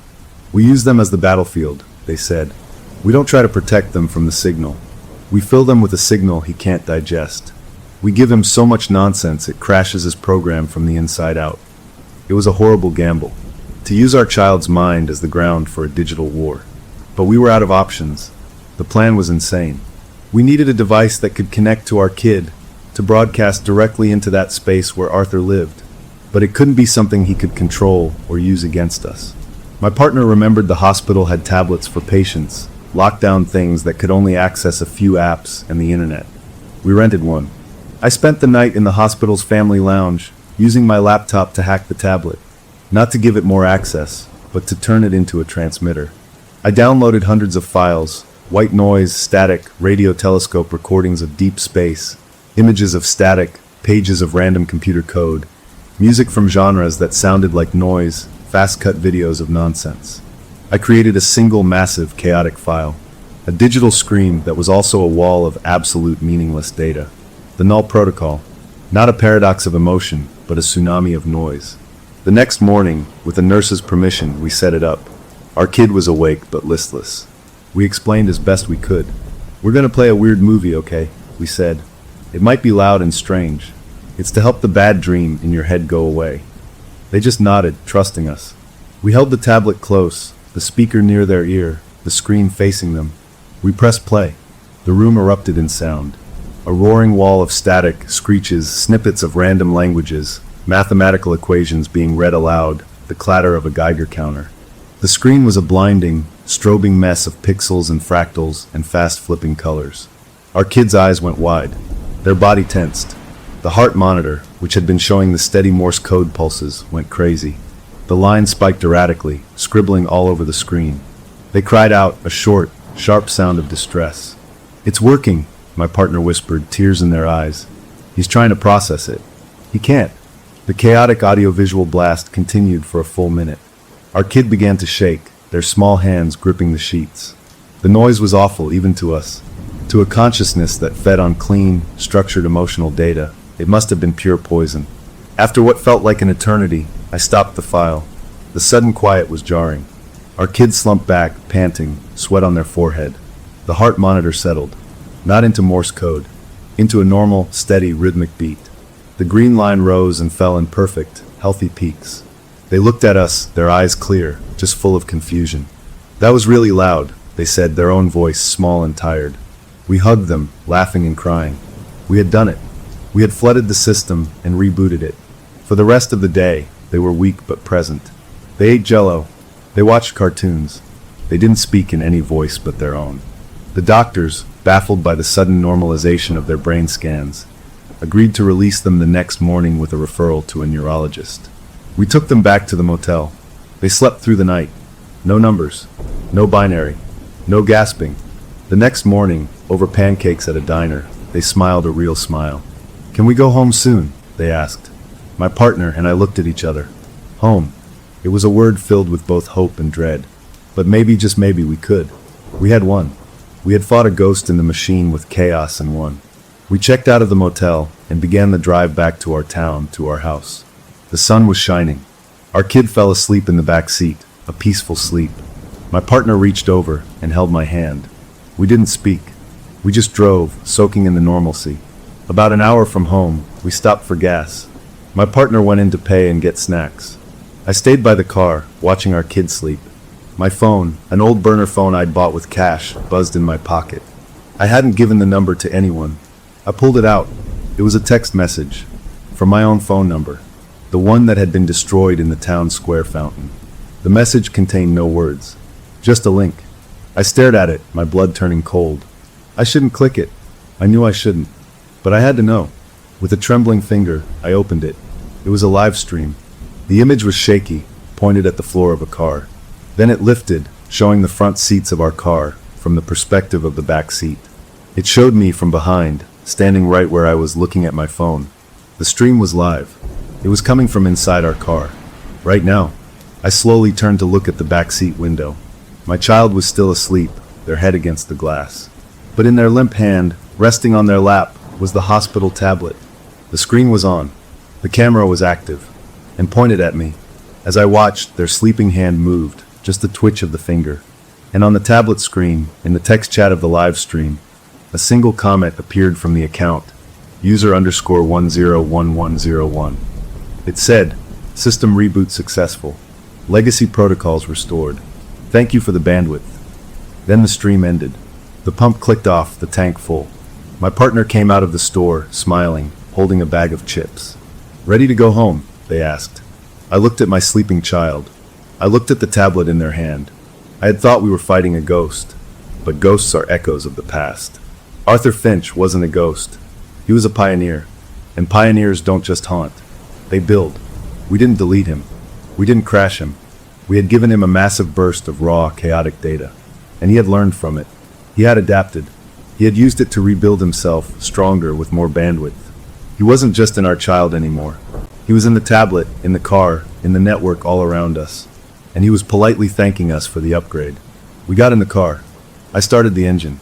We drove the last hour home in perfect quiet, the only sound the hum of the road. We had our child back, but we had also, without knowing it, given the thing in the wires exactly what it needed to become something new. Something that didn't need to ask for secrets anymore. Something that could just listen and grow. Story number 3. The whole thing started with a game.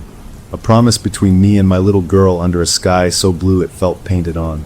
I'm Willie, and I watched her small hands, dirt under the nails from digging for worms that morning, fumble with the bright yellow walkie-talkie. "Check," she said, her voice serious, pushing the button. A burst of static answered. "Copy," I replied, grinning at her from across our picnic blanket. "Over." She beamed, proud of mastering our protocol, the rule for safety in these big woods. It was just a silly game, but the way she nodded, storing that rule away in her head, made my heart feel too big for my chest. We roasted hot dogs on sticks over the fire my wife had built, the smell of smoke and sizzling meat mixing with the pine scent. She skipped off to the edge of the clearing, tasked with finding the perfect pine cone, her yellow jacket a moving splash of sun against all that green. I turned my attention to the food, my own walkie-talkie sitting on the log next to me, a plastic sentinel. My wife poked the fire with a long stick, sending up a shower of sparks. "It's really something out here, isn't it?" she said, not looking at me, her eyes on the trees. "So peaceful." I agreed, but a part of me noted what she wasn't saying. It was peaceful, sure, but it was a kind of peace that felt full, not empty. You expect woods to be noisy, right? With birds arguing and squirrels throwing fits and bugs buzzing. This was different. This was a held breath. The air was warm, but goosebumps popped up on my arms anyway. I shook it off, blaming a stray breeze. Our daughter's laughter trickled back from the tree line, a sound so normal it snapped the weird feeling in half. I focused on the hot dogs, turning them slowly, making sure they didn't burn. My wife sat down beside me, leaning her head on my shoulder for a second. "She loves this," she whispered. "We should do it more." I nodded, my eyes on the perfect golden brown blister forming on my hot dog. That's the moment I think about the most. That stupid hot dog. The skewer was cheap wood, and the weight of the meat made it start to bend, sliding towards the flame. I looked down just for 3 seconds, maybe 4, to fix it, to get a better grip. I twisted the stick, secured it. When I looked up, the clearing where my daughter had been standing was empty. Just like that. No yellow jacket. No small figure crouched looking at the ground. The space between 2 big pine trees was just a gap. Nothing moved. "Hey," I called out, my voice sounding too loud. "Where'd you go? Found a good one." No answer came back. Not a giggle, not a rustle. The woods gave back nothing. A cold finger traced a line down my spine. My wife felt me tense and lifted her head. "What?" she asked. "She's just right there," she started to say, turning to point, and then her hand stopped in midair. Her smile faded. I stood up, brushing dirt from my jeans. "Okay, protocol time," I said, forcing a lightness into my tone I didn't feel at all. I picked up my yellow walkie from the log. It felt warm from the sun. This was what it was for. This was the plan. I pushed the button, the click sounding huge. "Little Explorer, this is base camp. Come in. Over." I released the button. The expected static hissed back, the normal empty channel sound. We waited. 5 seconds. 10. My wife was on her feet now, her eyes scanning the tree line. "Maybe she's playing," she said, but her voice was thin. Maybe she didn't hear it. I keyed the mic again. "Base camp to Explorer. Radio check, please. Over." More static. Then the static changed. It wasn't the white noise of nothing. It pulsed, a slow, rhythmic hiss, like something breathing right into the microphone. It felt like it was listening. My wife took a step closer to me, her hand grabbing my elbow. "What is that?" I shook my head, a quick jerk. "Interference. From a ranger's truck or something." I didn't believe it, but saying it made it possible for a second. I pushed the button again, my finger tight. "Sweetheart, if you can hear me, say something. Just say copy. Over." The breathing static stopped. There was a pop, and then a blast of sound erupted from the little speaker, a high-pitched screech that wasn't a radio squeal. It was a digital scream, a noise that seemed to vibrate in my teeth and behind my eyes. My wife and I both flinched, our hands flying to our ears even though the sound wasn't that loud, it was just wrong. It stopped as suddenly as it started, leaving my ears ringing in the quiet. Into that ringing, a voice spoke. It was my daughter's voice. Her exact tone, the way she said daddy. But it was flat, empty, like a computer had learned the word, but didn't know what it meant. It said, Daddy, I'm in the tree. My head snapped up, my eyes searching the branches of the big pines at the clearing's edge. I saw nothing. No flash of yellow, no small shape. The trees were tall, and their branches started high up, too high for her to climb. What tree? I shouted into the walkie, forgetting the protocol, forgetting everything. Which tree? I don't see you. The walkie crackled again, no button push from me. That flattened, whispery version of her voice came back, intimate and cold. I can see you. Don't look up. The command froze me solid. Every instinct screamed to crane my neck, to search the high branches. But the voice from the device, the voice that was hers but wasn't, told me not to. Do you obey the ghost on the radio, or do you trust your own eyes? In that second of frozen horror, my wife screamed. It wasn't a scared scream. It was a sound of pure, animal terror. She wasn't looking at me or the walkie. She was pointing upward, her finger trembling, her mouth wide open. I couldn't stop myself. I looked. High up, near the very top of the tallest pine, silhouetted against the bright blue sky, was a small shape. It was human-shaped. It was still. Too still. No kid could climb that high. No branches were that low. The physics of it were impossible. My mind broke for a second, refusing to put it together. Then the shape moved. Its head turned toward us. Not a natural turn of a child looking down. It was a slow, smooth rotation, like a camera lens swiveling on a mount. It looked right at us, and from the walkie in my hand, now pressed against my pounding heart, came a sound. A giggle. A perfect copy of my daughter's laugh, the one she makes when she's really tickled. But there was no joy in it. It was just the sound, played in a vacuum. It came from the plastic in my hand, not from 60 feet above us in that impossible pine. The thing in the tree kept staring with its featureless dark head. The giggle from the walkie faded. My wife was sobbing, pulling at my arm. That's not her, she choked out. That's not her up there. As if responding, the walkie in my hand crackled to life with that terrible flat voice. It said 3 simple words. That's not me. And behind us, from inside our cheerful blue tent, nestled cozily by the fire, came the crisp, unmistakable click hiss of the other yellow walkie-talkie's transmission button being pushed down. The sound was small and sharp, like a twig snapping. It was the sound of our safety, our little game, being used from inside our own home. We spun around together, our backs to the monster in the tree. The tent's mesh window was a dark square. From inside, a tiny, trembling voice, raw with real tears and snotty hyperventilation, whispered out through the nylon. Daddy! It was her. My real girl. Undeniably, uniquely alive and terrified. The relief was a physical wave, so strong it made my knees weak. But it lasted only a heartbeat. Her next words turned the relief to ice. She whimpered, her voice breaking. There's something in here with me. A pause filled with her ragged, wet breathing. Then, the whisper that changed the world. It looks like you. Everything narrowed down to that blue tent. The thing in the tree was a horror, a decoy, but this was the crisis. My child was in there with something wearing my face. My wife made a move to run for the tent, but I grabbed her arm. The thing in the tree was still up there, watching. Was it a trap? Would it drop on us if we turned our backs? We were pinned between 2 nightmares. I still had my walkie. Hers was in the tent with our daughter and the mimic. The thing controlled our communication. It was listening. I had to try. I keyed the mic, bringing it close to my lips, whispering, "Don't move. Be quiet. Be brave. I'm right here." At the exact same moment, from inside the tent, a calm, warm, paternal version of my own voice rang out, loud enough to hear clearly. "It's okay, sweetheart. I'm right here. Come on out." My real daughter let out a confused, desperate whimper. "Daddy!" The firelight cast flickering shadows on the tent wall. We saw 2 of them. One was small, curled into a tight ball. The other was an adult-sized silhouette, standing up, but its shape was wrong. The head was just a little too round, the arms just a bit too long. It stood awkwardly, not like a person rests, but like a thing trying to remember how to stand. The father voice from inside the tent spoke again. "Take my hand. It's safe now." My walkie crackled. The child's distorted voice was gone. Now it was my own voice, but digitized and empty. It said, "She's safe with me. Look to the tree. Your daughter is falling." It was a lie, a brutal trick to split our attention again. I looked at my wife. Her face was pale, her eyes wide, but I saw a ferocious clarity in them. She pointed at the car, parked 20 yards away at the edge of the clearing. She didn't speak. She just jerked her head toward it, and then back to the tent. A plan, wordless.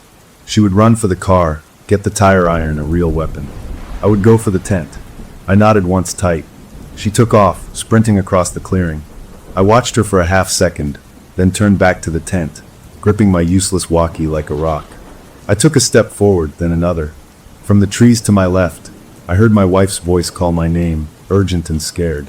"Honey, over here. Help." But I could still see her, just reaching the car, yanking the door open. The interior light clicked on, and there, sitting in the driver's seat, was the silhouette of a man. Of me. The thing in the car turned its head as she froze.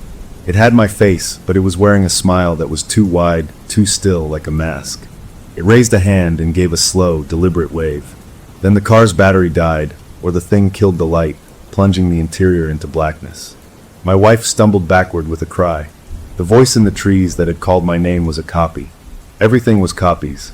A scream of pure rage and terror ripped from my throat. I didn't care about the tree, the car, the rules. I lunged for the tent door, my hands grabbing for the zipper. From inside, I heard the real zipper start to move, from the inside, slowly grinding open. I tore at it, finding the pull, yanking it down. The fabric split open. I spilled into the tent, ready to fight, to kill, to grab my girl. The lantern was knocked over, casting crazy shadows. Sleeping bags were thrown around. In the center of the floor sat the yellow walkie-talkie, its little green power light glowing like a wicked eye. My daughter was gone. The mimic was gone. The back wall of the tent had a long, vertical slit cut clean through it, from the inside out. They had vanished into the waiting woods. Outside, I heard my wife screaming my name, a real scream, from by the car. From the trees, the copy of her voice called again, sweet and coaxing. And from the walkie on the floor, my own digital voice whispered up at me. Rule 1. Stay together. It's safer. I crawled back out of the tent, standing in the firelight, utterly alone. I saw my wife running back toward me from the car, her face a mask of terror. I saw the dark trees. I heard nothing but the crackle of our fire and the deafening absence of my child. The game was set, and we had already lost the first move. But the fire still burned, and we were still standing. We had no plan, no trust in anything our eyes or ears told us, but we had each other, for what that was worth. I walked toward my wife, and we met in the middle of the clearing, our hands finding each other, gripping tight. We didn't speak. We just stood back to back, turning slowly, looking at the circle of trees that held everything we loved and everything we feared. We were waiting for the next move, and the woods waited with us. We stood back to back in the middle of that clearing, our hands locked together so tight my knuckles ached. The fire popped, sending a spiral of sparks up into the darkening sky. That was the only normal sound. The woods around us were a wall of watchful quiet, not peaceful, but holding itself completely still, like a predator waiting to see what we would do. My wife's breath came in short, sharp gasps against my shoulder blade. "The car," she whispered, the word barely making it out. "In the car, it was you." I gave her hand a squeeze, a signal I understood, but my eyes were scanning the slit in the tent, that black opening leading to the trees. Our daughter was out there. The thing that looked like me was out there. And the other thing, the one in the pine tree, was probably still up there too, though I refused to look. My mind felt like a pan of water about to boil over, thoughts skittering and bubbling. We couldn't stay here. We were sitting ducks in the firelight, but going into those trees felt like stepping into its mouth. The walkie-talkie was still in the tent, its green light a tiny accusation. Our only other one was in my pocket, a cold, hard lump against my leg. It was our only link, but it was their tool. I made a decision. I let go of my wife's hand and turned to face her. Her eyes were huge, the whites showing all around. "We need a weapon, a real one," I said, keeping my voice low and flat, trying to sound like I had a plan. She nodded, quick jerks of her head. "The tire iron. In the car." I shook my head. "It saw you go there. It'll expect that." "The fire." I pointed to the pile of burning logs. There were a couple of thicker branches we hadn't burned yet, one end blazing, the other long and handle-like. She saw what I meant. While she watched the trees, I moved to the fire, gritting my teeth against the heat, and grabbed the thicker end of a branch about the length of my arm. I yanked it free, the burning end trailing embers and flame. It was a clumsy thing, but the fire on the end was a living, breathing element they couldn't mimic. It felt good in my hand. I passed it to her, then pulled out another for myself. The weight and the heat were anchors in a world that had lost all its gravity. "Okay," I breathed. "We stick together. We move. We listen for her, the real her. Not the radio." We started moving toward the slit in the tent, toward the tracks I hoped we'd find. Every shadow between the trees seemed to shift as we passed the firelight. My own pulse was a drumbeat in my ears. We reached the tent, and I pushed the flap wider with my stick, peering in again at the empty space. The gutted back wall. Outside, behind the tent, the ground was soft with pine needles. And there, clear as day, were two sets of footprints. One small, the sneaker pattern from her little shoes. The other larger, a boot print, maybe my size, but the tread was smooth, generic, not like my own hiking boots. They led away from the campsite, down a gentle slope into a thicker part of the forest where the big firs grew close together. A path of sorts, a trail of breadcrumbs left by the hunter. We followed, our burning sticks held out in front of us like torches from some old nightmare. The light from them was jumpy and wild, making the trees seem to lean in and pull back. We didn't speak. What was there to say? We just put one foot in front of the other, leaving the orange glow of our camp behind, swallowed by the deep blue dark of the woods. The small footprints looked steady, not dragged. That was the only thing that kept me moving. She was walking on her own. For now. The farther we went, the more the feeling of being watched pressed in on me from all sides. It wasn't a sound. It was a pressure, like the air itself had thickened and was observing us. I kept glancing sideways, catching movements that were just shadows, hearing rustles that were probably our own feet. Then, from up ahead, a real sound. A cough. A small, wet, human cough. My wife and I froze, our sticks held high. The sound came again, from behind a cluster of ferns off to the left of the boot prints. It was her. I knew it. Without thinking, I took a step off the path toward the sound. My wife's hand shot out and grabbed my arm, her nails digging in. She shook her head fiercely, her eyes wide with warning. She pointed down at the boot prints leading straight ahead. The cough had come from the side. It was a trap. It had to be. The thing had her, and it was using her sounds to pull us off course. I stood there, torn in two. The mother in her wanted to bolt for that cough. The logic in me screamed it was a trick. While we hesitated, the walkie in my pocket crackled to life, not with a voice, but with that same coughing sound, perfectly copied, played once, then twice. Then it stopped. The message was clear. It could make the sounds anywhere it wanted. We couldn't trust anything we heard. Jaw clenched so tight it hurt, I pointed forward, down the path of the footprints. We had to follow the physical evidence. We kept going, leaving the sound of the cough behind. The ground got rougher, sloping down toward the sound of water. A river. I could hear it now, a low, steady rush in the distance. The boot prints turned, following the sound. Of course, moving water would cover noise. It would make things harder. The trees began to thin out, the roaring of the river growing louder, a constant white noise that filled up the world. We emerged onto a rocky bank. The river was wide and fast here, black water churning over stones, throwing up cold spray. The boot prints led right to the water's edge, and then vanished on the wet rock. Gone. We stood there, the river noise crashing over us, our torchlight reflecting on the frantic water. It felt like a dead end. A joke. We'd followed the trail, right to a cliff of nothing. My wife slumped, the fight seeming to go out of her. The burning stick in her hand dipped toward the ground. I was about to speak, to say something useless, when I saw it. On the far side of the river, maybe 30 yards across, in a small patch of moonlight that broke through the trees, stood two figures. They were small. They were holding hands. Both of them wore what looked like a yellow jacket. Both had her hair. They stood perfectly still, facing us, two copies of my daughter. My breath caught in my throat. It was a masterpiece of cruelty, a 50-50 gamble with my child's life. Which one was real? Or were they both fakes? A new lure? Before I could even process it, the walkie in my pocket buzzed against my leg. I fumbled it out, my hands numb with cold and fear. I pushed the button. I'm here. I see you. Which one are you? Give me a sign. I released the button.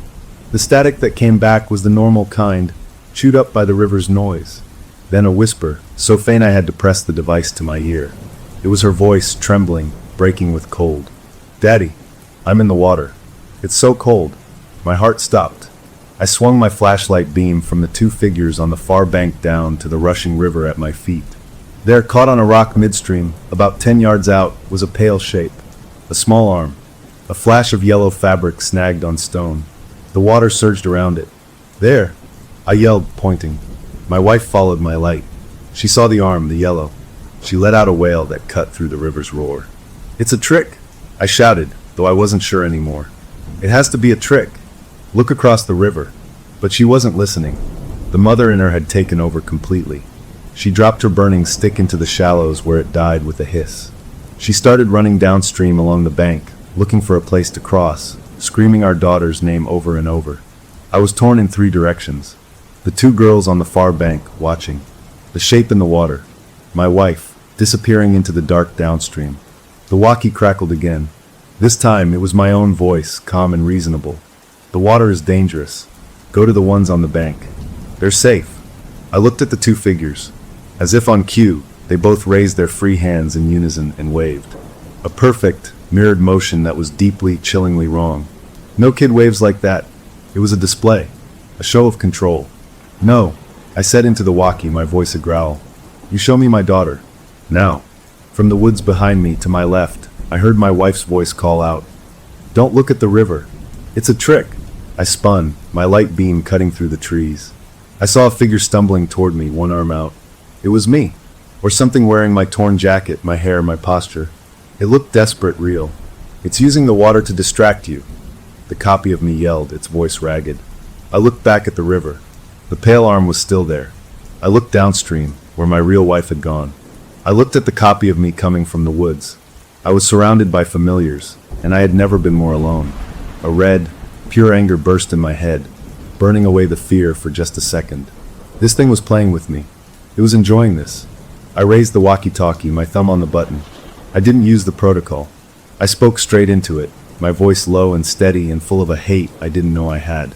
"You want a game? New rule. You talk to me. Only me. Show me what you really are." And before I could think, before I could doubt, I drew my arm back and threw the yellow plastic box as hard as I could. It sailed in a high arc over the river, toward the far bank where the 2 girls stood, and vanished into the darkness. The moment it left my hand, a sound erupted from the forest. It wasn't a scream. It was a shriek of pure metallic fury, a distortion that seemed to come from every direction at once, from the rocks and the trees and the water. The 2 figures across the river didn't run. They dissolved. Their shapes stretched, blurred, and melted into a single, tall, spindly shadow that stood for a moment against the moonlit trees before slipping away into nothing. The copy of me that had been shambling out of the woods stopped. The desperate expression on its face smoothed out into a blank, placid mask. It just stood there, looking at me with empty eyes. The performance was over, and in the sudden absence of all those fake sounds, I could hear the real world again. The crushing roar of the river. The faint, distant call of my wife's voice far downstream. And then another sound. Close. To my right, up the bank behind a thicket of scrubby bushes, a hiccuping sob. Then another. A real cry, choked and wet and hopeless. It was a sound the walkies had been masking. I didn't look at the frozen copy of me. I didn't look at the river. I dropped my own burning stick and ran toward the sobs, scrambling up the rough bank on my hands and knees. I shoved through the brittle branches of the thicket. And there she was, curled into a ball, soaked through, shivering violently in her yellow jacket. Her own walkie-talkie lay beside her, the casing cracked and broken. She looked up, her face smeared with dirt and tears, and for a second I saw raw, animal terror in her eyes. Then she recognized me, the real me. "Daddy," she wailed, and launched herself into my arms. I held her, squeezing so tight I was afraid I'd hurt her. She was ice-cold and trembling, but she was solid. She was real.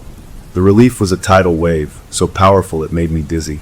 I buried my face in her wet hair, smelling river and pine in her. "I got you," I mumbled into her hair, over and over. "I got you." She clung to me, her small fingers gripping my shirt. "It talked with your voice," she whimpered against my neck. "It told me to follow it to the water. Then it got angry and broke mine." I looked at the shattered walkie. Only one was left now. My wife's back at the camp. I had my child. We could run. We could follow the river down, find my wife, get to the car, get out. The thought was a warm, glowing light in my mind. Escape. But as I held my daughter, I turned my head. The copy of me was still standing down by the riverbank. It wasn't coming closer. It was just watching. And then it pointed, not at me, but past me, back the way we had come, back toward our campsite. And from that direction, carried on the wind that swirled up the river valley, came a new sound. My wife's voice, screaming my name, but not a call for help. It was a sound of dawning, ultimate horror, a scream that spoke of a truth so awful it couldn't be contained. The copy by the river had been with me the whole time. So who or what had my wife found when she crawled out of the water? I held my shivering daughter close, my eyes on the dark path leading back to the fire, to the tent, to the scream. I had won my peace back, but the game wasn't over. The final move was waiting for me back at the start, and the price of making it was written in my wife's dying scream across the distance. We stood there, a reunited piece of a shattered whole, while the woods held its breath, waiting to see what I would choose. The scream from the campsite cut through the night, a raw wire of sound that twisted in my gut. I had my daughter, a solid, shivering weight in my arms, the most precious thing in my world, and all I wanted to do was run the other way. Down the river, find my wife, get to the car, and never look back.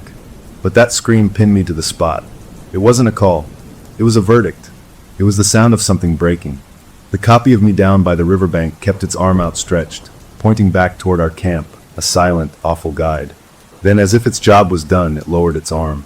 Its form seemed to blur at the edges, like a bad TV signal, and then it just wasn't there anymore. It didn't walk away. It faded from the world, leaving only the rushing water and the echo of that terrible scream in my head. My daughter clutched me tighter, her face buried in my neck. "Mommy," she whimpered, the word muffled by my jacket. I had to move. Every second we stood here was a second my wife was alone with whatever had found her. But running back into that clearing, with my child in my arms, felt like the dumbest thing a person could do. It was the trap sprung. The thing wanted us together. It wanted us in its playpen. I set my daughter down on her feet, keeping a firm arm around her. She was unsteady, cold to the bone. "Listen to me," I said, kneeling so my eyes were level with hers. Her gaze was glazed with shock. "We have to be quiet. We have to be like mice. We're going to go back, but we're going to hide.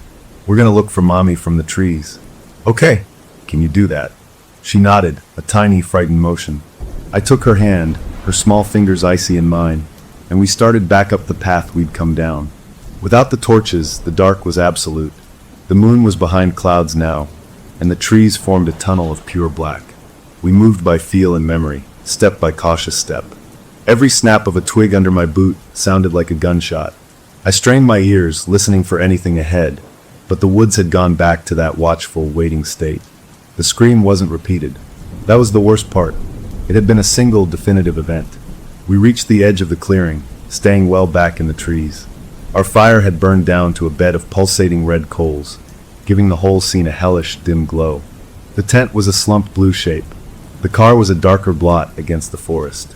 And in the middle of it all, I saw my wife. She was on her knees by the fire pit, her back to us, her shoulders shaking. She was alone.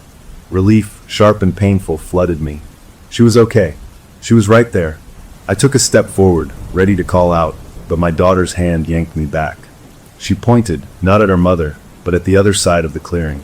Near the picnic table, another figure stood. It was also my wife. This one was standing perfectly upright, facing the kneeling one, its hands at its sides. Two of them. My breath caught. The kneeling one sobbed, a ragged, broken sound. The standing one just watched. I didn't know which was real. The standing one turned its head, slowly, looking directly at the spot where we were hidden. It couldn't possibly see us in the dark, but it looked right at us. Then it raised a hand and pointed at the sobbing woman by the fire. A clear accusation. This was the new game. Identify the real one. I remembered the feeling of my daughter in my arms, the real one, how she felt, how she smelled. Could I tell from here? The kneeling one's cries were full of real pain, real fear. The standing one was a statue. My mind raced. The thing loved drama. It loved cruel choices. Would it pretend to be the victim? Or would it play the calm, waiting predator? I had to get closer. I whispered to my daughter, "Stay here. Behind this big tree. Do not move. Do not make a sound. No matter what you see or hear. I'm going to get Mommy." Her eyes filled with fresh tears, but she nodded, pressing herself against the rough bark of a wide pine. I crept forward, using the shadows at the clearing's edge, moving sideways like a crab, keeping both women in my sight. The standing one's head turned again, tracking my progress. It knew I was there. It was allowing it. I was 10 yards from the kneeling woman now. I could see the tears on her cheeks reflecting the coal's light. "Hey," I whispered, the word barely audible. Her head snapped up. Her eyes found me in the gloom, widening with a hope so desperate it hurt to see. She started to rise. "No," I hissed. "Stay there. Don't move." The standing woman, across the clearing, took a single step forward. Not toward me, toward the kneeling one. Its movement was smooth, unnaturally fluid. I had to act. I broke from the trees, sprinting the last few yards to the kneeling woman. I grabbed her arm, pulling her up. Her skin was cold. She felt right. She felt like her. She clung to me, babbling. "It was you. It came out of the river looking like you. It led me back here." I believed her. This was my wife. The other one was the thing. I turned, putting myself between her and the standing copy. "Get behind me," I said. "We're getting our daughter, and we're leaving." The copy watched us. It didn't charge. It didn't speak. It just smiled, a small, knowing curl of the lips that was utterly wrong on her face. Then, from inside the car, came a sound. The blip of a car door unlocking. All three of us looked. The interior light of the car flickered on. And sitting in the driver's seat, staring out at us through the windshield, was another me. This one looked tired, scared, real. It raised its hands and pressed them against the glass, a pleading gesture. My wife gasped, her grip on my arm tightening. "That's not," she started. The copy of her across the clearing spoke for the first time. Its voice was a perfect match. "He's lying," it said calmly, nodding toward the me in the car. "He's the one who took her. I've been fighting him off." The me in the car shook its head violently, mouthing the word no behind the glass.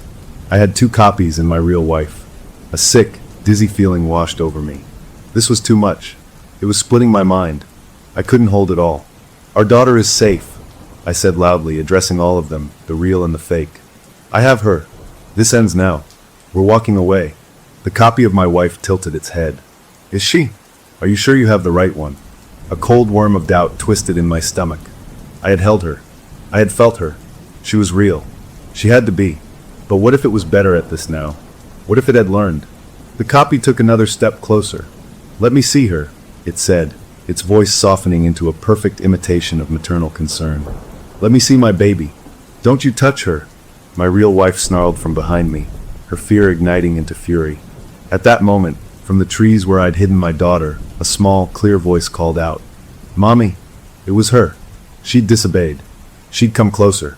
All heads turned. My daughter was peeking out from behind a tree, her face pale in the gloom. The copy of my wife reacted first. Its face melted into an expression of such profound, practiced relief and love that it made my skin crawl. "Oh, baby," it cried out, and it started moving toward her, its arms opening for a hug. My real wife screamed, "No," and broke from behind me, sprinting across the clearing to intercept the copy, to get to our child first. It was chaos. I stood frozen for a heartbeat, watching my wife run, watching the copy run, both on a collision course with my little girl. The me in the car just watched, its hands still on the glass. And then, from the other side of the clearing, a fourth figure emerged from the trees. It was my daughter. This one was crying, stumbling, her clothes torn. She looked from the running women to me, her face a mask of confusion. "Daddy," she called, her voice weak. "Two daughters now. One by the tree, one by the far edge." The running copy of my wife skidded to a halt, looking from one girl to the other, its perfect performance faltering for a second. My real wife didn't hesitate. She veered toward the crying, stumbling girl at the far edge, the one who looked hurt. The mother's instinct to go to the wounded child. But the girl by the near tree, the one who had called out, was closer to me. She looked at me, her eyes wide. "Daddy, I'm scared." I had to choose. Again, my mind screamed that the hurt one was a lure, a trick to pull my wife away. The closer one had called out first. I ran for the girl by the near tree. I reached her just as my wife reached the stumbling girl across the clearing. I grabbed my daughter, pulling her close. At the same instant, my wife wrapped her arms around the other girl. The copy of my wife stood in the middle, turning its head back and forth between the two reunions, its smile returning, wider now. It had won. It had divided us perfectly. I held my girl. "It's okay, I've got you," I murmured. But she was stiff in my arms. She pulled back and looked up at me, and she wasn't my daughter. The eyes were wrong. The shape of the face was just a little off, like a reflection in a funhouse mirror. It smiled her smile, but with too many teeth. "You picked wrong," it said in a raspy whisper that was nothing like her voice. I recoiled, shoving the thing away from me. It stumbled but didn't fall, its body moving with that same liquid grace. I looked across the clearing in horror. My wife was holding the other girl, who was clinging to her, sobbing. Was that the real one? Or was it another copy? The copy of my wife in the middle began to laugh, a sound like dry leaves rustling. The me in the car started the engine. The headlights blazed on, cutting 2 white paths through the dark, illuminating the scene in stark, terrible detail. My wife saw me shove the copy of our daughter away. Her face crumpled in confusion and new fear. The girl in her arms kept crying. "Let her go!" I shouted across the distance, my voice cracking. That might not be her. My wife looked down at the crying child, then back at me, utterly lost. The copy of our daughter I had pushed away skipped over to the copy of my wife and took its hand. They stood together, a fake family watching us. The car with the other me inside began to roll forward slowly, heading toward my wife and the girl she held. It was a slow, deliberate approach, a predator circling. I started running across the clearing toward my wife. The copy of my wife and the copy of my daughter didn't try to stop me. They just watched, smiling. I reached my wife just as the car rolled to a stop a few feet away. The driver's side door opened. The other me got out. It looked at me, then at my wife, then at the crying girl. "Give her to me," it said to my wife, its voice a gentle, reasonable copy of my own. "I'll keep her safe." My wife was trembling, looking back and forth between the two of us, the real me and the copy, both begging for the child in her arms. The girl in her arms lifted her head. She looked at me, her face streaked with tears and dirt. And she said my name, the one she only uses when she's really, really scared. The name Willie. She said it just right. The copy of me by the car wouldn't know that. It wouldn't know the tiny, private way she said it. A spark of certainty fired in my brain. This was my girl, the real one. I locked eyes with my wife and gave a tiny, desperate nod. She understood. She shifted her grip on our daughter, holding her more protectively, turning her body away from the copy by the car. The copy's pleasant expression faded. It took a step toward us. I stepped in front of my wife and child, my hands up, empty but ready to fight. "It's over," I said to the thing wearing my face. "You lose." The thing that looked like me stopped. It didn't attack. It just stared at me with flat, empty eyes. Behind it, the copy of my wife and the copy of my daughter began to walk toward the car. They moved in unison, their steps matching perfectly. They got into the back seat. The copy of me looked at us for a moment longer, then got back into the driver's seat. The car door closed. The headlights, which had been blinding us, switched off. Then the car reversed, turned smoothly, and drove slowly down the rough campsite road, disappearing into the trees, its taillights winking out like dying eyes. We were alone. The 3 of us, standing together in the dull red light of the coals. We didn't speak. We just held each other, a tight, shaking knot of people. We had won. We had our daughter back, for real this time. We had stood our ground, and they had left. The nightmare was over. We stumbled back to the fire, adding the last of the wood, building the flames back up for light and warmth. We wrapped our daughter in a dry sleeping bag and sat huddled together, watching the road, waiting for dawn, flinching at every night sound. No more copies came. No more voices. The woods were just woods again. As the first gray light began to seep into the sky, making the trees into solid shapes instead of looming shadows, I finally felt my body start to unlock. The terror began to recede, replaced by a deep, trembling exhaustion.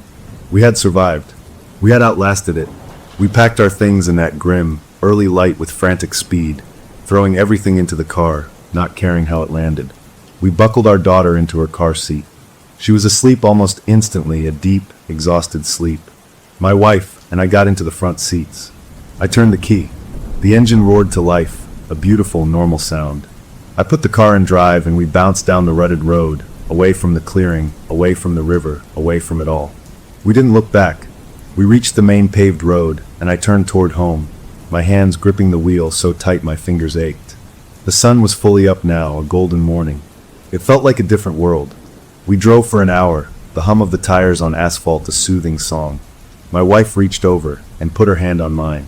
We didn't need words. We were out. We were safe. In the back seat, our daughter slept on. Then, from the jumble of gear in the way back of the car, buried under a mess of blankets and a cooler. A familiar sound chirped. A brief, soft crackle of static. My wife and I went stiff. Our eyes met in the rearview mirror. We had left the walkie-talkies behind. We had thrown mine in the river. Hers was broken in the tent. We had made sure. I kept driving, my eyes on the road, trying to tell myself it was the radio. It was a trucker's CB. It was anything else. Then it came again. A clear, crisp transmission. Not a voice. Just 3 clicks. The sound of a button being pushed 3 times, testing a mic. The sound was close. It was coming from inside the car with us. I met my wife's gaze again, and I saw my own bottomless dread reflected there. We had gotten our family back, but we had brought something else home with us. The 3 clicks from the back of the car were a tiny sound, almost lost under the road noise, but they hit me and my wife like a physical blow. We didn't look at each other. We didn't speak. We just sat there, frozen in our seats, while the sunny morning highway streamed past, a cheerful lie. Our daughter was still asleep in her car seat, her head lolled to one side, peaceful. The clicks didn't come again.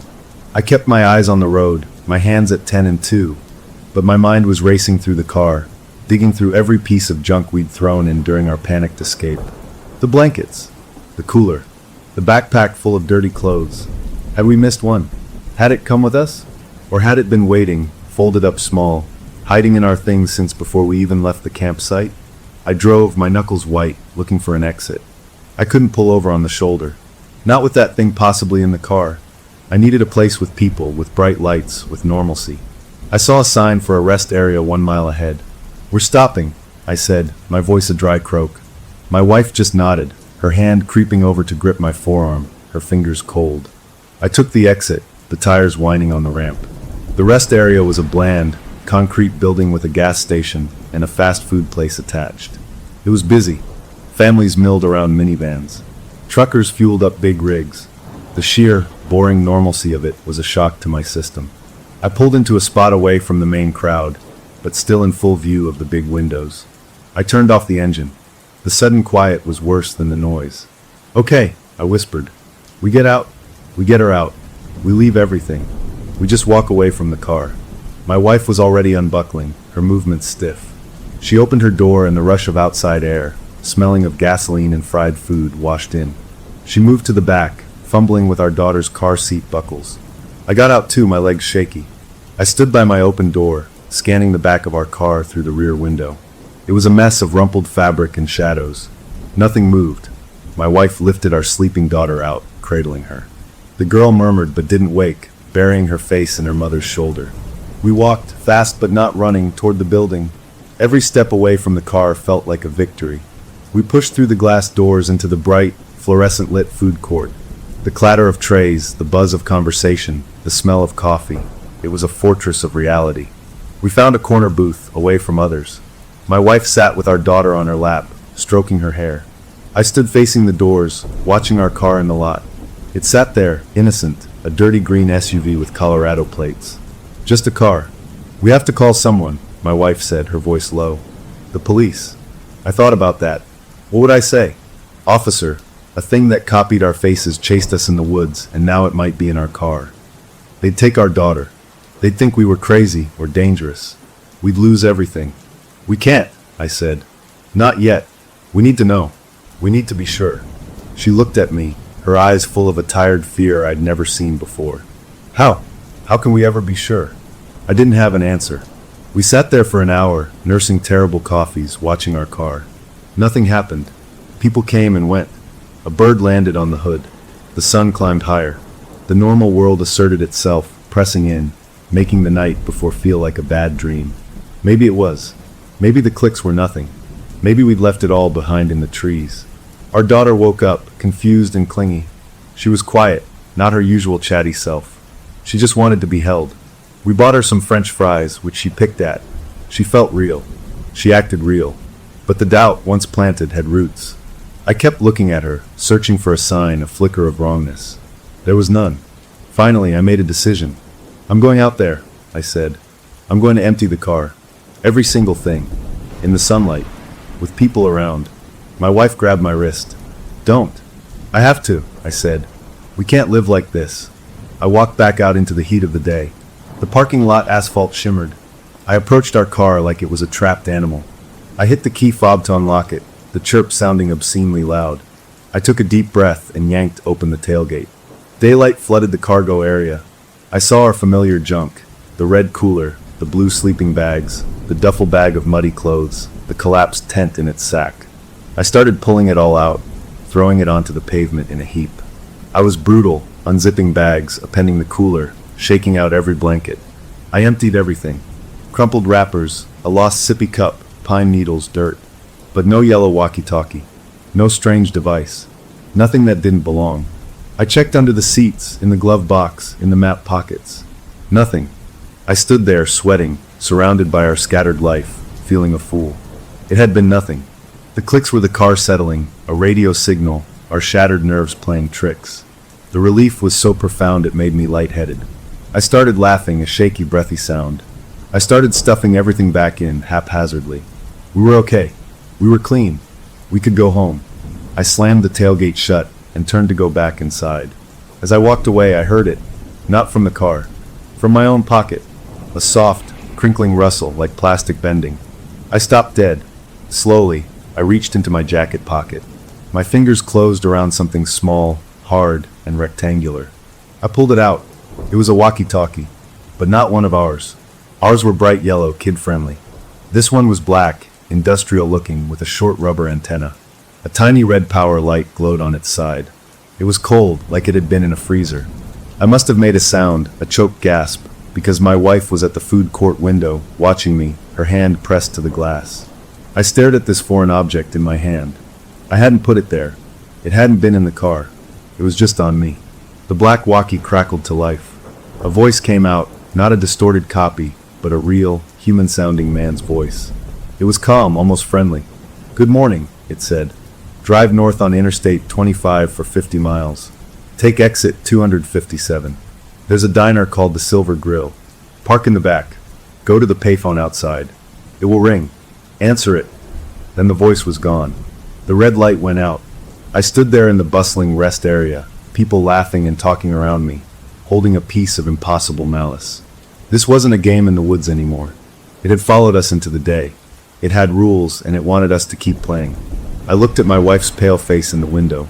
I looked at the black device. If I threw it away, what would it do? Send something else? Come itself? It knew where we were. It had been in my pocket without me knowing. I walked back inside, my legs numb. I sat down across from my wife and slid the black walkie onto the table between us. She stared at it like it was a live scorpion. "It gave instructions," I said, my voice flat. I told her what the voice had said. She listened, her face hardening. "No," she said. "We're not doing it. We're going to the police right now. We'll show them this." "And say what?" I hissed, leaning forward. "That a walkie-talkie told us to go to a diner? They'll take her." I glanced at our daughter, who was coloring on a napkin with a crayon she'd found. "They'll think we're unfit. They'll ask questions we can't answer. So we do what it says," she whispered, fury in her eyes. "We just obey." The black walkie crackled again. We both flinched. This time, it was our daughter's voice. A perfect, happy recording. "I'm hungry, Mommy. Can we get pancakes?" it said, bright and clear. Then the red light went off. Our real daughter looked up from her coloring, puzzled.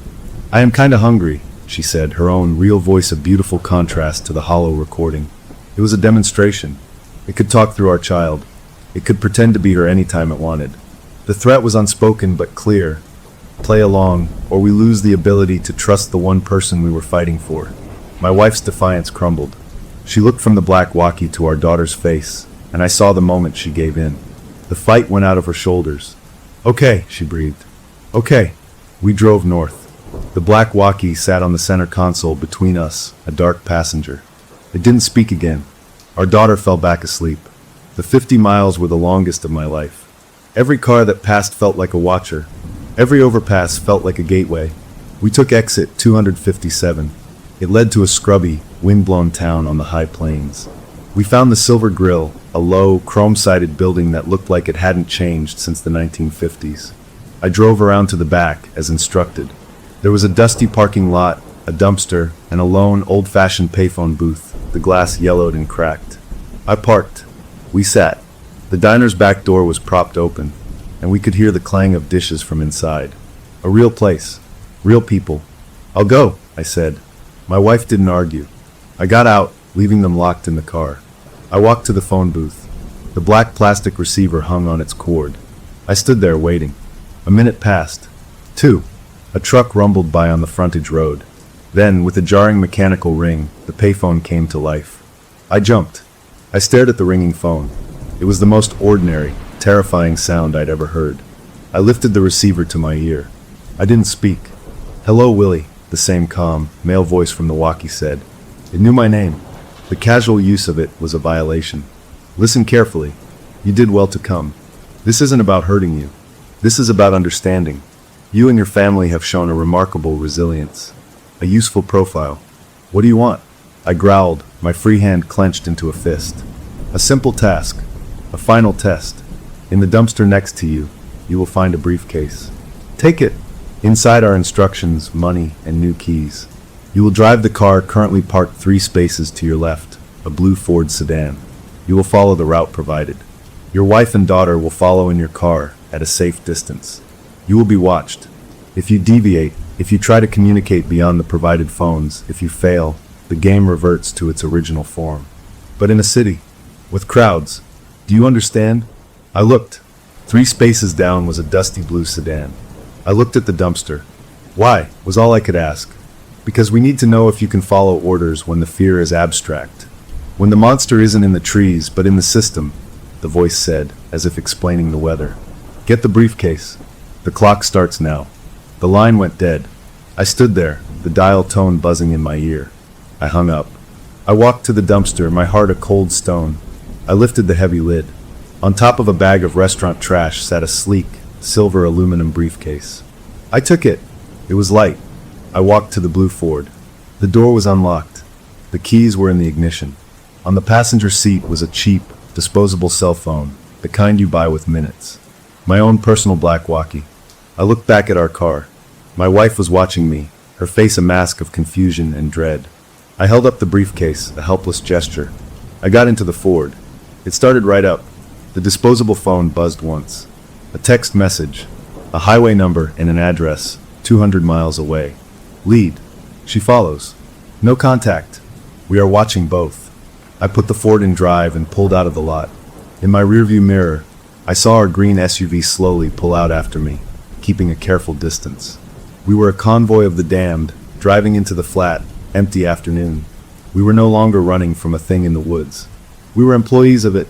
The terror had shape now, and the shape was a road stretching to the horizon, and a set of instructions, and the awful simple knowledge that it knew my name. We drove until dusk, me in front, my family behind, prisoners of the open road. The briefcase lay on the seat beside me, full of unknown rules, and the only thing louder than the engine was the question screaming in my head. What did it want us to do at the end of this drive? The 2-car convoy became our whole world. The blue Ford steering wheel was slick under my sweaty palms. Every mile marker that clicked past felt like another turn of a key, locking us deeper into this. In the rearview mirror, our green SUV was a constant, comforting, and terrifying sight. I could see the vague shape of my wife's head, the top of our daughter's car seat. They were back there, following me because a voice on a phone told them to. Because the alternative was a monster in a crowd. The disposable cell phone on the passenger seat stayed dark. The briefcase sat unopened. I was too scared to look. What if opening it triggered something? What if the instructions inside said to leave my family behind? The not knowing was a gnawing ache in my gut, but it was better than knowing for sure. We drove through a landscape that turned from scrubby plains to rolling hills. The sun began to sink, painting the sky in colors that felt like a mockery of beauty. We needed gas. The Ford's needle was edging toward empty. I couldn't just stop. Would that be a deviation? I watched for a busy truck stop, a place with lots of people and cameras. I saw one ahead, a big lit-up plaza. I signaled and pulled off, rolling to a stop at a pump. In the mirror, I saw my wife pull into a pump a few rows over. We were careful not to look at each other. I got out, the cool evening air a shock. My legs were stiff. I started pumping gas, my back to our SUV. I heard my daughter's voice then, clear and bright. "Daddy, I have to go potty." My head whipped around. She was hanging out of the SUV's window, waving at me. My wife was frantically trying to pull her back in. It was a normal kid thing, a completely normal request. But it was contact. It was communication outside the rules. I stared, panic freezing me. The disposable phone in the Ford rang, a shrill, tinny sound. I fumbled it open. "No contact," the calm male voice said. "The child's biological needs introduce variables. She may use the facilities. The mother will take her. You will proceed inside separately and purchase drinks. Observe, but do not interact. This is a test of compliance in a public space." The line went dead. It was listening. It was watching. Of course it was. I finished pumping, my hands trembling. I saw my wife getting our daughter out of the car, holding her hand tightly, walking quickly toward the building. I waited a minute, then followed. Inside the truck stop was a universe of normality. It was brightly lit, stocked with junk food and trucker hats, humming with the conversations of people just passing through. I saw my wife and daughter disappear into the women's restroom. I went to the coolers, grabbed 3 bottles of water, and went to a register. I kept my head down, paid with cash from my wallet. As I turned to leave, I saw them come out of the restroom. My daughter was chattering, pointing at a rack of stuffed animals. My wife's eyes met mine across the store for a fractured second. There was so much fear there, so much love, so many unasked questions. I gave the tiniest shake of my head, "Don't." She looked away, steering our daughter toward the door. We returned to our cars like strangers.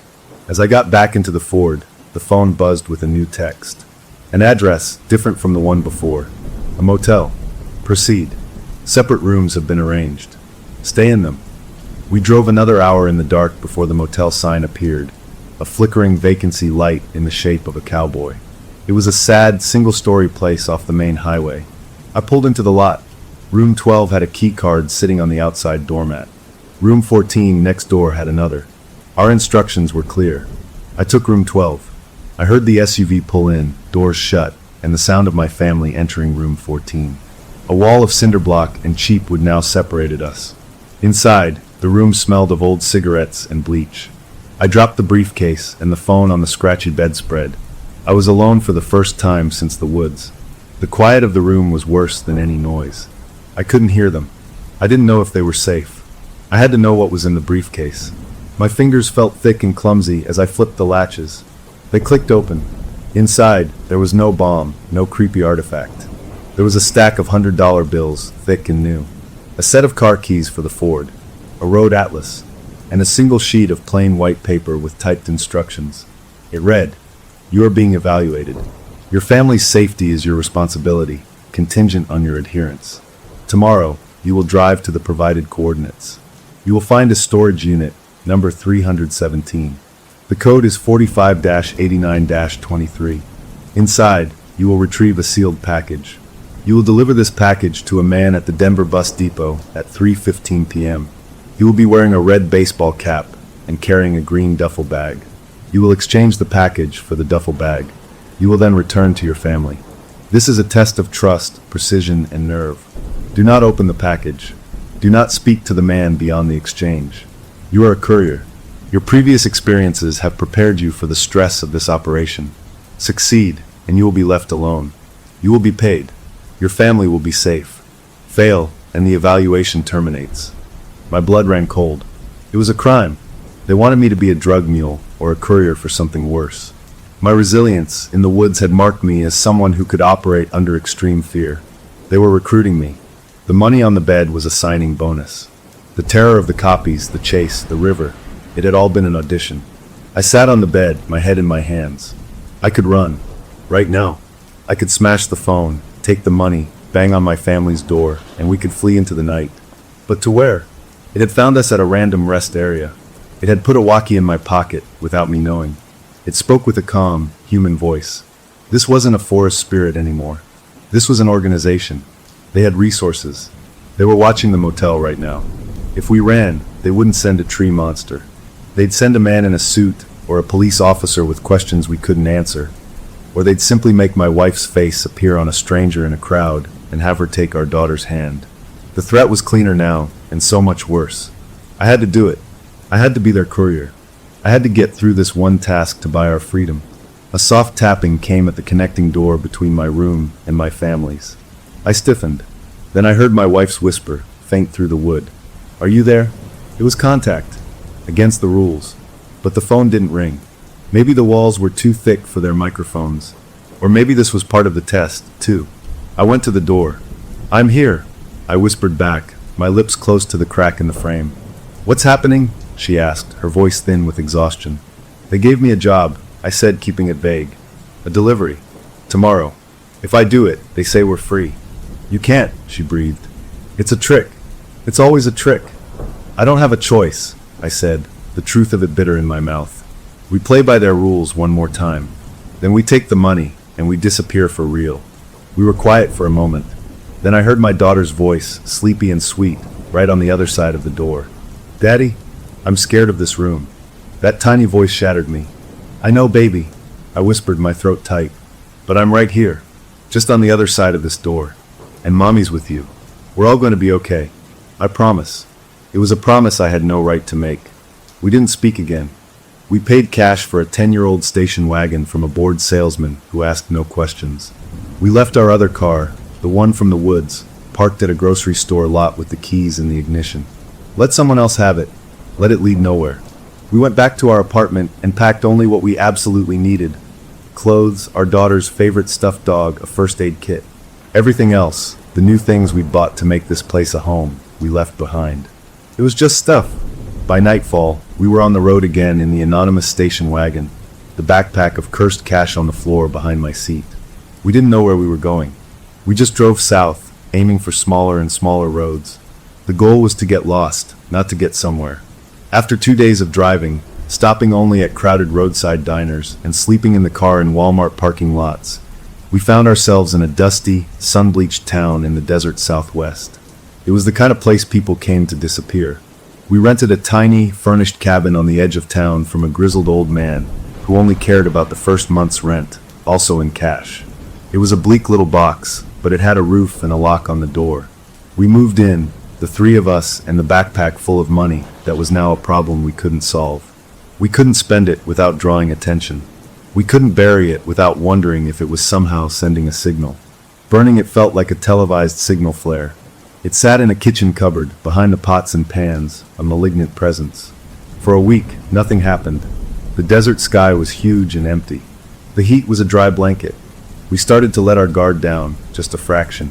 Our daughter made a friend with a jackrabbit that visited the scraggly yard. My wife planted some succulents in old coffee cans.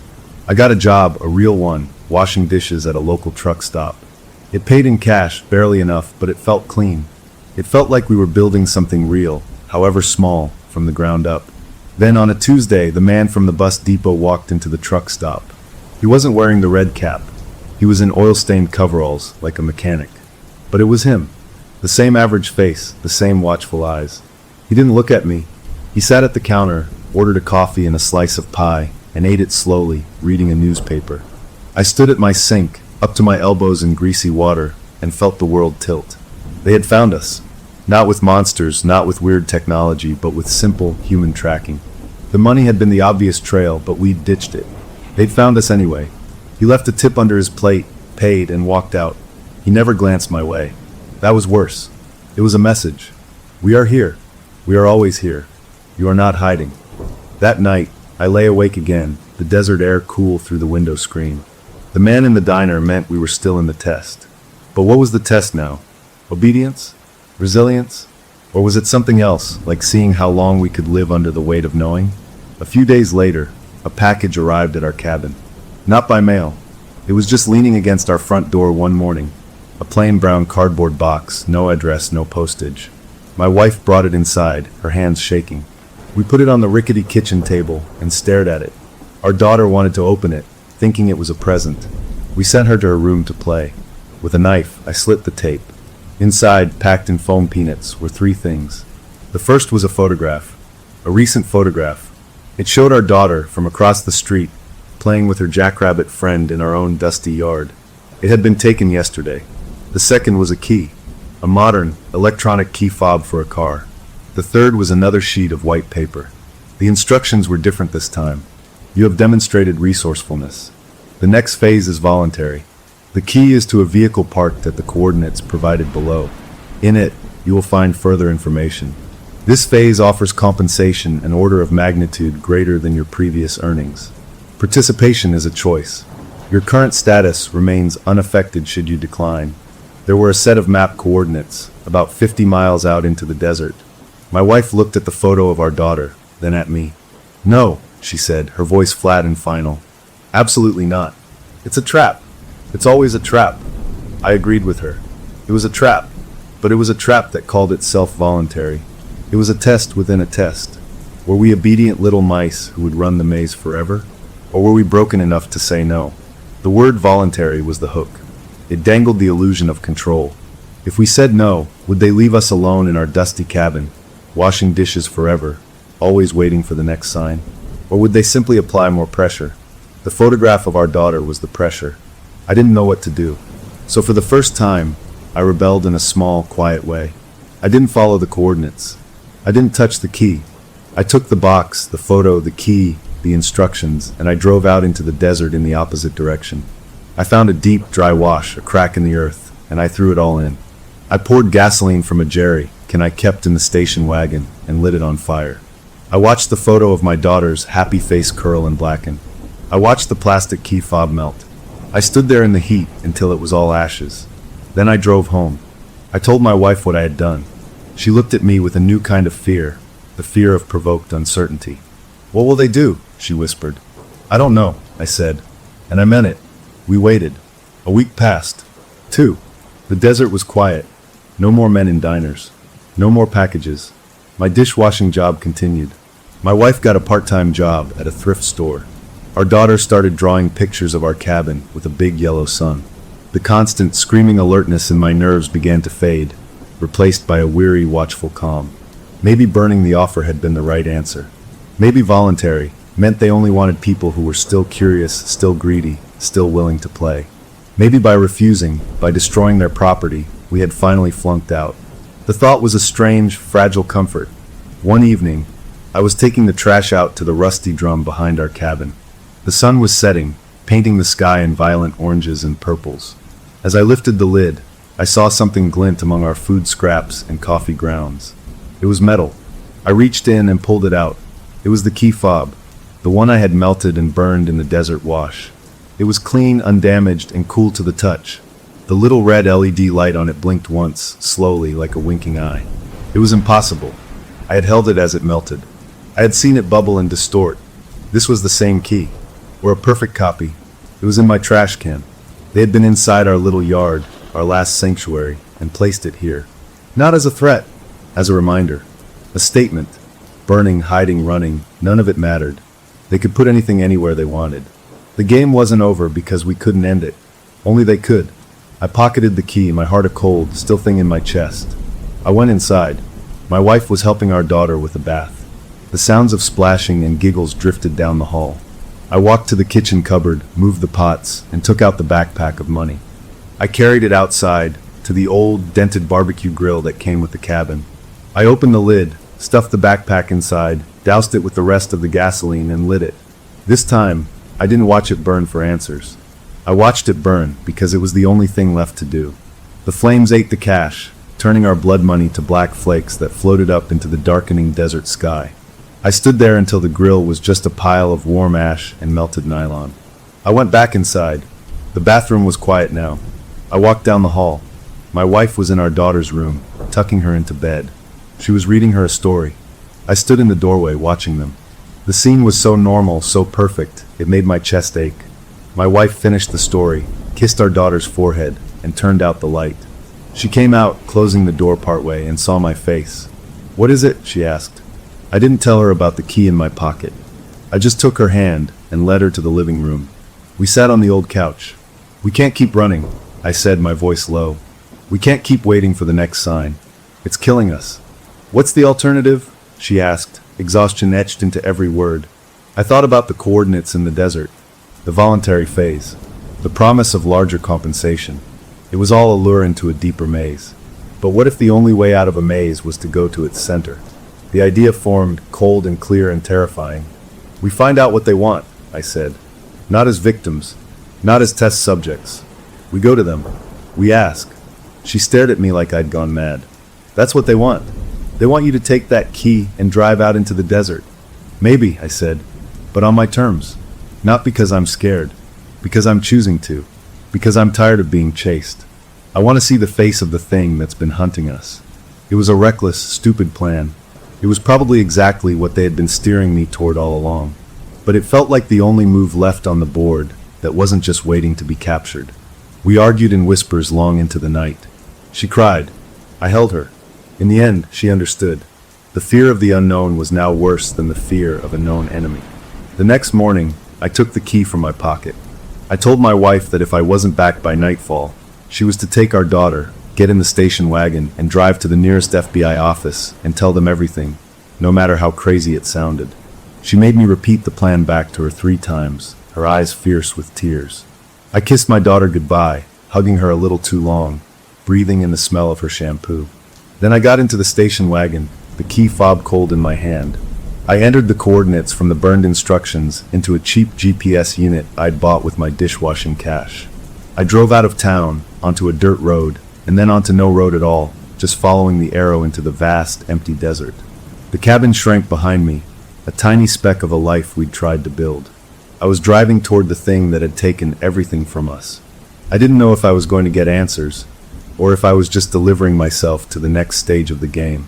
But for the first time since I'd looked up at that impossible shape in the pine tree, I felt a flicker of something other than fear.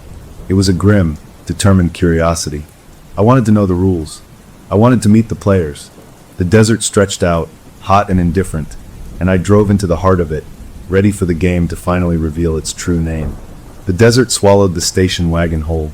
The GPS arrow pointed into a vast, flat basin of cracked earth and scrub, where the only road was the one my tires made. The heat shimmered off the ground, making distant mountains look like they were melting. I drove for an hour, the coordinates ticking down, my mouth dry as the dust coating the windshield. I wasn't scared in the way I had been in the woods. That was a sharp, animal terror. This was a cold, heavy dread, a certainty that I was driving toward an ending, one way or another. The GPS beeped. Arrival. I stopped the car. There was nothing. Just more desert. No building, no vehicle, no sign. Had it been another trick? A final joke? I got out, the sun hammering on my head. The air was so dry it felt like it was pulling the moisture from my eyes. I turned in a slow circle. Nothing. Then I saw it. Not on the ground. On the horizon. A tiny dark speck, low in the sky. It was moving and growing larger. A helicopter. It came in fast and low, a sleek, black machine with no markings. It didn't land.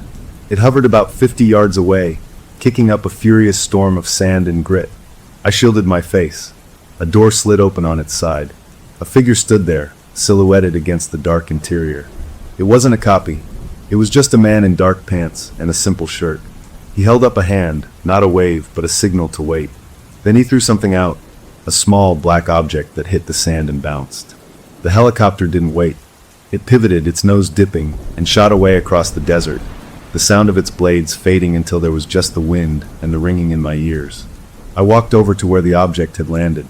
It was another key fob, identical to the first, attached to a short, stainless steel rod with a pointed tip. Stuck to the fob was a sticky note with numbers on it. GPS coordinates, again. But these were different. And below them, a time. 17:00. It was just afternoon. I had 5 hours. The new coordinates were about 100 miles to the north, near the base of those distant mountains. This was the next step. A time test. I got back in the car, my heart thudding with a weird mix of disappointment and relief. I hadn't met the mastermind. I'd gotten a new set of instructions from a delivery guy in a helicopter. I was still in the maze. I drove, pushing the old station wagon as fast as it would go on the rough ground, aiming for a paved road I could see snaking along the edge of the basin. I reached it and turned north, the mountains growing slowly larger. The landscape changed from flat desert to rocky foothills dotted with juniper trees. The coordinates led me off the highway again, up a winding, poorly maintained gravel road that climbed into the hills. The air grew cooler. I checked the clock. 4:48 p.m. I was cutting it close. The road ended at a chain-link fence. A gate was padlocked shut. Beyond it, I could see the remains of a place. Concrete foundations, a few rusted pipes sticking out of the ground, the broken shell of a single-story building. An old mining site or a failed government project. The coordinates zeroed out right here. This was the place. 1700 hours. I looked at the key fob with the rod. The rod wasn't a key. It was a probe. An antenna. I got out, the fob in my hand. The place had a lonely, forgotten feeling. The wind whistled through the broken windows of the building.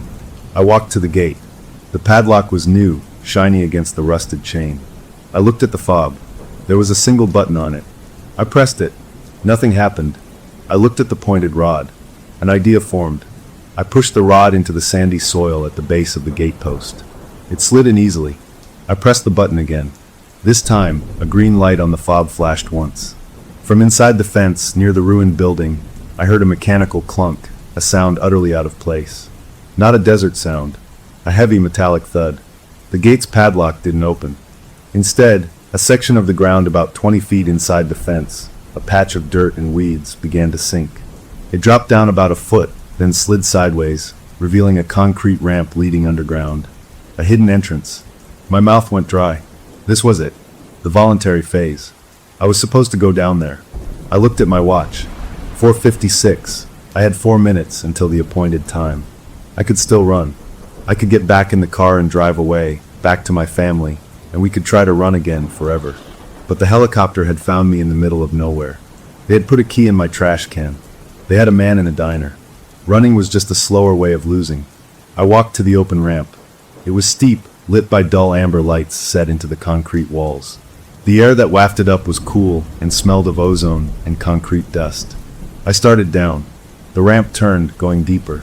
The sound of the wind vanished, replaced by a low, steady hum of machinery. At the bottom was a heavy metal door, like a bank vault door but smooth and featureless. As I approached, a slot opened in the wall to my right with a soft hiss. Inside the slot was a small touchscreen. A message glowed on it. Place hand. It wasn't a request. It was a command. I hesitated. This felt like a point of no return. But I'd passed that point miles ago. I placed my right palm flat on the screen. It was cool.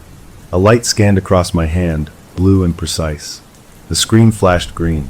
The massive door emitted a series of clunks and then slid sideways into the wall, disappearing smoothly. The space revealed was not a cave or a bunker. It looked like the lobby of a very clean, very empty office. The floors were polished concrete. The walls were white. Soft, ambient light came from strips in the ceiling. The room was empty, except for a single chair in the center.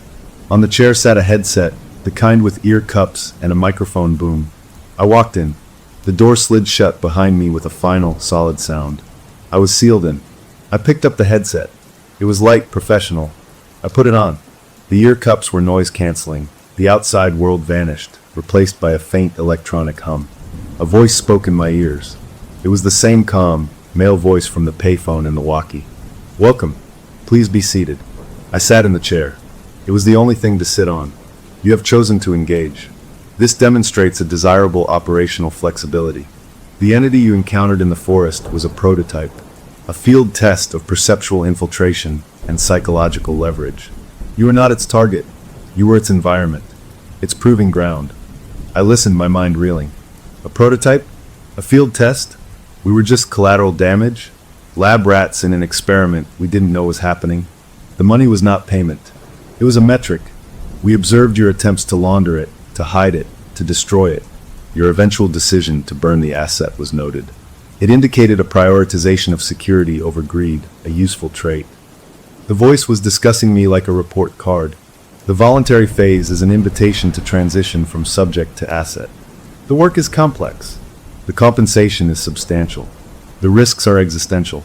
You have proven resilient under simulated exotic stress. Your family unit has proven cohesive under prolonged, abstract threat. These are rare data points. What do you want me to do? I said aloud, my voice sounding strange and small in the sterile room. For now, nothing. This is a briefing. An offer. You will leave this facility. You will return to your life.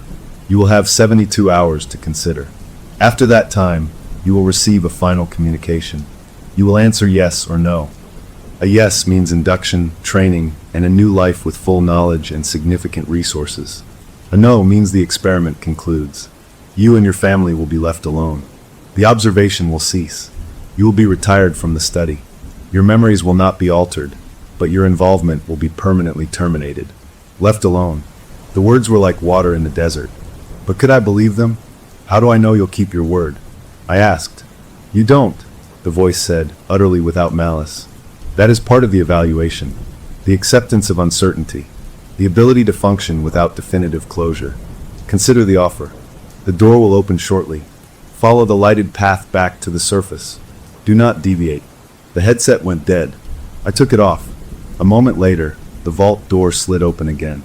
The ramp outside was now lit with a line of soft blue LED lights along the floor, showing the way out. I stood up, my legs weak. I walked out up the ramp. The door closed behind me. The section of ground slid back into place with a gritty rumble, hiding the entrance perfectly. It was just a patch of dirt again. The sun was low in the sky, casting long shadows. I was back in the real world, but I felt like I'd left a piece of myself underground. I drove back to the cabin in a daze. The desert night was black and full of stars by the time I got close to home. I saw the warm yellow light of our windows from down the road, a tiny beacon in the immense dark. My wife must have been watching, because she ran out the door as I pulled up. She threw her arms around me, burying her face in my shoulder. "You're alive," she whispered over and over. Inside, our daughter was already asleep. We sat at the kitchen table, and I told her everything.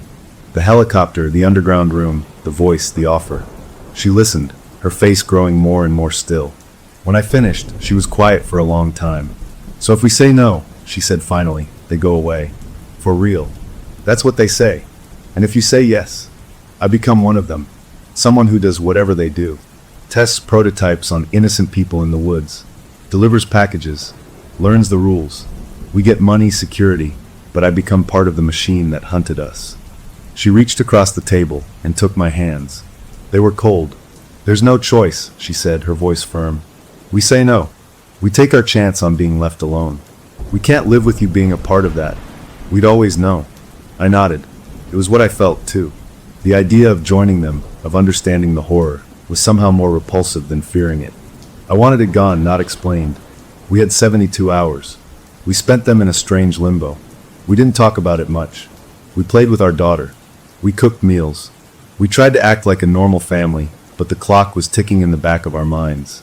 I found myself looking at my wife and child, memorizing the lines of their faces, the sounds of their laughs, as if I might have to give them up. The morning of the third day, the communication came. Not a walkie, not a phone. A small, white card, like a business card, was sitting on our front porch.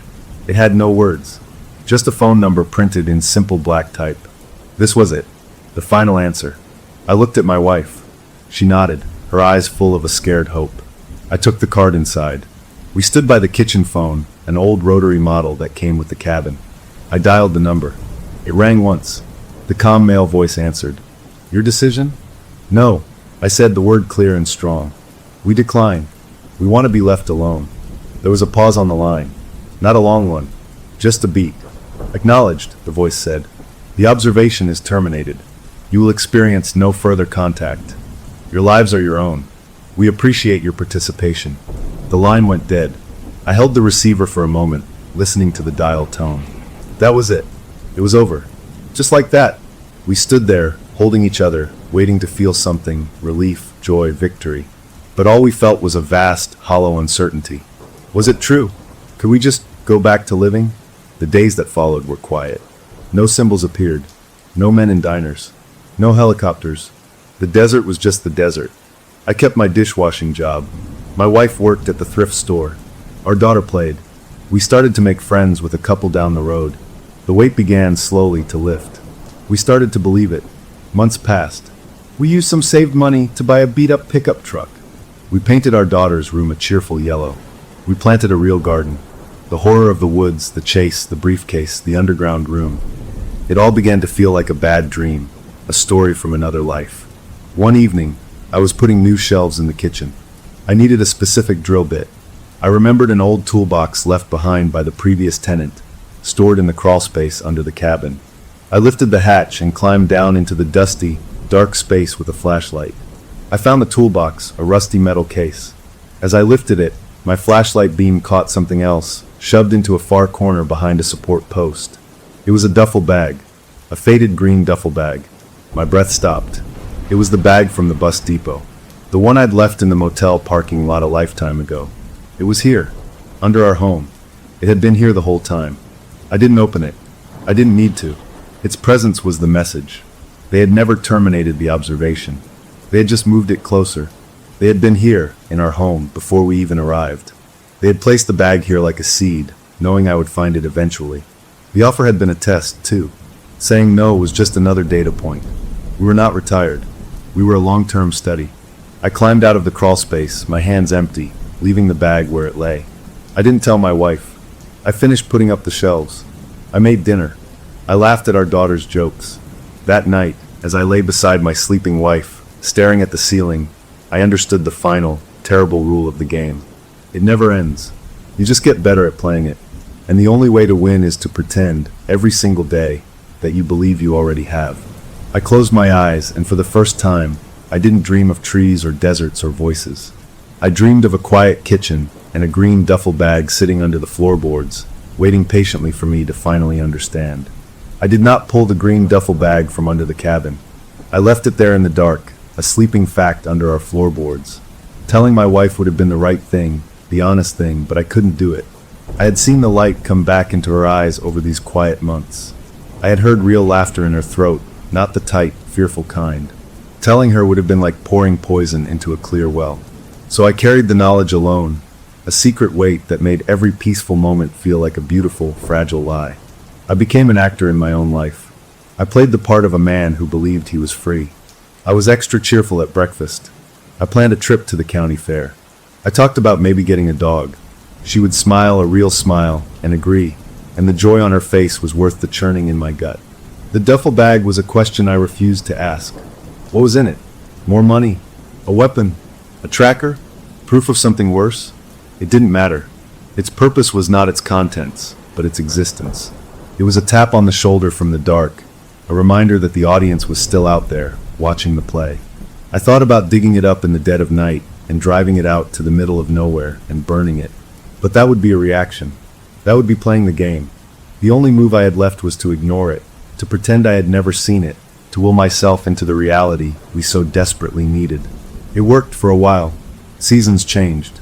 The desert bloomed briefly after a rare rain, painting the brown hills with specks of color. Our daughter started calling the cabin home. My wife got a promotion at the thrift store to assistant manager. The ordinary world was stitching itself back together over the wound. Then, on a Tuesday afternoon so normal it felt scripted, the man from the bus depot, the one in the coveralls, came into the diner where I washed dishes. He didn't sit at the counter this time. He walked right past the servers, pushed through the swinging doors into the steamy, noisy kitchen, and stood there, looking at me. The other guys on the line stopped, their spatulas hovering. The boss, a big guy named Ray, frowned. "Can I help you, pal?" "Employees only." The man ignored him. His eyes were on me.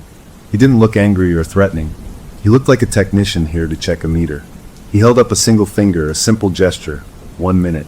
Then he turned and walked back out. My boss and the other cooks stared at me. "Friend of yours?" Ray asked, his tone suspicious. "No," I said, my voice rough. "No, he's not." I took off my apron, my heart a cold lump. "I need 5 minutes, Ray." "I'm sorry." I didn't wait for an answer. I followed the man out. He was standing by a plain, gray sedan parked at the edge of the lot. He leaned against it, waiting. I walked up to him, the asphalt hot under my thin kitchen shoes. "You said no contact," I said, my voice low and tight. "The observation was terminated." "It was," the man said. His voice was ordinary, a little raspy. Not the calm voice from the headset. This was a working man. "This is an observation. This is a courtesy." He reached into the car's open window and pulled out a familiar object. The black, industrial walkie-talkie. He held it out to me. I didn't take it. "What's the courtesy?" I asked. "A heads up. The project you were involved with, the forest prototype, it's been decommissioned. The data's been analyzed. The files are being archived. That means all associated assets are being reviewed, including you, your family." The word assets made my skin crawl. Reviewed for what? For continued value. For risk assessment. The offer you declined placed you in a neutral category.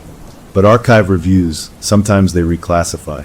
Sometimes they decide long-term subjects are a liability. He said it like he was talking about cleaning out a storage locker. What does that mean? It means someone somewhere might decide that a clean break is tidier than an open file. They might decide to close the file. Permanently. He wasn't threatening me. He was explaining the weather. A bureaucratic chill settled in my bones. They weren't monsters in the trees. They were men in offices who saw us as a line item, a file to be closed. "Why tell me?" I asked. He shrugged his shoulder. "I don't like archive reviews. They get messy. I was the field operative on your tail for a while. You're a resilient guy. You love your family. You just wanted to be left alone. I get that. Consider this a professional courtesy from one working man to another. You have a window. Maybe a week. Maybe less." He tossed the black walkie onto the passenger seat of his car. "If you hear that thing crackle, it's not a test. It's a notification. And then you run. You don't stop. You understand?" I nodded numb.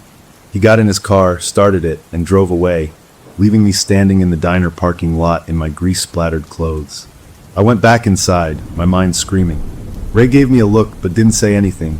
I finished my shift in a robotic daze. I drove home, the familiar desert road now feeling like a funnel leading to a cage. My wife knew something was wrong the moment I walked in.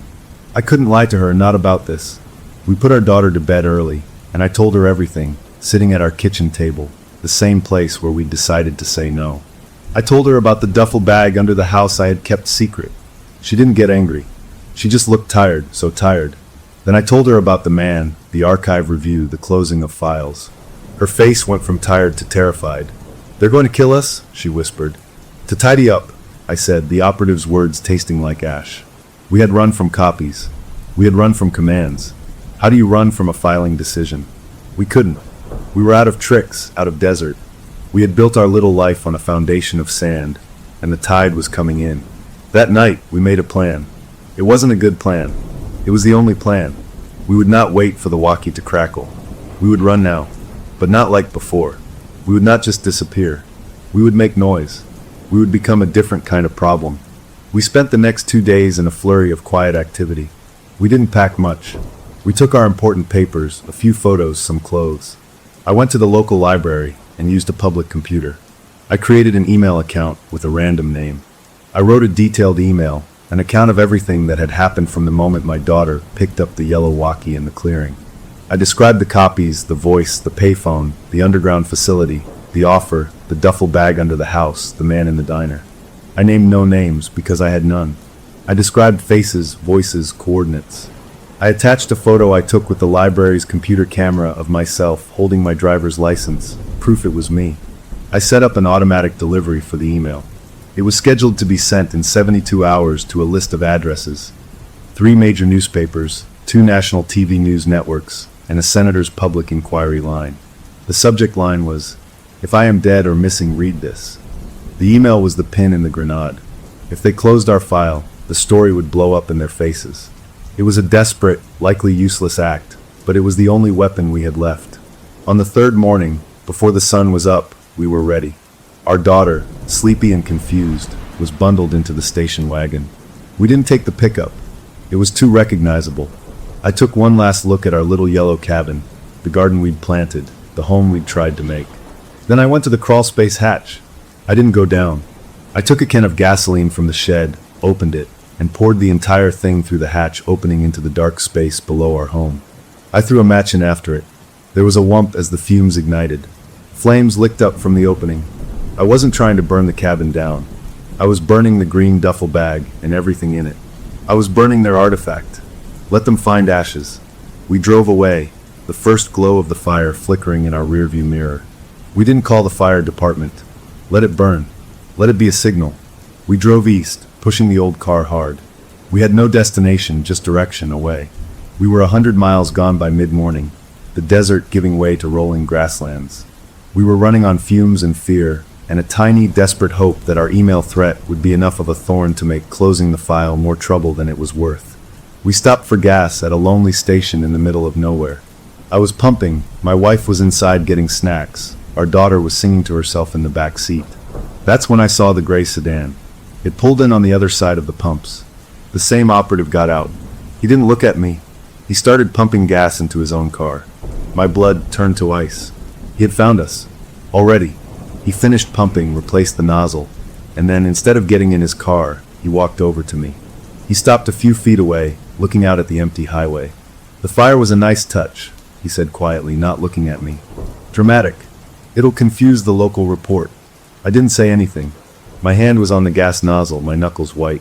The archive review moved up, he said. Decisions were made last night. He finally looked at me. His eyes were not unkind. They were resigned. The email you set up at the library, the dead man's switch. They found it. They scrubbed it. It never sends. The last bit of hope drained out of me, leaving a hollow, cold space. So that's it, I whispered. He shook his head, a tiny motion. Like I said, I don't like messy. And you're not an asset. You're not a liability. You're a man who loves his family. That's a rare thing in my line of work. It should count for something. He reached into his jacket pocket and pulled out a set of keys. He tossed them to me. I caught them reflexively. They were car keys attached to a fob for a minivan. Blue Honda Odyssey, parked around the back of the service bay, he said, nodding toward the station building. Registration and insurance in the glove box are clean, untraceable back to you. There's a box in the back with cash, passports, and new social security cards.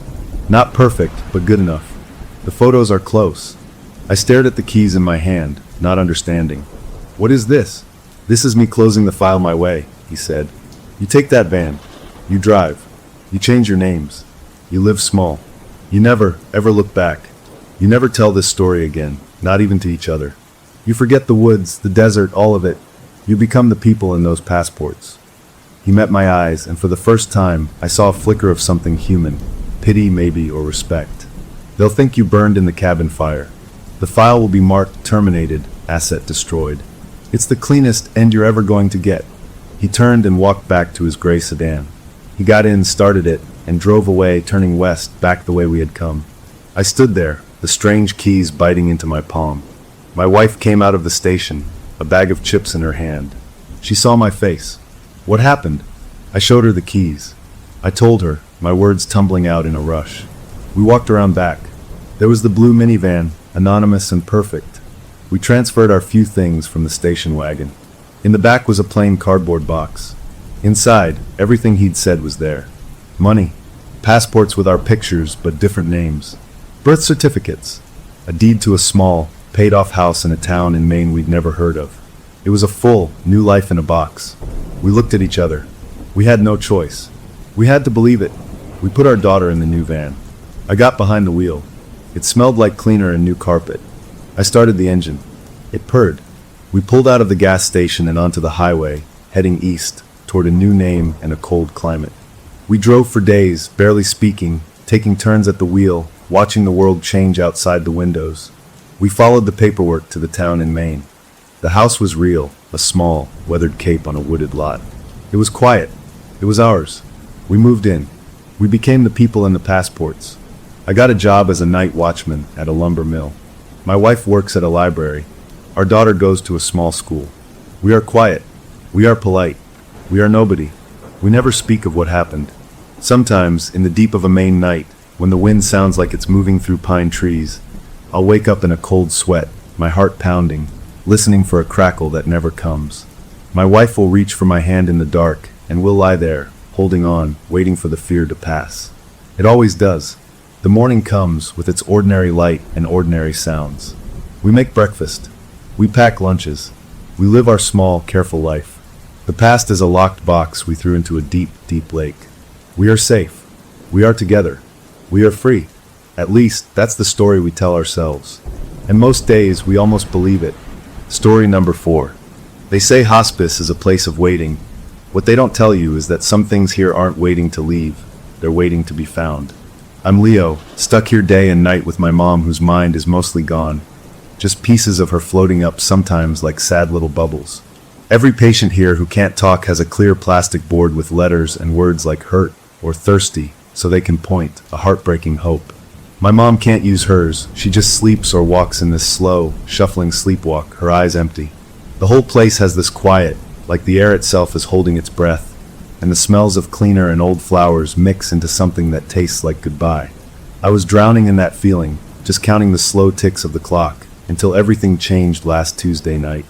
The head nurse, a tough woman with kind eyes who has seen it all, pulled me into the hall with a look on her face I couldn't read, something between wonder and plain fear.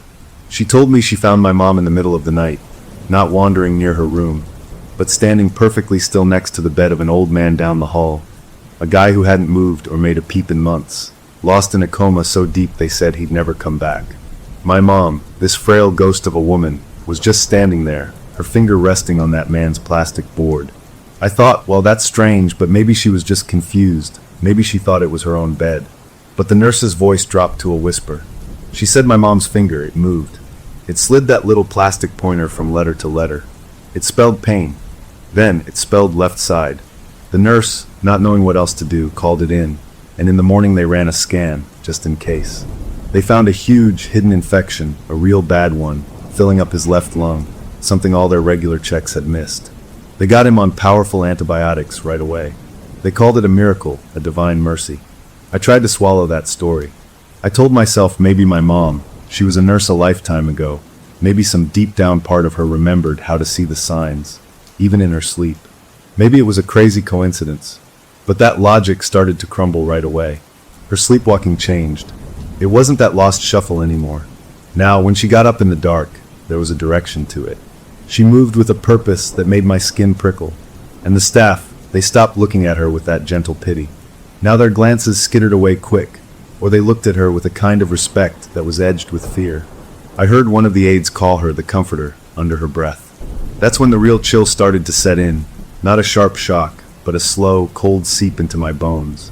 A few nights after the first incident, I was dozing in the awful chair by her bed when I felt the room change. It was 2 a.m. exactly. She sat up, her eyes open but seeing nothing in this world, and she got up and walked out.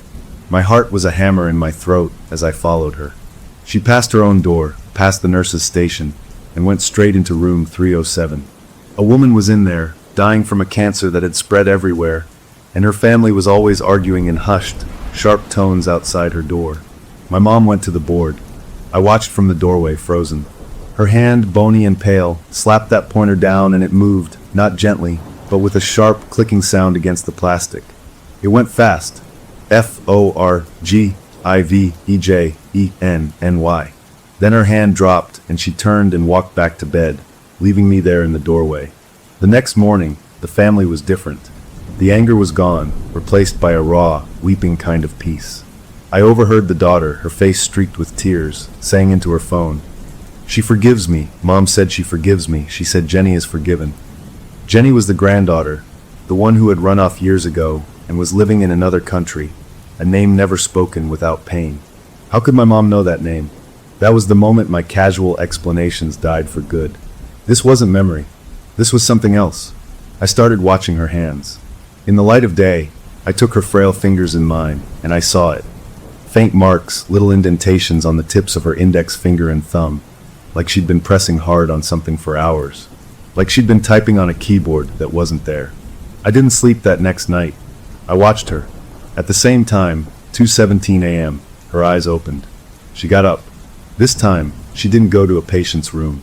She walked to the nursing station, empty in the middle of the night, and with that same blank sleepwalker's focus, she reached out and took the master key card right off the desk where the head nurse had left it on a clipboard. My breath caught. This wasn't just moving a pointer. This was using a tool. She walked down to the very end of the hall, to a door marked sunroom, out of use, that was always locked. She swiped the card. The little light flashed green. The door clicked open. A wave of cold air, smelling of dust and old linens, washed out. I followed, my shoes soundless on the tile. The room was dark, lit only by the moon through big, grimy windows. It was full of stored stuff, old beds and broken chairs. In the center was a round table. She walked to it and sat down, placing her palms flat on its surface. Her head fell forward. For a long minute, nothing. Then a sound came out of her. It wasn't her broken whisper. It was a young girl's voice, bright and sweet and utterly wrong, coming from my mother's mouth. "This isn't a hospice," it said, cheerful and clear. "It's a larder. You're all waiting to be ripe." I felt my legs go weak. I must have made a noise, because her head snapped up. The girl's voice was gone. Now it was my mom, truly my mom, her eyes wide with a terror I had never seen before, looking right at me. She was crying, real tears cutting through the emptiness. "Don't let it eat my baby," she whimpered, her own voice cracking with a raw fear. "Please don't let it in." She was begging me. Then her eyes rolled back, and she slumped forward onto the table. I rushed to her, gathered her up, her body light as a bundle of sticks. I carried her back to her room, my mind screaming. I tucked her in and she fell into a deep, motionless sleep. The key card felt like ice in my hand. I went back to the nurse's station to put it back, my hand shaking so bad I dropped it. When I picked it up, I looked at the little computer screen that logged the swipes. It showed the sunroom door had been accessed at 2:15 a.m. My eyes scanned to the user. It wasn't the head nurse's card. It was assigned to a doctor who, according to the note on the screen, had died peacefully in this very hospice wing 6 months ago. I stood there in the humming quiet of the night, the only sound the distant beep of machines, and I understood with a certainty that settled in my stomach like a stone. The miracle was real, but it wasn't divine. Something was here, in this place of endings, and it had chosen my mother to be its voice. It wasn't just comforting the dying, it was talking to them, and from the look of pure terror on my mother's face in that sunroom, whatever was talking was hungry. The question that hung in the still, cool air around me, a question that made it impossible to even think of leaving, was simple and terrifying. What did it want to say next, and what would happen when it was done talking? For now, my mother sleeps, and the hall is calm, but the quiet doesn't feel peaceful anymore. It feels like the pause before a word you're afraid to hear. The morning after the sunroom felt like walking through a world made of glass, every step careful, afraid the whole fragile reality would crack and show the wrongness underneath. My mom woke up her usual cloudy self, no memory of the night, no hint of that chilling girl's voice or her own desperate plea. I sat with her, feeding her applesauce, and the normalcy of it was the most frightening thing of all. The head nurse came in, her kind eyes shadowed with new lines. She didn't ask about the key card. She just said, "We need to talk." We went to a small office cluttered with files. She closed the door and let out a long breath. "It happened again last night," she said, her voice low. "Not just your mom. The lights." I must have looked confused because she turned her computer monitor toward me. It showed a grainy black and white view of the hallway from a security camera. The timestamp read 2:14 a.m. Everything was still. Then, exactly as the clock ticked to 2:15, every single one of the overhead lights in the hall dimmed. They didn't flicker. They just got darker for a count of 3 slow seconds, then brightened back to normal. "The power log shows no dip," she said, pointing to another screen full of numbers. "Nothing from the grid. It's like something here just drank the light for a moment." My mouth was dry. "And then?" I asked. She fast-forwarded the footage. At 2:17, my mom's door opened, and she walked out, that purposeful sleepwalk carrying her down the hall. She went into room 308. The nurse skipped ahead. "The patient in 308, Mr. Evans, he passed this morning. Just before he did, he woke up for the first time in weeks. He was clear as a bell.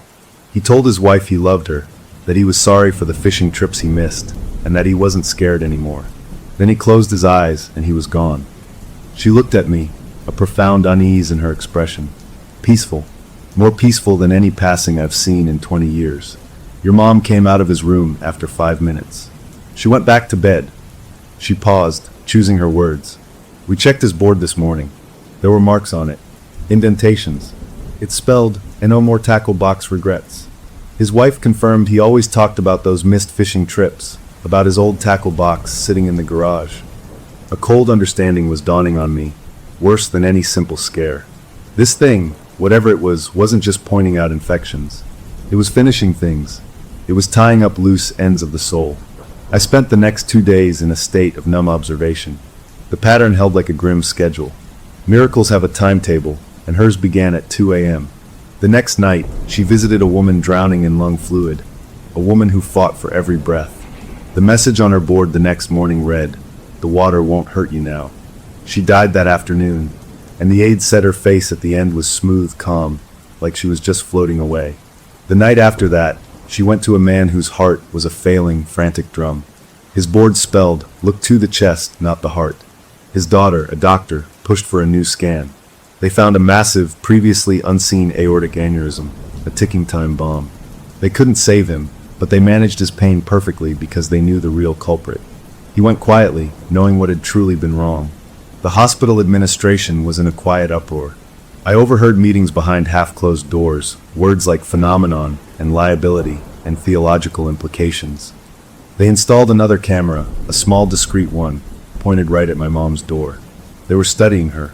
I felt like I was living in a cage with a sleeping lion, watching scientists take notes from a safe distance. Not understanding the lion was just a tool for something in the shadows. I had to see it for myself. I couldn't just watch the footage. I had to be there. So the next night, I made a nest in the recliner in her room, a coffee cup cold in my hand, and I waited. The room got that feeling again, that waiting feeling, like the air was charged before a storm. At 2:17, right on schedule, she sat up. Her eyes were open, that glassy, empty look. She swung her legs over the side of the bed and stood. I said her name, softly then louder. Nothing. She walked past me like I was part of the furniture. I followed, my pulse pounding in my ears. She didn't go for the key card this time. She went straight to room 310. The door was ajar. I stayed in the hallway, peering in, hidden by shadow. An old man lay in the bed, his breathing shallow. His board was on the rolling table beside him. My mom walked to it, picked up the pointer, and her hand moved. It wasn't gentle or spiritual. It was sharp, mechanical, a rapid tap-tap-tap against the plastic. THEDEBTISPAID. She set the pointer down. At that exact moment, the old man in the bed let out a long, slow sigh, a sound that seemed to come from the very bottom of his lungs, a sound of release. Then she turned and walked back to her room, past me as if I were invisible. I stood there in the hall, trembling. The next morning, I learned the rest. The old man's family had gathered. They weren't crying in grief, but in a kind of shocked relief. His son told the head nurse. Last night he woke up. He grabbed my hand. He said, "Tell Marjorie the debt is paid. She'll know." Marjorie was his sister, who had loaned him a life savings 40 years ago, a debt he never repaid and that had festered between them, a secret shame he carried. He died an hour after waking. The head nurse and I reviewed the new camera footage together, the one on her door. It showed the same thing. At 2:14, the hall lights dimmed for 3 seconds. At 2:17, she exited. But as we watched her walk down the hall, something else happened. On every door she passed, the small red call nurse button, the one patient's press for help, gave a single, faint pulse of light. Not enough for an alert to sound at the station. Just a quiet, red blink, one after another, like a silent acknowledgement of her passing. A wave of nausea hit me. This wasn't random. This was a system. The place itself was awake and responding to it. I spent the day in a daze, trying to act normal for my mom, who smiled at her pudding unaware. That night, exhausted beyond fear, I fell into a hard sleep in the chair. I woke up suddenly, not to her moving, but to a sound. It was my mom's voice, but it was clear, stronger than I'd heard it in years. She was asleep, her eyes closed, but she was smiling. A wide, easy, peaceful smile that looked nothing like her. And she spoke. The voice wasn't the young girl's. It was calm, adult, almost businesslike. "Inventory," she said, the word clear as day in the dark room, "is progressing nicely." Then the smile faded, and she was just asleep again. I sat there until the sun came up, watching her, the word inventory turning over and over in my mind. It wasn't a word of comfort or mercy. It was a word for counting stock, for assessing value, for preparing items for use or for sale. The patients, their secrets, their regrets, their pains, it was all just inventory, and my mother was the counter. The sense of closure was cold but solid. I now knew the pattern, the method, and the horrifying, efficient purpose. The miracles were a harvesting of peace, a settling of accounts that made the dying perfect for whatever came next. The chapter of wondering what was happening was closed. But the new question, the one that hooked into my heart and wouldn't let go, was much simpler and much worse. Now that the inventory was nearly complete, what was it going to do with all that it had collected? True horror isn't a monster in the closet. It's your mother's hands becoming a stranger's tools. I learned that over the next few days, watching her, watching the staff, feeling the whole wing of the hospice change around me. The air wasn't peaceful anymore, it was watchful. The nurses moved quicker, spoke softer, and their eyes kept drifting to my mom's door with a look I finally recognized. It was the same way they looked at the fancy, dangerous medical equipment they respected and feared. She was a machine to them now, a machine that made perfect, painless deaths, and that was a power that left everyone speechless. I started my own research, not in books, but in the only records I had, the patients. I made a list in a small notebook, a grim little log. Mr. Jacobs, infection, left lung, died 2 days after his message. Mrs. Gable, the drowning feeling, died the same day. Mr. Evans, the fishing trips, died that morning. The old man, the debt, died within hours. Every single person my mom visited, every soul who received a miracle message, was gone within 72 hours. The messages weren't saving them. They were finishing them. They were like the final line on a form, signed and processed. The head nurse confirmed it when I showed her my notes, her face pale under the fluorescent lights of her office. She nodded slowly, sadly. "I know," she whispered. "The rate, it hasn't gone up. People die here, it's what happens. But the way, Leo, they're too peaceful. It's not natural. It's like they're being smoothed out." That word, smoothed out, echoed in my head. It fit perfectly with inventory. You smooth out items, you organize them, you prepare them for whatever comes next. My mom's waking hours were worse. She was slipping further from me. She'd cringe away from the sunlight streaming through the window, whimpering and turning her face into the pillow. She'd scribble on napkins with a shaky hand, not words, but shapes. Spiral shapes, over and over, coiled lines that went round and round with no beginning and no end. They filled the margins of her menu, the back of her medication schedule. She'd draw them while staring at the wall, her mouth moving silently. I tried to ask her about them, but she'd just look at me with a confusion that was tinged with a new, deeper fear, like she was trying to remember a terrible dream. I needed to understand the sunroom. That was the source, the valve box as the dead doctor's notes had called it. I waited for a busy moment in the afternoon, when the shift changed and the halls were full of clattering carts and chatting aides. I took a deep breath and walked down to the end of the hall. The door still said sunroom, out of use. I looked both ways, my heart doing a clumsy dance against my ribs, and I tried the handle. It was locked, but I remembered the key card. The head nurse kept hers in her pocket now, but the spare, the general one, was in the top drawer of the med cart during the day for emergencies. I waited until the nurse doing rounds went into a patient's room, then I moved. I fumbled the drawer open, my fingers clumsy with panic, grabbed the flat white card, and was at the sunroom door in 10 long strides. A swipe, a green flash, a click that sounded louder than any alarm. I slipped inside and closed the door behind me, leaning against it, listening. No shouts, no running feet. I was in. The room in the daytime was just a sad, dusty storage space. Old 4 poles huddled in a corner like skeletons. Boxes of paper towels were stacked next to a broken recliner. The big round table sat in the middle of it all, a layer of gray dust covering its surface. I walked to it, the dust puffing up under my sneakers. This was where she sat. This was where the girl's voice came from. I brushed the dust off the center of the table with my sleeve, and there it was, my breath caught. Carved into the wood, worn smooth by time but still perfectly clear, was a large, intricate design. It wasn't a normal Ouija board with letters and numbers. This had symbols, weird angular shapes that looked like twisted letters from no language I'd ever seen. And in the very center, dominating the whole table, was a spiral. The exact same spiral my mother had been drawing on every piece of paper she could find. It wasn't a doodle. It was a brand, a signature. This was its mark. The room felt different now, knowing this was here. It wasn't just a room, it was an instrument, a telephone line to somewhere else.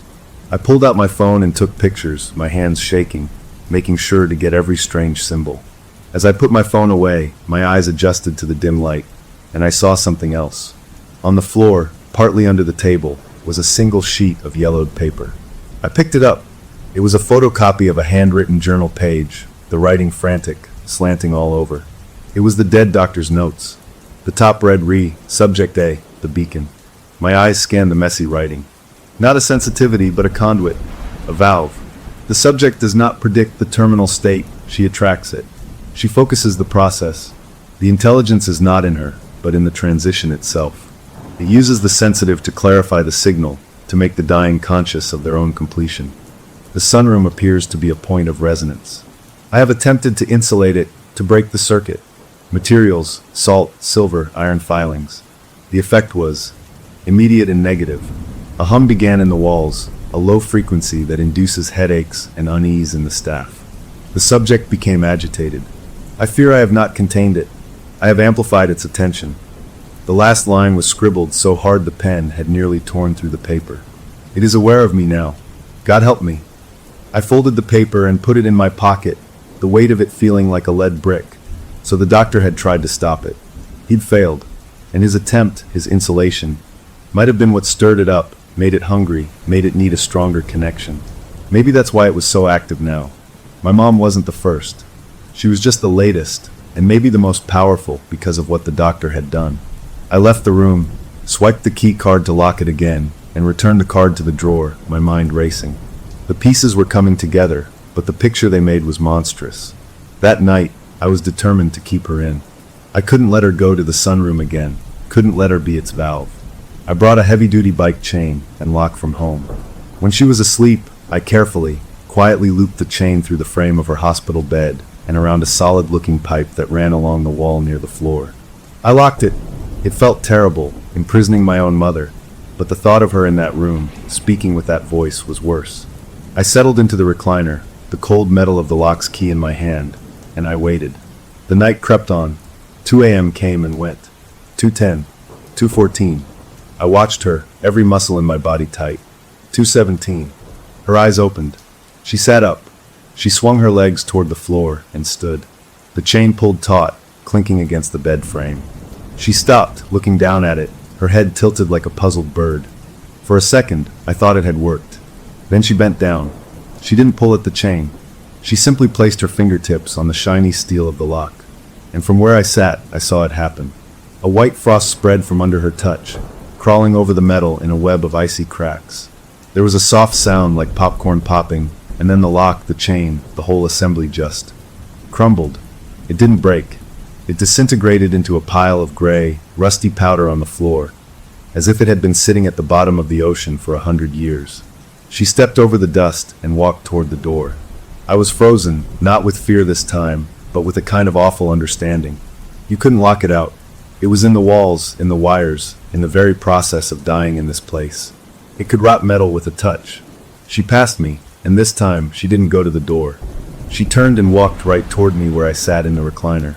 I shrank back, but there was nowhere to go. She reached out, not for my face, but for my chest. Her hand, cold as a stone from a riverbed, laid flat over my heart, and the world fell away. It wasn't a vision of pictures. It was a flood of feelings, a tidal wave of every bad thing I'd ever carried. The sour, guilty taste of wishing my dad's long sickness would just end already. The sharp, lonely ache of seeing my friends move on with their lives while I was stuck in this room. The hollow, cold spot where I'd secretly felt relief when the doctor said my mom wouldn't know me much longer, because the burden would be lifted. It was all there laid bare, felt as fresh as the day it happened. It was an inventory of me, my soul's unfinished business. I couldn't breathe. I could feel her hand, cold and steady, and behind it, a presence, vast and patient, sorting through my regrets like cards in a file. And then, in the middle of it, I heard a chorus of whispers, not from the room, but inside my head, using my mom's voice but speaking with many tones at once. Regret over the father's passing, fear of the inherited mind fading, secret relief at the end of the caretaking burden, a promising bloom of grief. They were cataloging me, assessing my ripeness. Just as suddenly as it started, it stopped. The weight lifted. The feelings receded, leaving me cold and hollowed out. She took her hand from my chest. The cold, young girl's voice came from her mouth, clear and final. Not yet ripe, it said, with a hint of clinical disappointment, but marked. The grief is a promising bloom. Then she turned, walked out of the room, and down the hall, leaving me slumped in the chair, gasping like I'd been hauled up from deep water. I was marked. Not for death, not now, but for later.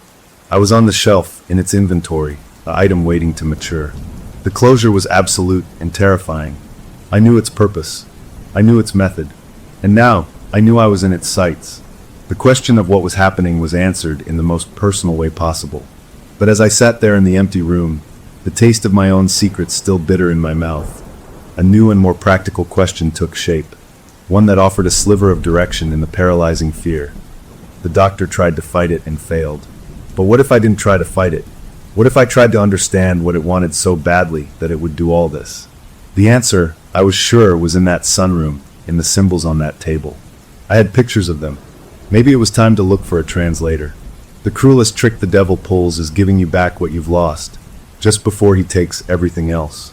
I lived in the shadow of that mark on my soul for days, feeling it like a cold spot on my skin that wouldn't warm up. I avoided looking my mom in the eye, afraid I'd see that assessing stare again, that checker of ripeness. She was quieter, her drawing less frantic, almost as if her job was mostly done. The wing was quieter too. Fewer patients were left, and the ones who remained had a strange, calm look about them, like they were waiting for a bus they knew would arrive on time. I had to move. I couldn't just sit and wait to be harvested. The doctor's notes mentioned a hum he caused, and several nurses had lately complained of a low, buzzing sound in the walls that gave them headaches. That was a physical clue, and I had the pictures on my phone, the weird symbols from the sunroom table. I needed a translator, someone who wouldn't think I was crazy. I remembered an old friend from college, a guy who was into all kinds of weird history codes and fringe stuff. We hadn't spoken in years, but I found him online, still living in the city. I called him, my voice probably sounding as shaky as I felt. I told him I'd found some strange carvings in an old building, maybe some kind of old construction symbols, and could I send him pictures? He was intrigued. I emailed him the clearest photos. While I waited for his reply, I did the only other thing I could think of. I started to dig into the hospice itself. I spent hours in the local library's digital archive, looking for news about the building. It was built in the 1950s, but before that, the land had been part of a much older farm. I found a short article from 1972 about a small fire in what was then the long-term care wing. The fire was minor, but one patient, an elderly woman described as frail and mostly non-communicative, had died of smoke inhalation. The article quoted a nurse saying it was a mercy, as the woman had been in terrible, unexplained pain for weeks, pain that medication couldn't touch. A cold shiver went down my spine. A patient in terrible pain, a sudden fire. It felt familiar. My friend called back 2 days later, and he wasn't intrigued anymore. He was excited in a nervous, scholarly way. "Leo, where did you get these?" he asked, his voice tight. "They're not construction marks. They're not any formal language I've seen, but I've seen things like them. In old folklore indexes, in notes about supposed haunting phenomena. They're called transition sigils, or threshold marks by the few people who write about this stuff. They're supposed to be instructions, or maybe prayers, for things that exist in the space between states. Between awake and asleep, life and death, that kind of thing. The central spiral? That's a common one. It's supposed to represent a funnel, or a vortex. A way to channel something from a wide area into a single point. A funnel. A valve. Exactly what the dead doctor had said. What are they channeling? I asked, my mouth dry. Theories vary, he said, and I could hear him tapping on a keyboard. Some say it's souls. Some say it's the psychic energy left behind by intense emotion, particularly pain or relief. The idea is that these things, these non-human intelligences, they feed on that energy. They cultivate it. They help it along because a peaceful, resolved soul gives off a different, maybe purer, kind of energy than a tortured one. Think of it like farming. You tend the crop to get the best yield. Farming, larder, inventory, all the words lined up, painting the same horrible picture. My mom was the farmer's hand, reaching out to tend the crop. I thanked him and hung up, his words echoing. I had a theory now, a framework. This thing, this harvester, existed in the process of dying. It encouraged peace and resolution not out of kindness, but because it preferred that flavor. The hospice, a place built for dying, was its farm, and my mom, a sensitive or a beacon, was its perfect tool, because her own fading mind was like an open window, easy to slip through. I needed to confirm the pattern, to see the whole field. I went back to my grim notebook and compared my list of the harvested patients with the official hospice log the head nurse reluctantly let me see. I was looking for anything else they had in common besides dying within 3 days. And I found it. It was subtle, but it was there. Every one of them had been admitted for a long, slow decline, but their final cause of death was listed as something sudden and acute. The massive infection, the aneurysm, the sudden peace that led to a stopped heart. It was as if the lingering illness was the growing season, and the message was the signal to harvest, triggering a final, swift end. The harvester didn't just collect souls, it timed the moment of death for maximum yield. Armed with this awful knowledge, I went to the head nurse. We met in the sunroom, of all places, in the daylight. I showed her the symbols on my phone, told her what my friend had said. I showed her my notes on the causes of death. She listened, her face growing more and more still, until she looked as pale as the sheets on the empty beds. "I believe you," she said finally, her voice a rough whisper. "Because I feel it. We all do. That hum in the walls now, it's worse. It's in the floor. It's in the coffee we drink. The other patients. Look at them." We walked out and looked down the hall. The few remaining patients who were awake were sitting in their chairs or looking out their doors. They weren't restless or sad. They were serene, unnaturally still. They were all facing the same direction, like sunflowers, but not toward the sun, toward the closed door of the sunroom at the end of the hall. "They're waiting," she said. "They know the call is coming. They're ready to be picked." The scale of it finally crushed down on me. This wasn't about a few messages. This was about the entire wing. The harvester was preparing to clear the whole field, and my mother was the signal to begin. That's when the idea came to me, desperate and probably stupid. The doctor tried to block it and failed. What if I didn't block it? What if I confused it? What if I introduced something into the system it couldn't process? Something that wasn't ripe, something that broke its perfect pattern. My mom was the conduit. What if the conduit became noisy? That night, I prepared. I waited until she was asleep. Then I did something that felt like a terrible betrayal. I took her hand, her frail, drawing hand, and I gently, carefully painted her fingernails. Not with polish, but with a cheap, washable kid's paint, a bright, sunshine yellow. Then, on the back of her hand, I drew a big, silly, smiley face with a black marker. It felt ridiculous, juvenile. But my thinking was this. Every time she touched a board, every time her hand moved that pointer, it was an extension of the harvester's will. Maybe, just maybe, if that hand was visibly, blatantly wrong, marked with something joyful and silly and utterly out of place in this hall of endings, it would create static in the signal. It would be like trying to whisper a sacred prayer with a whoopee cushion in your hand. I didn't know if it would work, or if it would just make it angry. I sat back in the chair and waited, my own heart beating a frantic rhythm against the mark it had left on me. 2 a.m. came. The lights in the hall did their 3-second dim. At 2:17, her eyes opened. She sat up. She looked at her hands, held them up in front of her face, studying the yellow nails and the smiley face. For a long moment, she was still. Then her head tilted. The young girl's voice came out, but it was different, not sweet, not clinical, but annoyed. A frustrated, childish annoyance. "This is wrong," the voice said, peevish. "This is messy." She got out of bed and walked to her small sink. She turned on the water and began scrubbing at her hands with the plain white soap, scrubbing hard. But the paint was cheap and stubborn. The yellow smeared but didn't vanish. The smiley face became a blurry, messy smudge. She dried her hands on a towel, leaving yellow streaks, and stared at them again. The frustration was palpable in the room. She turned and walked out of the room, but her usual purpose was gone. She seemed hesitant. She went to the door of the next patient, a woman named Mrs. Pritchard, but she didn't go in.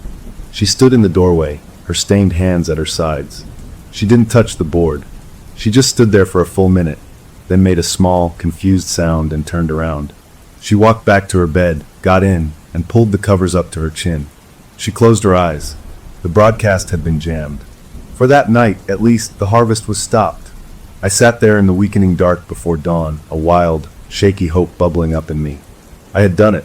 I had introduced a flaw. I had confused the system. It wasn't a victory, not by a long shot. It was a stumble. But it was proof that its perfect, terrible process could be interrupted. The closure was a single night of peace, a night where no one died, no messages were sent, and the waiting patients eventually turned away from the sunroom door and went back to sleep. But as the first gray light of morning touched the window, I saw my mom's hand lying on top of the blanket. The yellow paint was mostly gone, but the smudge of the smiley face, now just a dark blotch, had bled through the fabric of the towel and stained her skin. And the stain, I saw with a fresh chill, hadn't stayed a messy blob. It had seeped and spread into a rough but unmistakable shape. It looked like one of the angular, twisted symbols from the sunroom table. My interference hadn't been erased.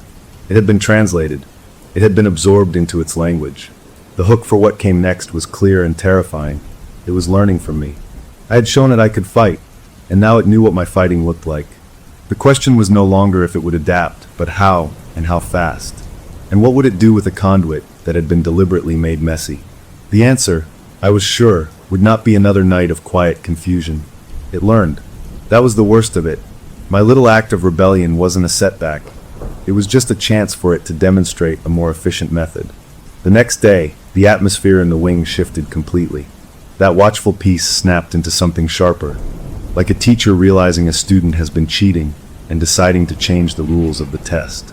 The head nurse pulled me aside, her fingers gripping my arm. "The hum," she said, her eyes wide. "It's not in the walls anymore.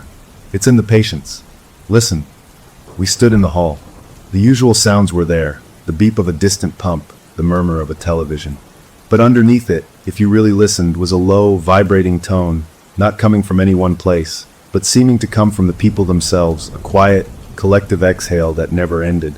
The few remaining patients sat in their chairs, and their chests seemed to move with the vibration. They were humming inside. They were tuning forks, and something was striking them. My mom was different too. She was awake, more present than she'd been in weeks, but it was a terrible kind of presence. She looked at me, and her eyes held no recognition, no cloudiness. They were clear, deep, and empty, like wells that went down into a dark I didn't want to see. She smiled at me, a slow, patient smile that didn't touch those empty eyes. "You made a mess," she said, her own voice layered with that young girl's tone, a twisted duet. "Now we clean it up. The crop must be gathered before it spoils." She laid back and closed her eyes, and the humming from the hall seemed to grow just a little louder. I knew then that my trick with the paint had run out. It had adapted. It wasn't going to rely on my mom's hands touching boards anymore. It had a whole wing of antennas now. I had to do something bigger, something that attacked the system itself. The sunroom was the valve box. The doctor tried to seal it and failed, but he was one man, and he was scared. Maybe he didn't have the right tools. I thought of the symbols, the transition sigils. My friends said they were like instructions. What if I didn't try to erase them, but added to them? What if I wrote my own instructions over the top? A cancel sign, a stop sign, a giant NO carved right into its funnel. It was a crazy idea, born of panic, but it was the only one I had. That afternoon, I went to a hardware store. I bought a small handheld engraving tool, the kind for etching metal or glass. It fit in my pocket. I also bought a bag of coarse salt and a cheap silver ring from a pawn shop, remembering the doctor's notes about iron and silver. I felt like a crazy person buying these things, but the determination burning in my chest was the only thing holding the fear at bay. I waited until the shift changed, the busy time. The head nurse saw the bulge in my pocket, saw the look on my face. She didn't ask. She just gave a tiny, grim nod and turned to distract the aide at the station by asking a long, complicated question about a supply order. I moved. Down the hall, key card swiped into the sunroom. The air was cold and still, thicker than the hall, tasting of dust and that odd, electrical tang I now associated with the harvester. The table sat there, the spiral and the strange symbols waiting. I took out the engraver. My hand was shaking so bad I could barely switch it on. It buzzed to life, a high, angry whine that seemed to offend the very air in the room. The humming from the hallway, the patient hum, seemed to pulse in response, getting louder. I didn't have time for fancy symbols. I had to break the pattern. I went to the center of the table, to the big spiral. I pressed the spinning tip of the engraver against the wood at the very center of the funnel and began to carve, not a symbol, but a word. A simple, blunt, human word. I carved stop. The wood resisted at first, then gave way, splintering under the tool. The sound was horrible, a screeching grind that felt like I was cutting into bone. As I carved the S, the overhead light in the sunroom flickered wildly. As I carved the T, a wave of dizziness hit me, a feeling of deep, wrong nausea, like I was carving into my own stomach. The patient hum outside became an audible groan, a sound of distress that rolled down the hall. I kept going, teeth gritted, tears of effort and fear streaming down my face. The O, the P. With the final scratch of the P, I turned off the engraver. The sudden quiet was a shock. For 3 long seconds, nothing.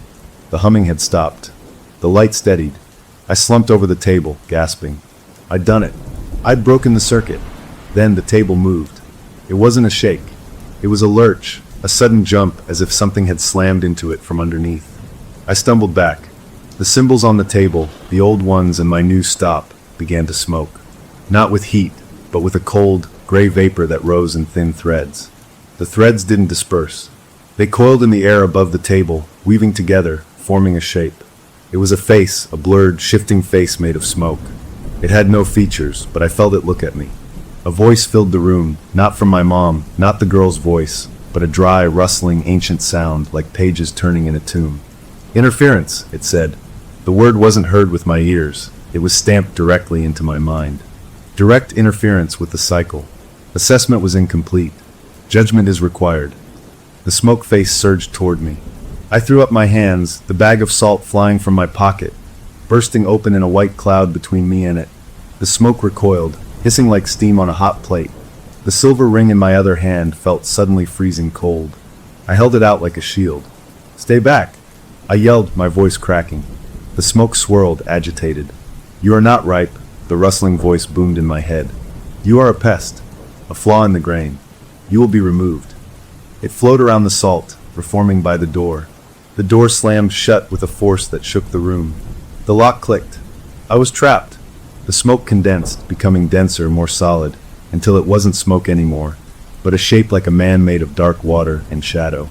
It took a step toward me. I had nowhere to go. I backed against the cold glass of the windows. It reached for me, a limb extending, not to strike, but to touch, just as my mom had touched my chest. This was the judgment. It was going to inventory me completely, and then delete me from its system. As its cold, formless hand came within an inch of my forehead, I did the only thing left. I didn't fight it. I spoke to it. "What do you want?" I screamed, not in anger, but in raw, desperate curiosity. "Just tell me what you really want. You want peace. I gave you a night of peace. You want order? I'm trying to understand the order."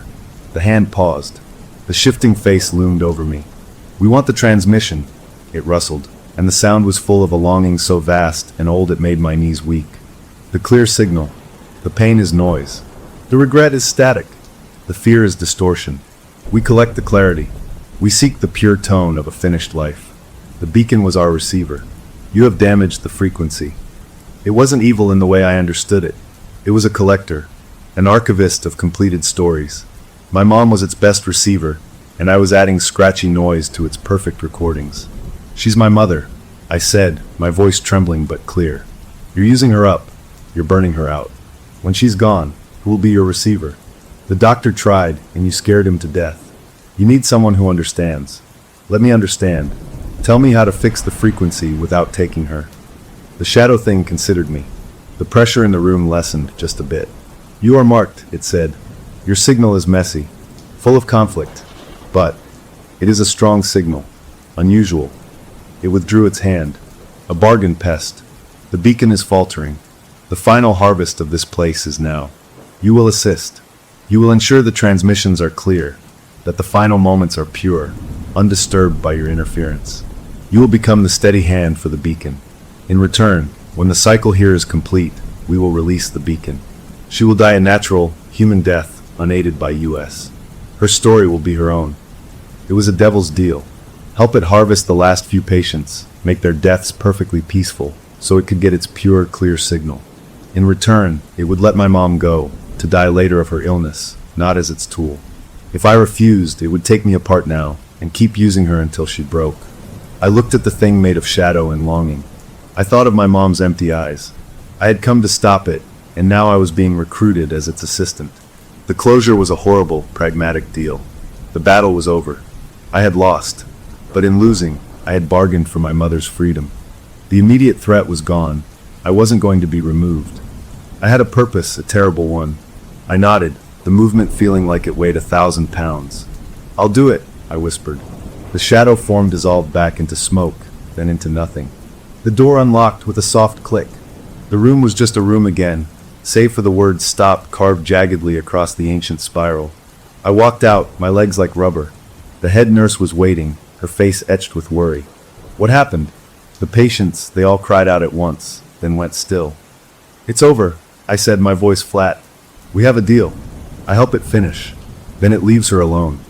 She looked at me with pity and horror. I had gone from son to defender to accomplice. The hook for the next chapter was etched into my soul as clearly as the word on the table. I had agreed to help it harvest, to smooth the way for death, to become a part of its process. The last few patients were waiting, humming their final tune. And tonight, I would have to make sure the recording was perfect.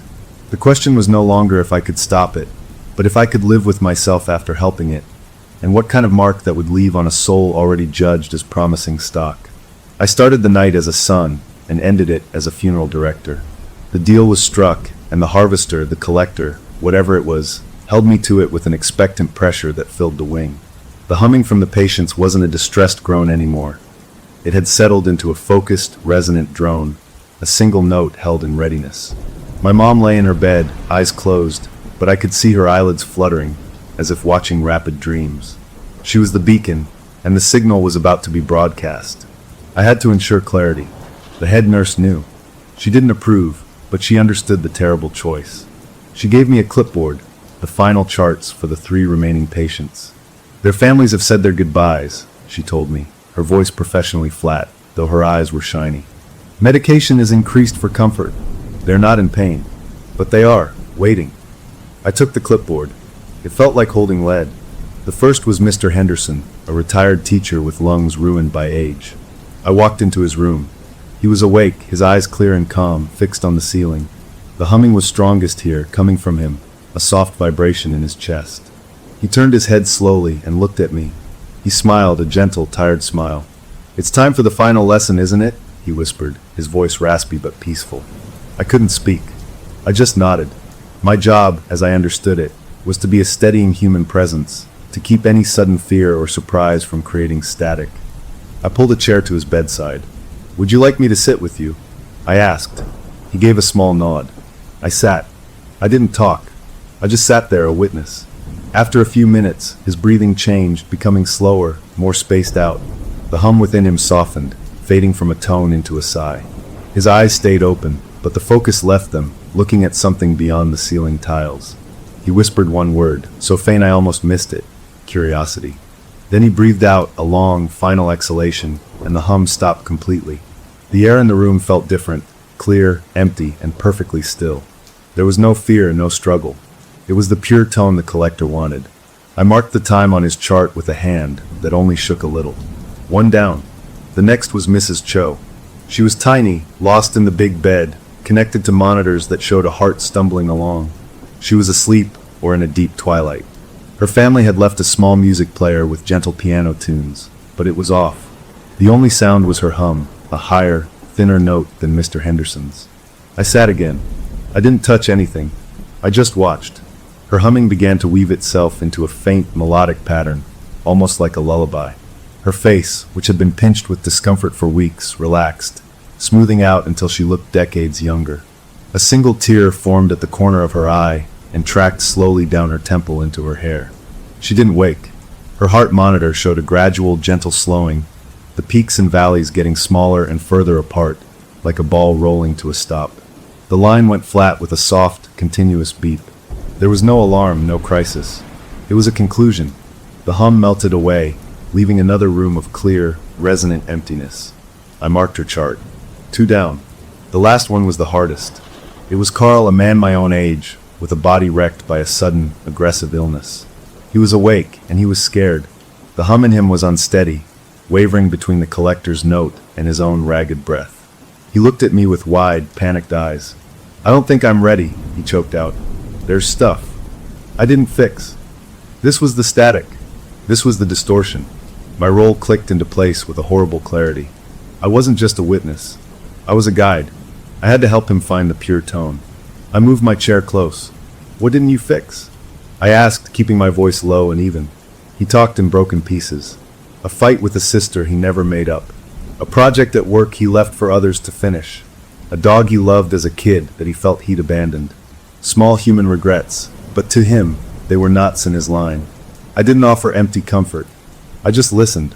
I said things like, "She probably knows you loved her," and "Your team finished the project, they said you did the hard part," and "Dogs live in the moment, he only knew you loved him." Simple truths. I didn't know if they were true, but they were the kind of truths that untie knots. As I spoke, his breathing calmed. The panicked hum steadied, syncing with the deeper, collective tone from the hall. His eyes lost their fear. He looked at me, really looked at me. "Thank you," he said, and he meant it. "It's okay now." He closed his eyes. His hum became one with the others, strong and clear for a moment, a final, resonant chord, and then it faded with his breath. The monitor beeped its flatline song. I sat there for a long time, empty, a shell of a person. I had done it. I had helped usher 3 people into death, not with medicine, but with words, smoothing their passage for a thing that fed on peaceful endings. I had kept my bargain. The wing was now still, truly still for the first time since I'd arrived. The oppressive waiting was gone. The humming had ceased. There was just the ordinary quiet of an empty hospital ward at night. I walked back to my mom's room. The head nurse was there, checking her vitals. She looked up at me. "It's done," I said. She nodded. "The families have been called." It was gentle, for all of them. We both knew what I had done. There was no victory in it, just a bleak, hollow success. I looked at my mom. She was sleeping normally, the frantic flutter gone from her eyelids. Her face was relaxed, her own face again, not a mask for something else. The deal was complete on my end. Now I had to wait for it to complete on its end. It would release her. I spent the next day in a fog. The wing was active with practical matters. Families collecting belongings, cleaners preparing the empty rooms. The strange atmosphere had lifted. The lights didn't dim. The call buttons didn't blink. It felt like a normal, sad place. My mom woke in the late afternoon. She looked at me, and for the first time in months I saw her. Really her. Not a blank stare, not a channeled intelligence, just my tired, sick, elderly mother. "Leo," she said, her voice a dry leaf of a sound, but it was hers. "I'm thirsty." I cried then. I got her water, held the cup for her, and she sipped. She was weak, confused by the illness, but she was present. The beacon was gone. The collector had kept its word.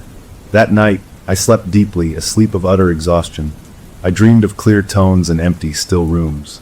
I woke to sunlight and the sound of ordinary hospital noises. For 2 days it held.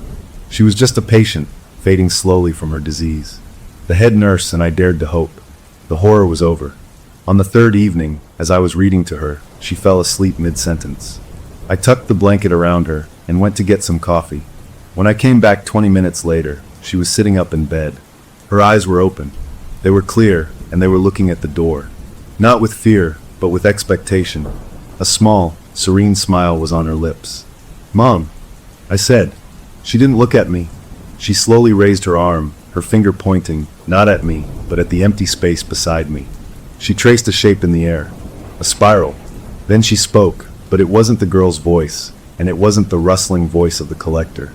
It was a new voice, melodic and ancient, like many voices woven into one. "The debt of the beacon is paid," the voice said through her. "The vessel is cleared, but the connection remains. The frequency is known. A new crop will grow elsewhere. The seeker of understanding has been noted." Her hand dropped. She looked at me then, and her smile was her own, sweet and sad. "I love you, baby," she whispered in her own voice. Then she closed her eyes, sank back into the pillows, and went to sleep. I stood there frozen. The closure was real and bittersweet. My mother was free. The immediate haunting of the hospice wing was over. The harvester had moved on, its larder here empty. But the hook it left behind was not in the room, it was in me. It had noted me, the seeker of understanding. I had looked into the mechanism of death itself and bargained with it. I had helped it work. And in its final message, it hadn't said goodbye. It had said, "A new crop will grow elsewhere." The haunting was over here. But I knew about the cycle now. I understood the frequency. The question that settled onto my shoulders, lighter than a shadow but colder, was this. If I heard that familiar, focused hum again in another place, would I be able to walk away? Or had my bargain made me a permanent part of its world, a reluctant shepherd for a harvest that never truly ended? I looked at my sleeping mother, finally at peace, and I knew my own peace had been the price. The peace we won felt like a thin sheet of ice over a deep, dark lake. My mom lived for 3 more weeks after the final harvest, a gift of time that was both precious and haunted. She was herself, just a very tired, fading version, and we had simple conversations about old memories, the taste of lemon ice, the color of her mother's dress. She never mentioned the sunroom, the messages, or the hum. It was as if that entire chapter had been neatly cut from her mind, a kindness from whatever rules the collector followed. She passed one quiet morning, holding my hand, and it was a normal human death. Grieving her was clean, sharp, and awful in the way grief is supposed to be, not tangled with the otherworldly dread that had coated everything before. I was grateful for that. The head nurse and I stayed in touch, bound by a secret we could never share. The hospice wing filled with new patients, ordinary people with ordinary ends, and the strange phenomena never returned. The sunroom was officially cleared out and turned into a storage room for linens, the table removed and probably destroyed. Life, in its stubborn way, moved on. I tried to move with it. I went back to my apartment, to my old job, to the rhythm of traffic and groceries and weekend laundry. But I was different. The world felt less solid. I'd see an old man sitting alone on a park bench, his face still, and I'd catch myself listening for a hum. I'd walk past a hospital and feel a pull, a warped curiosity about what might be happening on the top floor, in the quiet rooms. The collector's final words were a seed in my brain. A new crop will grow elsewhere. The seeker of understanding has been noted. I wasn't just a survivor, I was a marked man. I had understood its mechanism, and that knowledge was a door in my mind I couldn't close. About 6 months later, the call came. It was from my old college friend, the one who had translated the symbols. His voice was tense, excited in a nervous way. "Leo," he said, "you remember those symbols you sent me? I've been poking around, joining some forums, talking to weirdos like me. I think I found something. There's a place, a private care home upstate, for people with extreme, untreatable neurological conditions, things that lock them in. It's got a reputation. Families send people there as a last resort. And the stories from the night staff, they're familiar. They talk about patients who haven't spoken in years suddenly uttering crystal clear phrases before they pass. They talk about a feeling of perfect peace that settles on the whole floor beforehand. They talk about a specific room, always kept locked, that the patients seem to face toward." He paused.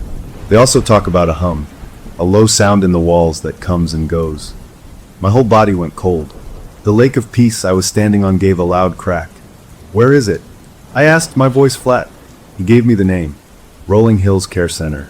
It was a 5-hour drive north. I told him thanks and hung up. I fought with myself for a week. I had a life to rebuild. I had my own grief to tend. Getting involved again was insanity. But the hook was in me, the seeker of understanding. If it was starting again, if the collector had found a new beacon, a new larder. Could I just ignore it? My bargain was done, but my knowledge wasn't. What if I could warn someone? What if I could find a way to break the cycle for good, not just bargain one person free?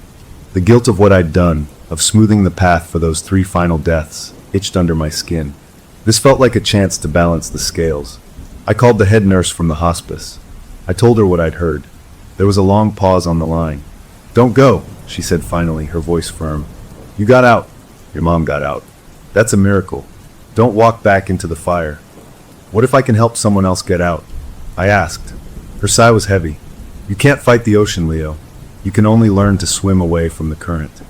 But I was already packing a bag. I drove north on a Thursday. Rolling Hills was a sleek, modern building tucked into pine trees, nothing like the old brick hospice. It looked expensive and sterile. I didn't have a plan. I couldn't just walk in and ask about their supernatural harvesting operation. I booked a motel room in the nearby town and spent a day watching the place, feeling like a criminal. I saw families come and go, their faces etched with a permanent, resigned sorrow. I saw staff in bright-colored scrubs. It all looked normal. That evening, I went to a local diner. I sat at the counter and ordered pie. The waitress was a woman in her 50s with kind, tired eyes. I made small talk, said I was visiting the area. Then, casually, I mentioned I had a relative with a severe condition and had heard about Rolling Hills. "Heard it's a good place," I said. "Very peaceful at the end." The waitress's smile faded a bit. She leaned on the counter, lowering her voice. "It's a good place. They're kind. But it's quiet up there. My niece worked nights there for a while. She didn't last long." "Oh," I asked, keeping my tone light. "Too sad?" The waitress shook her head, looking around before speaking. "Not sad. Strange." She said the patients, the ones who can't talk or move, they'd all seem to focus on the same thing sometimes. Like they were all listening to a radio she couldn't hear. And there's one nurse there, an older woman, been there forever. "Sweet as pie," my niece said, "but she sleepwalks. They find her in the patients' rooms at night, just standing there. They say she has a gift for knowing when the end is near." My blood turned to ice water. A sleepwalking nurse. A gift. A new beacon. The pattern was repeating perfectly. I thanked the waitress, left a big tip, and drove back to my motel, my heart pounding. I had found it. The new crop. The new valve.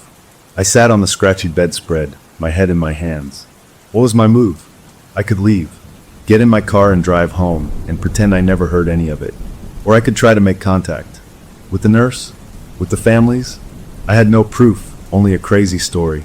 I decided on the simplest, most stupidly direct approach. The next morning, I dressed in neat clothes and walked into Rolling Hills. I went to the front desk and said I was considering the facility for a family member. I asked for a tour. The administrator, a polished man in a suit, was happy to oblige. He showed me the bright common areas, the spotless rooms, the garden. He talked about palliative excellence and dignity-centered care. I nodded and smiled, but I was listening for the hum. I felt nothing. The place was quiet in a normal way. Then we turned down a hallway on the third floor. And I felt it. A subtle vibration in the floor, not a sound, but a feeling in the soles of my feet. A familiar, focused pressure in the air. The administrator didn't seem to notice. He gestured to a door at the end of the hall. "This is our specialized care suite for our most critical residents." As he said it, a nurse came out of a room halfway down the hall.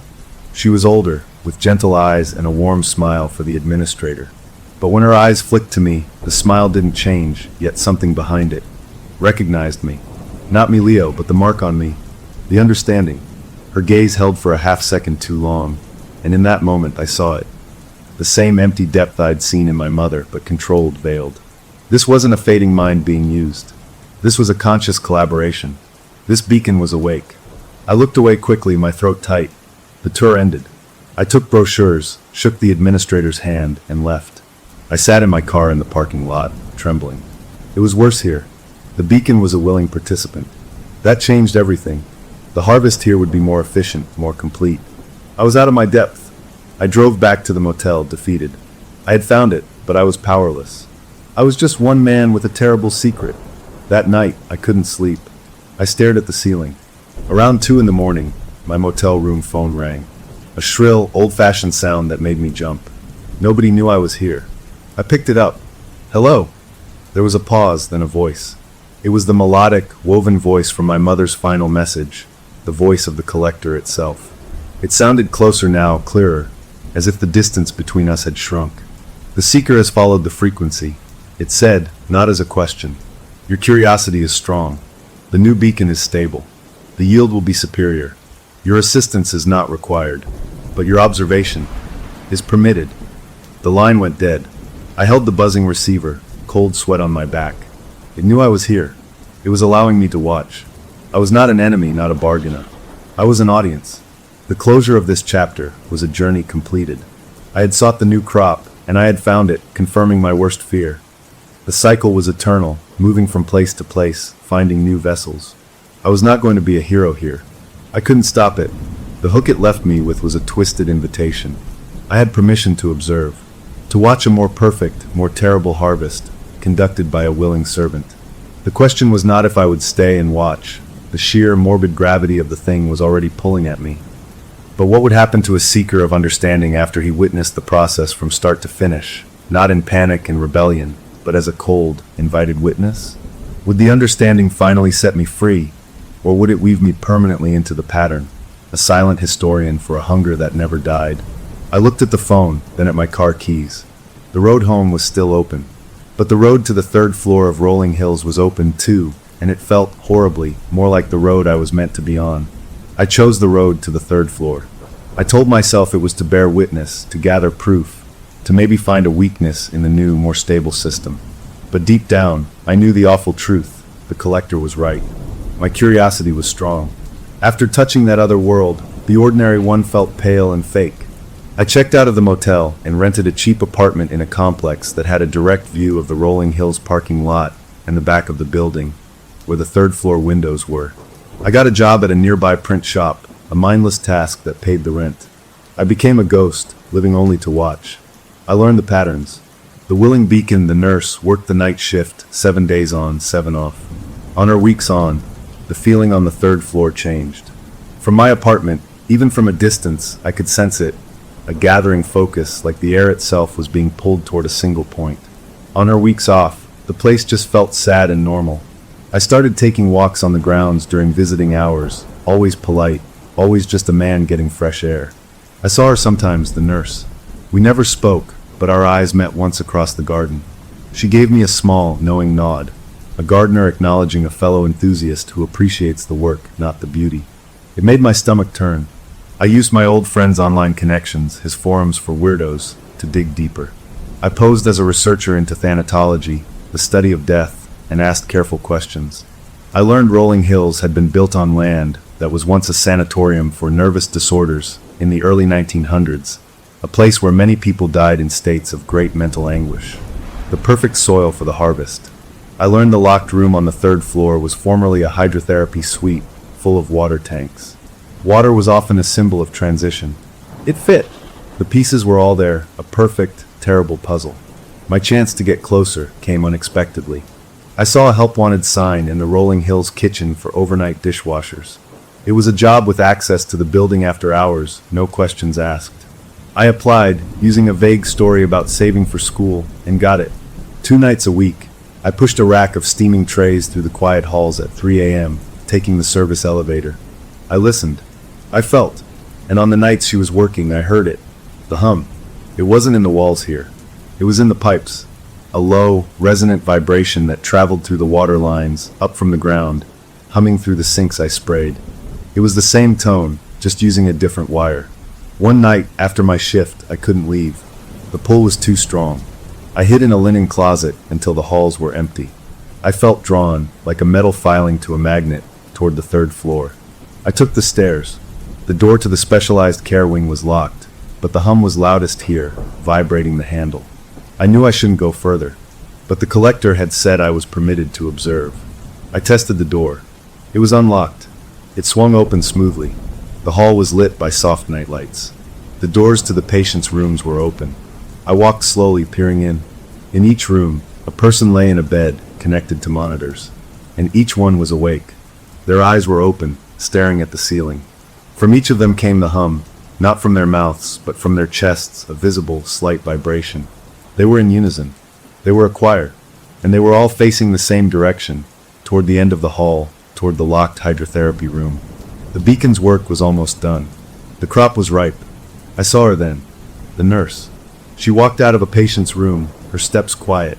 She held a small, old-fashioned slate board, the kind with a piece of chalk. She saw me. She didn't startle. She walked toward me, her face serene. She held up the slate. Written on it in neat, clean handwriting was, "The understanding seeks the source. Come." She turned and walked to the locked door. She didn't use a key. She placed her palm flat against it, and I heard a series of clicks, like tumblers falling not from a key, but from a matching frequency. The door opened. She gestured for me to follow. This was it. The invitation. The heart of the new operation. Every cell in my body screamed to run, but my feet followed her. The room was large, tiled in white. It was empty of the old tanks. In the center of the floor was a large, intricate mosaic, newly laid. It was made of dark and light tiles, and it formed the same symbols from the sunroom table, with the central spiral. But this one was perfect, deliberate, built with intention. This wasn't a forgotten tool. It was a dedicated altar. In the center of the spiral sat a simple wooden chair. The nurse walked to it and sat down. She placed the slate board on her lap. She looked at me, and her eyes were fully her own, but filled with a conviction that was frightening. "It's better this way," she said, her voice gentle, teacherly. "No fear. No loose ends. They come here in fragments, and they leave whole. I helped them become whole. You saw the chaos of an unwilling vessel. This is harmony." She was a true believer. The collector hadn't just found a tool, it had found a priestess. "What does it give you?" I asked, my voice echoing in the tiled room. "Peace," she said simply. "And purpose. I was a nurse for 40 years. I saw the terror, the unresolved pain, the messy, ugly endings. This is clean. It has a logic. It appreciates the order." She closed her eyes. The hum from the hallway grew louder, flowing into the room, focusing through her. The mosaic on the floor seemed to glow with a faint, mother-of-pearl light. She picked up the chalk. On the slate, her hand moved, not writing words, but drawing one of the angular sigils. As she finished it, from down the hall, I heard a single, clear, word spoken in unison by every patient. "Release." It was followed by the sound of monitors, not flatlining in alarm, but issuing a soft, melodic chime, one after another, a cascade of perfect cadences. A harvest. A full, harmonious harvest. I watched, numb, as she drew another symbol. Another chorus of release, another gentle chime. She was conducting a symphony of death. I was not horrified anymore. I was mesmerized. This was the understanding I had sought. This was the pure, undistorted process. And it was beautiful in a way that shattered my soul. When it was done, the hum faded. The light in the mosaic dimmed. She opened her eyes, tired but fulfilled. She looked at me. "It would like to speak with you," she said, directly, "now that you understand." She gestured to the floor in front of her. I stepped onto the mosaic. The tiles were warm. The air above the central spiral shimmered, like heat on a road. The voice came not through her, but from everywhere, the rustling, ancient voice I knew, but now it was clear without static. Seeker, you have observed the purified cycle. You have seen the resolution of the noise. Your own signal remains cluttered with the grief of the old vessel, with the guilt of your assistants. This is useless to us, but your capacity to learn, that is value. I stood there, a man on a giant target. What do you want from me? I asked the air. We expand. The cycle is the only true constant. We seek new fields, new beacons. You have shown an ability to locate them. You feel the frequency. You become a seeker not for understanding, but for resources. You will find the next places where the veil is thin, where the unresolved gather. You will prepare the way. In return, you will have meaning. You will have a front row view of the only truth that matters, the art of the finished story. It was a promotion, from bystander to bargainer to observer and now to scout, a procurer for a god of endings, the ultimate closure for my restless, haunted life, a purpose. I looked at the nurse. She smiled a beatific smile. She had found her heaven. I thought of my mother's final, natural sleep. I thought of the 3 deaths I had eased. I thought of the endless, quiet horror of watching this happen again and again, forever. The hook it offered was the end of all my questions, the end of my drifting. It was a job, a terrible, magnificent, eternal job. I didn't answer aloud. I simply knelt on the warm tiles, placing my own palm flat against the central spiral, feeling the residual vibration of the finished harvest humming up my arm. I bowed my head. It was acceptance. The voice rustled through me, a feeling of cold, vast satisfaction. Go. Rest. You will know when to begin. I left the room. I left rolling hills. I quit my dishwashing job. I drove back to my old city. I live my normal life. I go to work. I see friends. But I am listening. Always listening. I feel the world differently now. I know the signs. The places of concentrated, lingering suffering. The certain kind of quiet. The specific taste in the air. I am waiting for the pull, for the faint trace of the hum on a new frequency. I am the seeker, and the harvest is eternal. The story ends here, with a man who found the answer to every mystery that haunted him, and in doing so, lost himself completely to the service of the most ancient farmer of all. The closure is absolute. The cycle continues, and I have found my permanent and perfectly terrible place in it. Story number 5. We didn't just buy a camper, we bought a tiny wheeled slice of 1972. For $500, how could it be anything but perfect? The picture online showed this gleaming silver box with a stripe of avocado green, a Starstream pop up, a real vintage nugget. My spouse was bouncing, they were so excited, saying it was the adventure we needed, and our kid was already planning which stuffed animals got to come along. The seller was this older guy who met us at a storage lot, and he wouldn't look me in the eye, he just kept tapping this thick typed manual he gave me with the keys. It's all in here, he said, his fingers trembling a little, just follow it to the letter. I thought he was just a weirdo lonely type, maybe missing his own family trips, and I shoved the manual in the glove box without a second glance. He was so eager to be rid of it, he helped me hitch it to our SUV, and practically jogged back to his car, waving us off without a backwards look. Towing it home felt like we'd won the lottery, my family giddy, beside me the little canned ham of a camper following obediently behind. Getting it into our driveway was a project, but we managed, and then we just stood there admiring our new old thing. My kid yanked the handle, and the door opened with a complaining squeal. Inside was a time capsule, orange and brown plaid curtains, a little fold-out table, a cassette player bolted to the wall under the window. It smelled like old coffee and vinyl sunshine, that specific smell of something locked up for a long time. We spent the afternoon exploring every inch. My spouse found a drawer with mismatched spoons and a can opener. Our kid claimed the bunk bed right away, scrambling to the top, ending at a spaceship cockpit. I fiddled with the cassette player, and to my surprise it powered on a little red light glowing. There was a tape already inside, just a plain black thing with no label.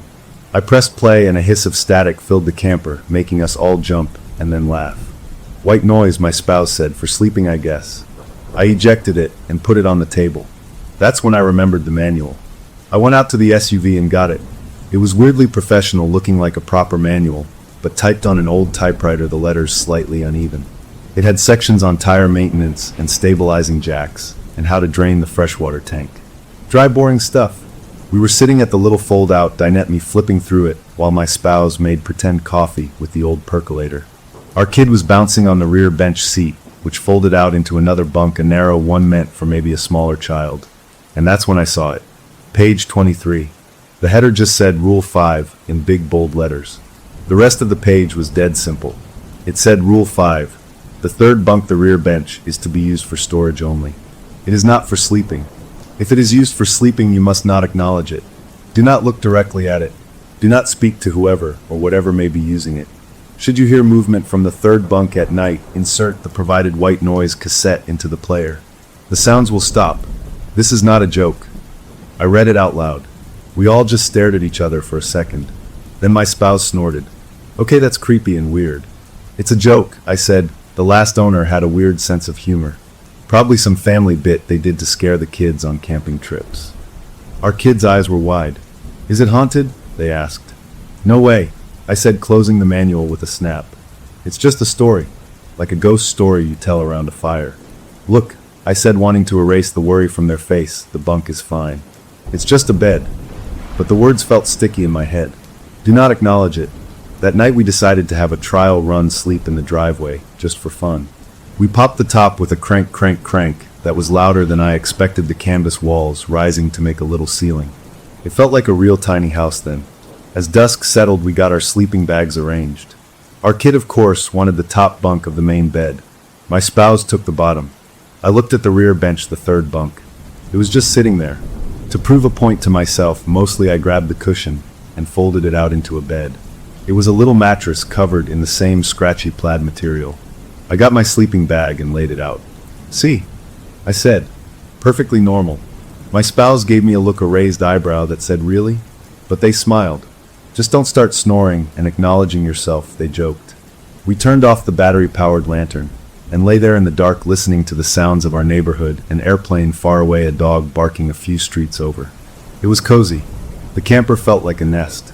I must have fallen asleep, because the next thing I knew I was awake. I didn't know why at first. Then I heard it. A sound.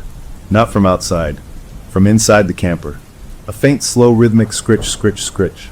Like fingernails on fabric. It was coming from my right. From the direction of the third bunk. I held my breath. My heart was suddenly a hammer against my ribs. I didn't move. I just listened. Scritch, scritch, scritch. A long pause. Then a sigh, a soft exhale that wasn't mine and wasn't my spouse's, from across the aisle. It was close. Right beside me. The air grew cold, a deep chill settling around my legs in the sleeping bag. I screwed my eyes shut. It's the wind. It's a tree branch. It's the house settling. But we weren't in the house. We were in a camper on wheels in our driveway. There was no tree branch. I remembered the rule. Should you hear movement, insert the provided white noise cassette. The tape was on the table. I had to move. I had to get up. Every instinct screamed at me to stay frozen, to pretend to be asleep. But the sound came again, this time with a slight shift of weight on the bunk, a creak of the old frame. Something was over there. I moved fast. I unzipped my sleeping bag in one frantic motion and scrambled out onto the floor. I didn't look. I kept my eyes on the dim shape of the table. I crawled 2 paces, and my hand hit the leg of a chair. I pulled myself up, fumbling in the pitch black. My fingers brushed the cassette player, then the tape. I grabbed it. The scritching stopped. The camper was utterly still. I could hear my spouse breathing softly in sleep. I could hear my own blood roaring in my ears. I pushed the tape into the slot. It was too dark to see, I just had to feel it. It clicked home. I hit play. A hiss erupted into the small space, loud and sudden. I flinched. I stood there, trembling, my hand on the cold plastic of the player. I waited. Nothing. No more sounds. Just the steady, artificial hiss of the tape. After a minute, maybe 2, I let out a breath I didn't know I was holding. My legs felt weak. I turned slowly, forcing myself to look at the third bunk. In the faint green glow from the cassette player's LED, I could see the shape of my sleeping bag rumpled where I'd left it. The bunk was empty. Of course it was empty. I was being an idiot. A superstitious idiot, spooked by a prank manual and the normal noises of an old vehicle. I almost laughed at myself. The hissing tape was absurd. I left it playing a security blanket now and crawled back into my sleeping bag. I zipped it up to my chin. The cold was gone. The air felt normal again. I stared at the dark canvas ceiling, listening to the white noise. It was just my imagination. It had to be. We were safe here in our driveway. Everything was fine. I repeated that to myself until I finally drifted off to a fitful sleep, The next morning sunlight streamed through the little windows. Birds were chirping. It was a beautiful day. My spouse was making real coffee in the kitchen inside the house. Our kid was already watching cartoons. I sat up and looked at the third bunk. It looked innocent, just a folded-out bench seat in the daylight. I examined the mattress closely. No marks, no scratches. The wool blanket was smooth. I felt silly. Over coffee at our real kitchen table, we talked about it. I heard some weird noises last night, I said, trying to sound casual. Probably just the camper settling, my spouse said. It's old. Old things make noises. They were right. They were so right. We had a whole day of planning ahead of us, packing for a real trip to a lake campground for the weekend. The strange night faded in the busyness of the day. By the time we were hitching up again, the manual and Rule 5 felt like a distant dream, a funny story. We drove for 2 hours, singing along to the radio, the Starstream following behind us like a loyal silver puppy. The campground was perfect, a spot right by the water with tall pines all around. We set up like pros this time, leveling the camper, popping the top, unfolding the awning. It felt like we were real campers. As night fell, we built a small fire, made s'mores, told stories. Our kid went to bed first, exhausted from fresh air. My spouse and I sat by the dying fire for a while, just enjoying the quiet. When we finally went into the camper, our kid was already asleep in the top bunk. My spouse took the lower bunk with a sleepy smile. I looked at the third bunk, the narrow one. A stubborn part of me, a part that hated being scared by stupid jokes, decided then and there I was going to sleep in it, to prove it was just a bed. I got my sleeping bag and arranged it on the bunk. I didn't play the tape. I left it on the table. I turned off the lantern and climbed in. The woods at night were full of sounds: crickets, frogs, the distant lap of water. Normal sounds. Good sounds. I felt brave. I fell asleep. I woke up because I had to pee. The digital clock on the microwave we'd brought showed 2:17 a.m. I was groggy. I slid out of the bunk and stepped toward the little door. And then I stopped, because I heard breathing. It wasn't the deep, even breathing of my spouse. It wasn't the soft puff of my kid. This was a shallow, raspy breath, and it was coming from right behind me, from the third bunk. I was wide awake now. I didn't turn around. I remembered the rule. Do not acknowledge it. I stood there in the middle of the dark camper, my back to the bunk, paralyzed. The raspy breathing continued. Then a voice.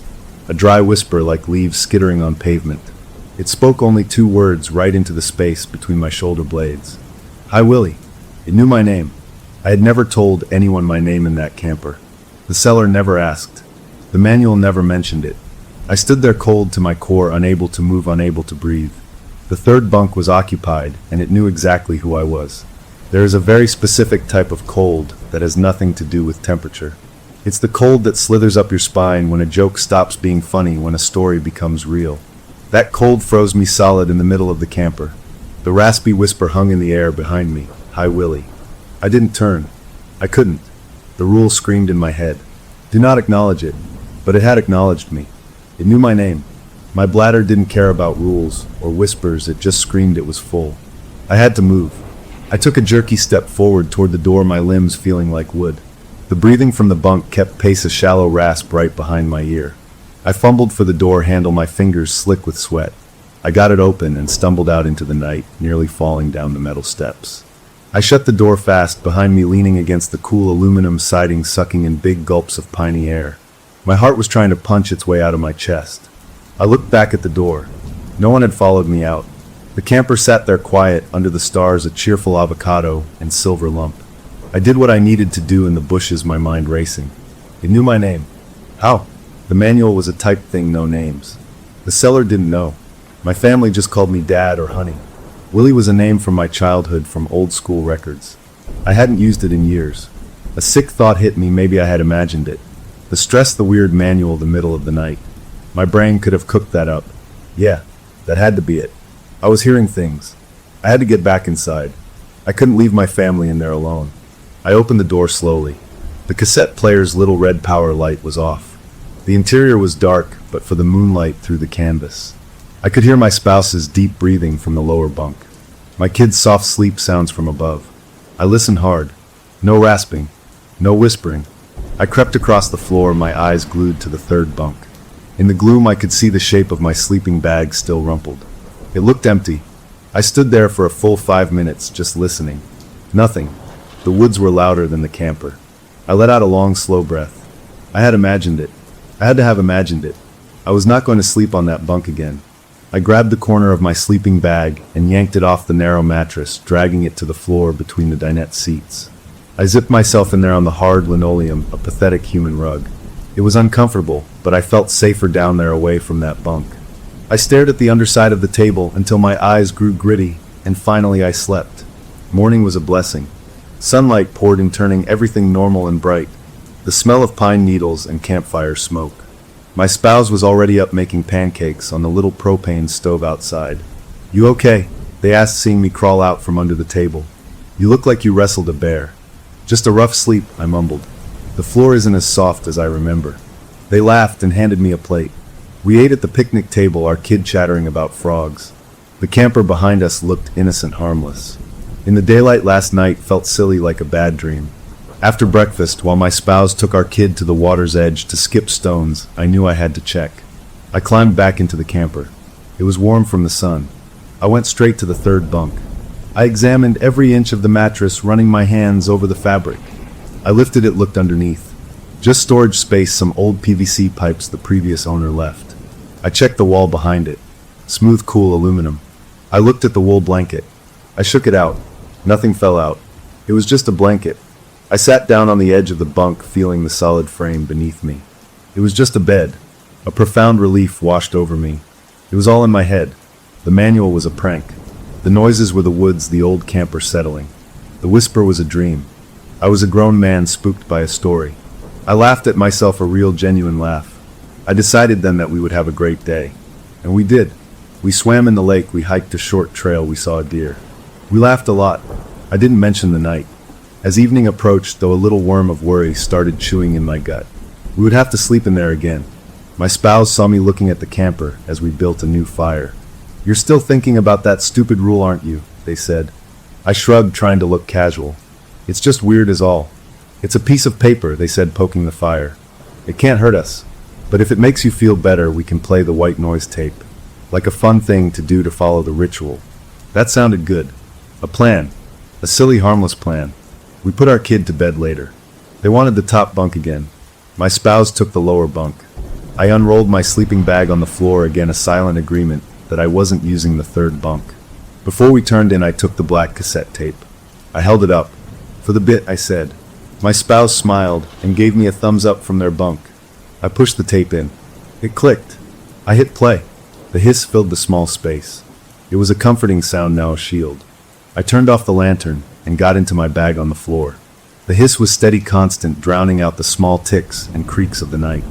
I felt better. Protected. I fell asleep faster than I thought I would. I was woken by a touch. A hand on my shoulder shaking me gently. It was my spouse crouched next to me, their face pale in the faint glow from the cassette player's LED. "Do you hear that?" they whispered. I was groggy. "Hear what?" "The tape?" I listened past the steady hiss. And then I heard it. A low rhythmic sound. A slow creak. Creak. Creak. Like someone was gently rocking on a chair. But there was no chair. The sound was coming from the third bunk. We both looked over. In the dark, the bunk was just a darker shape. But the creaking was unmistakable. It was the sound of the old frame under weight moving back and forth. Something was sitting on it. Rocking. My spouse's grip tightened on my shoulder. They looked at me, their eyes wide with a question I couldn't answer. The rule flashed in my mind. Do not acknowledge it. But we were both acknowledging it now by looking, by listening. The white noise was supposed to stop this. But it wasn't stopping. The hiss played on, and underneath it the creak, creak, creak continued, a horrible duet. Then a new sound. A faint tapping, like a single fingernail tapping on the aluminum wall beside the bunk. Tap. Tap. Tap. It was slow, deliberate. My spouse was trembling. I had to do something. The manual said the tape would stop the sounds. Maybe it needed to be louder. I reached up from my bag, my hand fumbling for the cassette player on the counter above me. I found the volume knob and turned it all the way to the right. The hiss became a roar, a waterfall of static that filled my ears. The tapping stopped. The creaking stopped. The sudden absence of those sounds was a shock. Only the roaring hiss remained. I left my hand on the player, the plastic vibrating. We waited. A minute passed. Then another. Nothing from the bunk. I slowly, carefully turned the volume back down to a normal level. The hiss became a background sound again. My spouse let go of my shoulder and slumped back, sitting on the floor. We didn't speak. We just stared at the bunk. Nothing moved. Eventually my spouse crawled back into their lower bunk. I stayed on the floor. Neither of us slept. We watched the windows until they turned from black to gray to the pink of dawn. The next morning we were zombies. We moved slowly, making coffee, not talking much. Our kid thankfully had slept through everything. "We need to talk," my spouse finally said when our kid was busy drawing with chalk on the picnic table. We walked a little way down the shore. "That was real," they said, their voice flat. "I heard it." "You heard it?" I nodded. "The tape worked though," I said, feeling a desperate need to cling to that.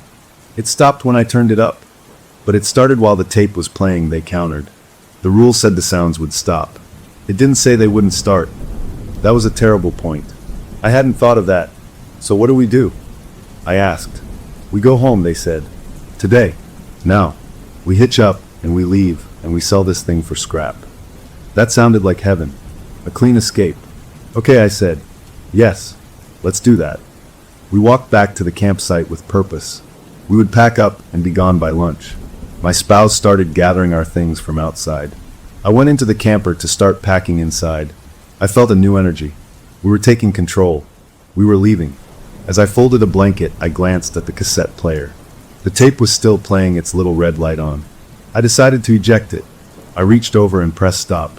The hiss cut off. In the sudden quiet, I noticed something. The digital counter on the cassette player. It was an old model, but it had a little red LED number display. I hadn't paid it any mind before. It should have read midnight for a tape on a loop. But it didn't.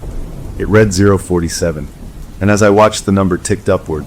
048, 049. It was counting. Like it was recording. Not playing. A cold knot tightened in my stomach. I stared at the numbers climbing. 050, 051. Where was it recording from?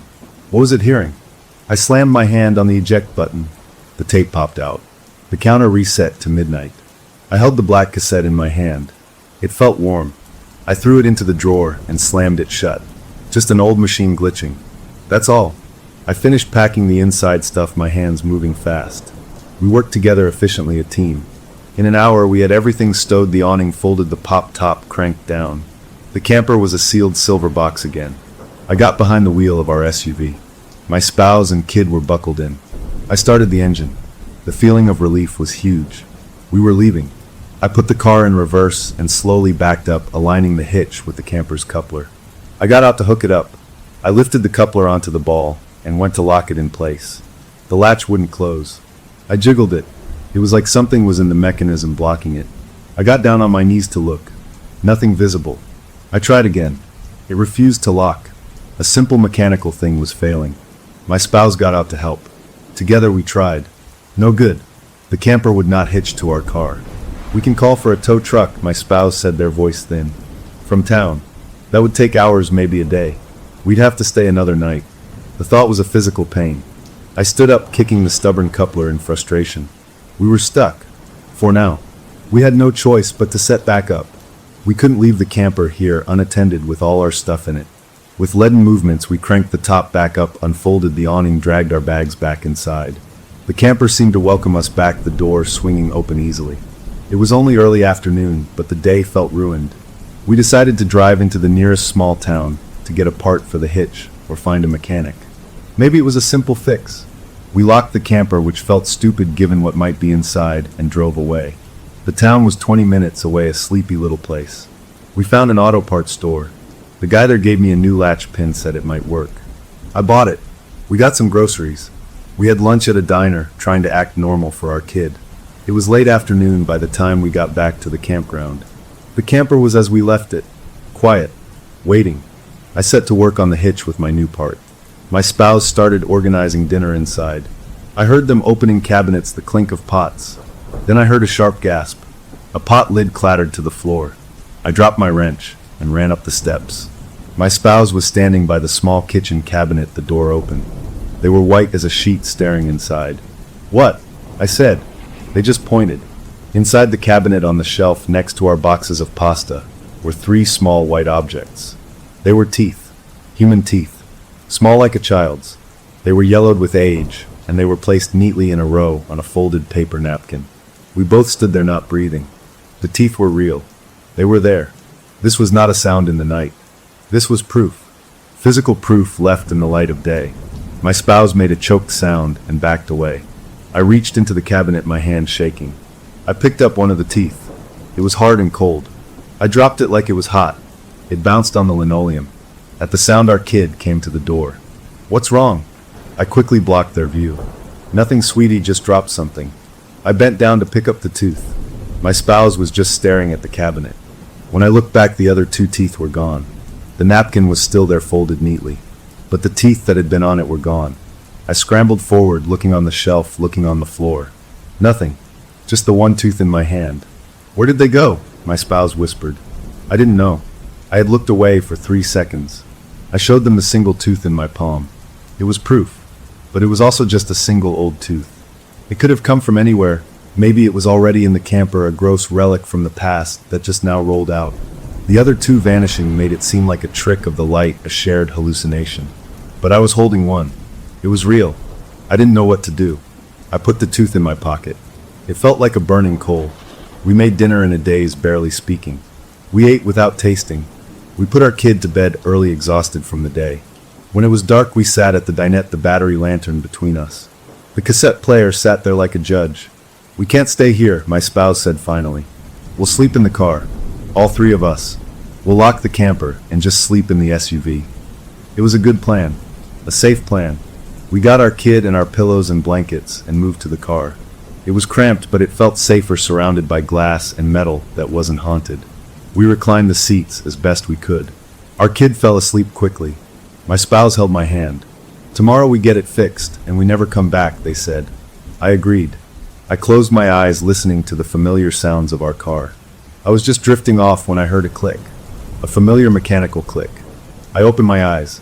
It was dark, but the campground had a few security lights. I could see the camper. Its door was opening, slowly by itself. It swung wide open. A black rectangle. No one came out. It just stayed open, an invitation or a threat. Then from inside, very faintly, I heard it. The cassette player. The hiss of the white noise tape was playing again, all by itself. And underneath the hiss, I could just make out the slow, steady rhythm of a rocking bunk. Creak, creak, creak. It was waiting for us to come back inside. The human mind is a desperate editor. When faced with the impossible, it will work overtime to find a logical cut, a rational splice. Sitting in the car, watching that open door, hearing that faint hiss and creak, my mind tried everything. The door latch was faulty. The wind blew it open. The cassette player had a timer, but there was no wind. The latch was strong. The player was an old mechanical thing. The editing failed. The raw footage of what was happening played without filters. We were locked out of our car by our own fear, because going back into that camper was not an option. We spent the night in the SUV, cramped and cold, jumping at every little sound from the woods.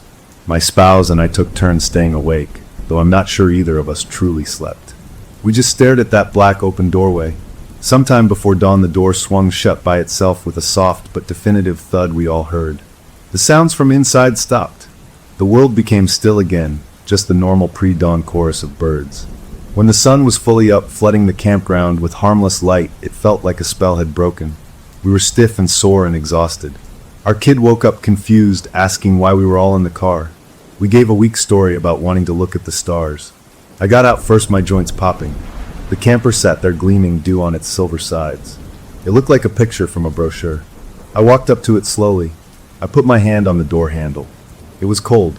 I took a breath and pulled. The door opened normally. Inside, everything was as we left it. The blanket on the floor, my sleeping bag. The cassette player was silent, the tape still ejected, and sitting on the dinette where I'd left it. No teeth on the floor. I checked the cabinet. Just our food. It was all so normal, it made the night feel like a shared bad dream. But the memory of the open door, the sound of the rocking bunk, were carved into me. "We are leaving today," I said out loud to the empty camper. "We're getting that hitch fixed, and we are gone." My spouse came in behind me. They didn't say anything, just started packing bags again with a grim focus. We worked fast. We decided to skip the new latch pin. I would call a tow truck from town, a flatbed, to just take the whole camper away. We could deal with it later. We just needed to be away from here. While my spouse kept our kid occupied outside, I made the call on my cell at the picnic table.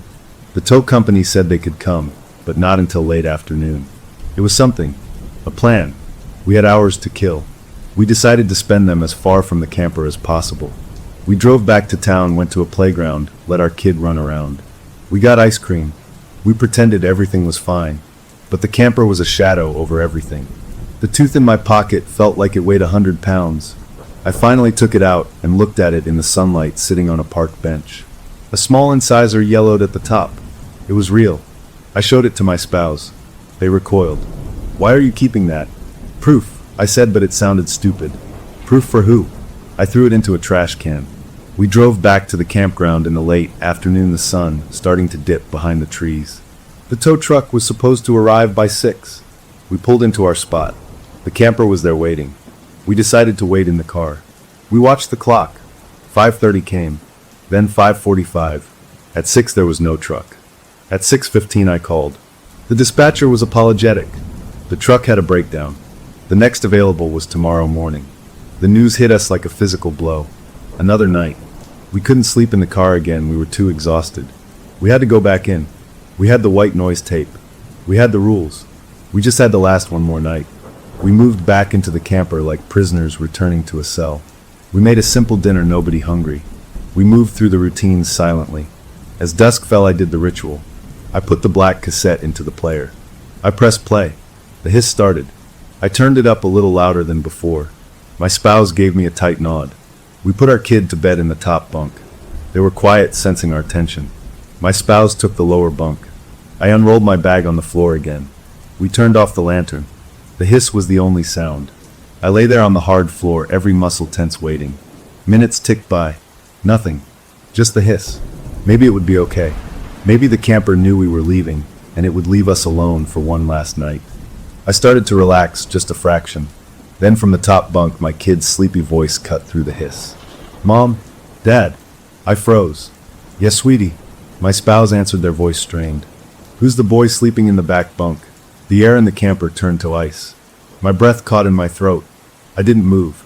I didn't look. The rule screamed in my head. Do not acknowledge it. But my kid had just acknowledged it. My spouse broke first. I heard the rustle of their sleeping bag as they turned over. A small flashlight clicked on its beam, cutting through the dark. It swept across the camper and landed on the third bunk. I couldn't help it. I turned my head. I looked. The bunk was not empty. The wool blanket was pulled up, tucked neatly around a shape. The pillow was indented like a head had been lying there. But there was no head. There were no features. It was just a blanket shaped over something that filled it out like small shoulders and a body, but underneath the blanket there was nothing but darkness and form. The blanket was tucked in tightly at the sides. It looked like a child was lying there covered up, but where the face should have been there was just a deep hollow in the fabric, a shadowy pit. The flashlight beam shook in my spouse's hand. We were both looking. We had both broken the rule. We were directly acknowledging it. For a long moment nothing happened. We just stared at the made bed that shouldn't have been made. Then the blanket moved. Not a lot, just a slight settling, a shift of weight, as if the thing underneath had sighed in its sleep. My spouse made a small choked sound, and the flashlight flicked off, plunging us back into darkness, broken only by the little red LED from the cassette player. The hiss played on. "You were dreaming," I said to my kid, my voice a dry croak. "It was a shadow. Go back to sleep." "But I saw him," came the small whisper. "He was looking at me." "Go to sleep," my spouse said, their voice firmer, edged with panic. We heard our kid roll over. We lay there in the dark, the hiss now sounding like mocking laughter. I could feel the space where the third bunk was. It felt occupied, dense. The air around my face was cold. We had looked. We had both looked. What happened now? The manual didn't say. I waited for something terrible to happen, for the blanket to fly off, for the thing to sit up. But nothing did. The hiss just continued. The normal sounds of the night outside continued. But the feeling of another presence in the camper was so strong it was a pressure on my skin. After what felt like an hour, I heard my spouse's whisper from the lower bunk. "We can't stay. We have to go. Now." "The tow truck isn't coming until morning," I whispered back. "We'll drive the car," they said. "We'll leave the camper here unlocked, I don't care. We'll go to a motel. We'll come back with the tow truck people. We are not spending another minute in here." It was the best idea I'd ever heard. Yes, we would just go. We would abandon it. The relief was immediate. Okay, I said. We go now. Quietly. We just get our kid and we go. We moved fast. My spouse slid out of their bunk and gently woke our child, whispering we were going on a night drive for a surprise. I grabbed the car keys from the counter. I didn't care about clothes or bags. We could get them later. We just needed to be out. My spouse carried our sleepy kid. I went to the door and opened it. The cool night air washed in. Freedom. I stepped down onto the first metal step. Then I heard it. A loud metallic snick from right behind me. I turned. The camper door had a simple latch, a twist lock on the inside. I saw it rotate by itself. It locked. The door was still open, but the lock was now engaged. I pushed on the door. It swung inward freely, but when I pulled it to close it behind me, it stopped against the lock. It wouldn't close all the way. More importantly, if we all went out and pulled it shut, it would lock us out. That was fine. We wanted to be locked out. But as I stood there, the door began to swing slowly inward, pushed by no wind at all. It moved like an invisible hand was pulling it. I grabbed the door frame to stop it. I felt a resistance, a steady, insistent pull. What's happening? My spouse hissed from behind me. It's locking us in, I said, the truth dawning. It won't let us seal it from the outside. I pulled back against the invisible force. The door trembled. Then with a sudden yank, it pulled free from my grip and swung all the way open, slamming against the interior wall with a bang. The message was clear. Go ahead. Leave. But I won't be closed. I won't be left alone. We could still go. We could run to the car. But leaving it gaping open like that felt wrong, dangerous. What if an animal got in? What if someone stole it? Stupid normal thoughts clashing with the terror. Forget it, my spouse said. Just come on. They hurried past me out the door and down the steps carrying our kid. I followed. We were out. We were free. We took 3 steps toward the car. Then the cassette player inside the camper whirred. The hissing tape stopped. There was a click. Then a new sound started. It was a child's voice, but not a hiss or a whisper. It was clear and sweet and horribly sad. Hello, it said. The voice was coming from inside the empty camper, projected out the open door into the night. Is someone there? I'm lonely. We stopped walking. Our kid lifted their head from my spouse's shoulder. Who's that? They asked. No one, I said. It's a tape. But the voice spoke again. I've been alone for so long. Won't you stay and play with me? The voice was pure and pleading. It sounded so real, so heartbreakingly sad. A deep, horrible part of me felt a pang of pity. That was the trap. I knew it was a trap. But the voice. It's just a recording, my spouse said, but they didn't move toward the car. We were standing there in the dark, paralyzed by a voice. Then the voice changed. It was still a child's voice, but the sweetness drained away, replaced by something flat and cold. You looked at me. It was an accusation. The voice was coming from right at the door now. I could picture it standing there in the darkness of the camper, just inside the threshold. You both looked. Then the voice shifted again, this time to a guttural hiss that didn't sound human at all. You looked.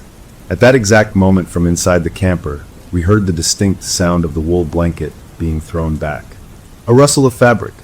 Then the creak of the bunk's frame as weight shifted off of it. A soft thud of bare feet landing on the linoleum floor.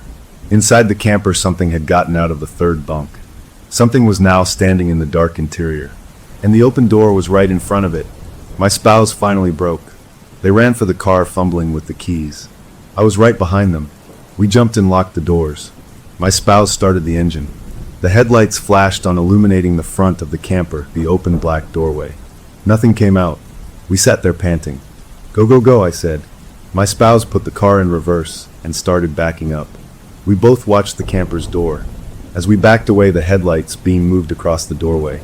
For a split second, I saw it. A small pale foot, just at the edge of the light where the interior shadow began. It was dirty and bare. Then it was gone, retreated back into the dark.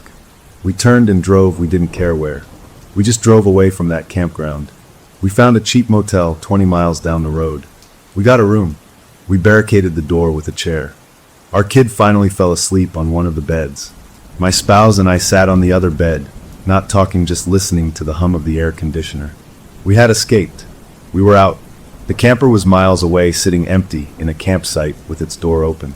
We would call the tow company in the morning and tell them where to find it. We would never see it again. The relief was a physical thing, a slow thawing of the ice in our veins. We had made it. We lay down exhausted. I closed my eyes. Sleep started to pull me under. Then my phone buzzed on the nightstand. A single buzz for a notification. I ignored it. It buzzed again. And again. Someone was texting me. In the middle of the night. I picked it up. The screen was blinding in the dark room. The messages were not from a contact. The number was a long string of digits that didn't look right. The first message was a photo. It was dark blurry. It took me a second to understand what I was seeing.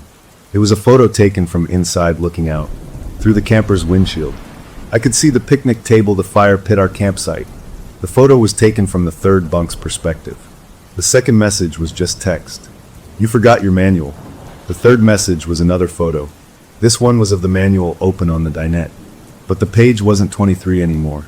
It was a page near the back, and on the page written in fresh shaky crayon, like a child's handwriting, were two words, come back. Looking at those text messages in the motel room, the world shrank to the cold glow of my phone screen. My spouse was asleep next to me, breathing deep from exhaustion. I didn't wake them. What would I say? The thing in the camper had our phone number. It could text. It could take pictures. The logic of that was a door slamming shut on any last hope that this was some random haunting, a ghost tied to a place. This was intelligent. This was focused on us. The pictures were proof. The manual was still there. We had forgotten it in our panic. That felt like a mistake, leaving part of the rulebook behind. I stared at the last message, come back. It wasn't a request. It was a command. I didn't reply. I put the phone face down on the nightstand. My mind raced. We couldn't go back. We wouldn't. In the morning we would call the authorities, maybe the park rangers. We would report the camper as abandoned. Let them deal with it. We would drive home and try to forget any of this happened. I must have fallen into a shallow sleep, because the next thing I knew, gray morning light was leaking around the motel curtains. My spouse was already awake, sitting on the edge of the bed, looking at their own phone. Their face was tight. The tow company called, they said, without looking at me. They went to the campground at 7. The camper is gone. The words didn't make sense. Gone? What do you mean gone? Not there, they said, turning their phone to show me a missed call. The spot was empty. They thought we moved it. A cold trickle started in my stomach. Someone must have stolen it, I said, with the door open in the middle of the night. Even as I said it, I knew it wasn't true. My spouse just looked at me, or it left on its own. We packed our few things in a daze. We checked out of the motel. We had to go back to the campground to be sure. We drove the familiar route, the morning sun feeling like a lie. When we turned into our campsite, it was exactly as described. Empty. Just a patch of packed dirt, a fire ring, a picnic table. No silver avocado striped camper. It had vanished. We got out of the car. I walked to the spot where it had been. There were no tire tracks leading out. The ground was soft from recent rain, but there were only our old tracks from yesterday. It was as if the camper had been lifted straight up into the sky. My spouse was checking their phone for messages from the police we hadn't called yet. I stood there feeling utterly lost. Then my own phone buzzed in my pocket. A new text message. This one was a photo of a street sign. A sign I recognized. It was the corner of our street. Our home street. 400 miles away. The text underneath read, "You left your clothes here too, and your son's bare." A wave of nausea hit me so strong I bent over, putting my hands on my knees. It wasn't at the campground. It was at our house. How? It didn't matter how. It was there. It had taken itself home, and it was telling us it had been inside. It knew about our kid's favorite stuffed bear left on the top bunk in the rush to leave. We had to go home. We had no choice. All of our things were there. Our lives were there. The thought of that thing sitting in our driveway near our house was worse than it being in a distant forest. We drove the whole day, speaking little. The journey felt endless. Every mile was a mile closer to it. We tried to make plans. We would park down the street. We would call the police from a neighbor's house. We would not go inside. But as we turned onto our street in the fading evening light, our plans crumbled. There it was, the Starstream camper, parked neatly in our driveway as if it had never left. The door was closed. It looked perfectly normal. Our house beyond it looked dark and quiet. My spouse pulled over 2 houses down. We sat and stared. "How did it get here?" they whispered. I had no answer. We watched for a long time. Nothing moved. The street was quiet. Finally, we had to move. We couldn't sit in the car all night. "We go to the back door," I said. We get in, we grab essentials, documents, clothes. We do not go near the camper. We leave. We go to a hotel. Then we figure this out. They nodded. We got our kid out of the car, telling them, we were playing a quiet game. We slipped through our neighbor's side yard into our own backyard. Our back door was locked. I had my keys. I unlocked it as quietly as I could. We stepped into our own kitchen. It felt alien. Too still. The air was warm and stale. We moved quickly. My spouse went upstairs to grab clothes from our bedroom. I went to the home office for the important files. Our kid followed me. I had the file box in my hands when I heard my spouse call from upstairs, their voice strangled. "Come here. Now." I ran upstairs. They were standing in the doorway of our kid's room, pointing. On the bed sat our kid's favorite teddy bear. It was not where it had been left. It was propped up against the pillow, and in its lap was the manual. It was open, and every page was filled not with typewriter text, but with that same shaky child's crayon scrawl covering every inch of every page. Words written over words, a chaotic mess. I stepped closer. I could make out phrases repeated over and over. Stay and play. Never leave. Mine, family now. Cold bed, lonely. Looked. You looked. The last page the book fell open to was the original Rule 5. But it was defaced. The word "do" before "not acknowledge" was scratched out so violently the paper was torn. Now it read just, "Not acknowledge the third bunk." The rule was inverted. A command not to do something, but a statement that we had failed. We had acknowledged. We were past prevention. We were in punishment. My spouse grabbed my arm. "We go. Right now." We flew through the house, a whirlwind of fear grabbing what we could. We met back at the kitchen door. We were about to slip out when our kid, who had been clinging to my leg, pointed out the kitchen window to the backyard.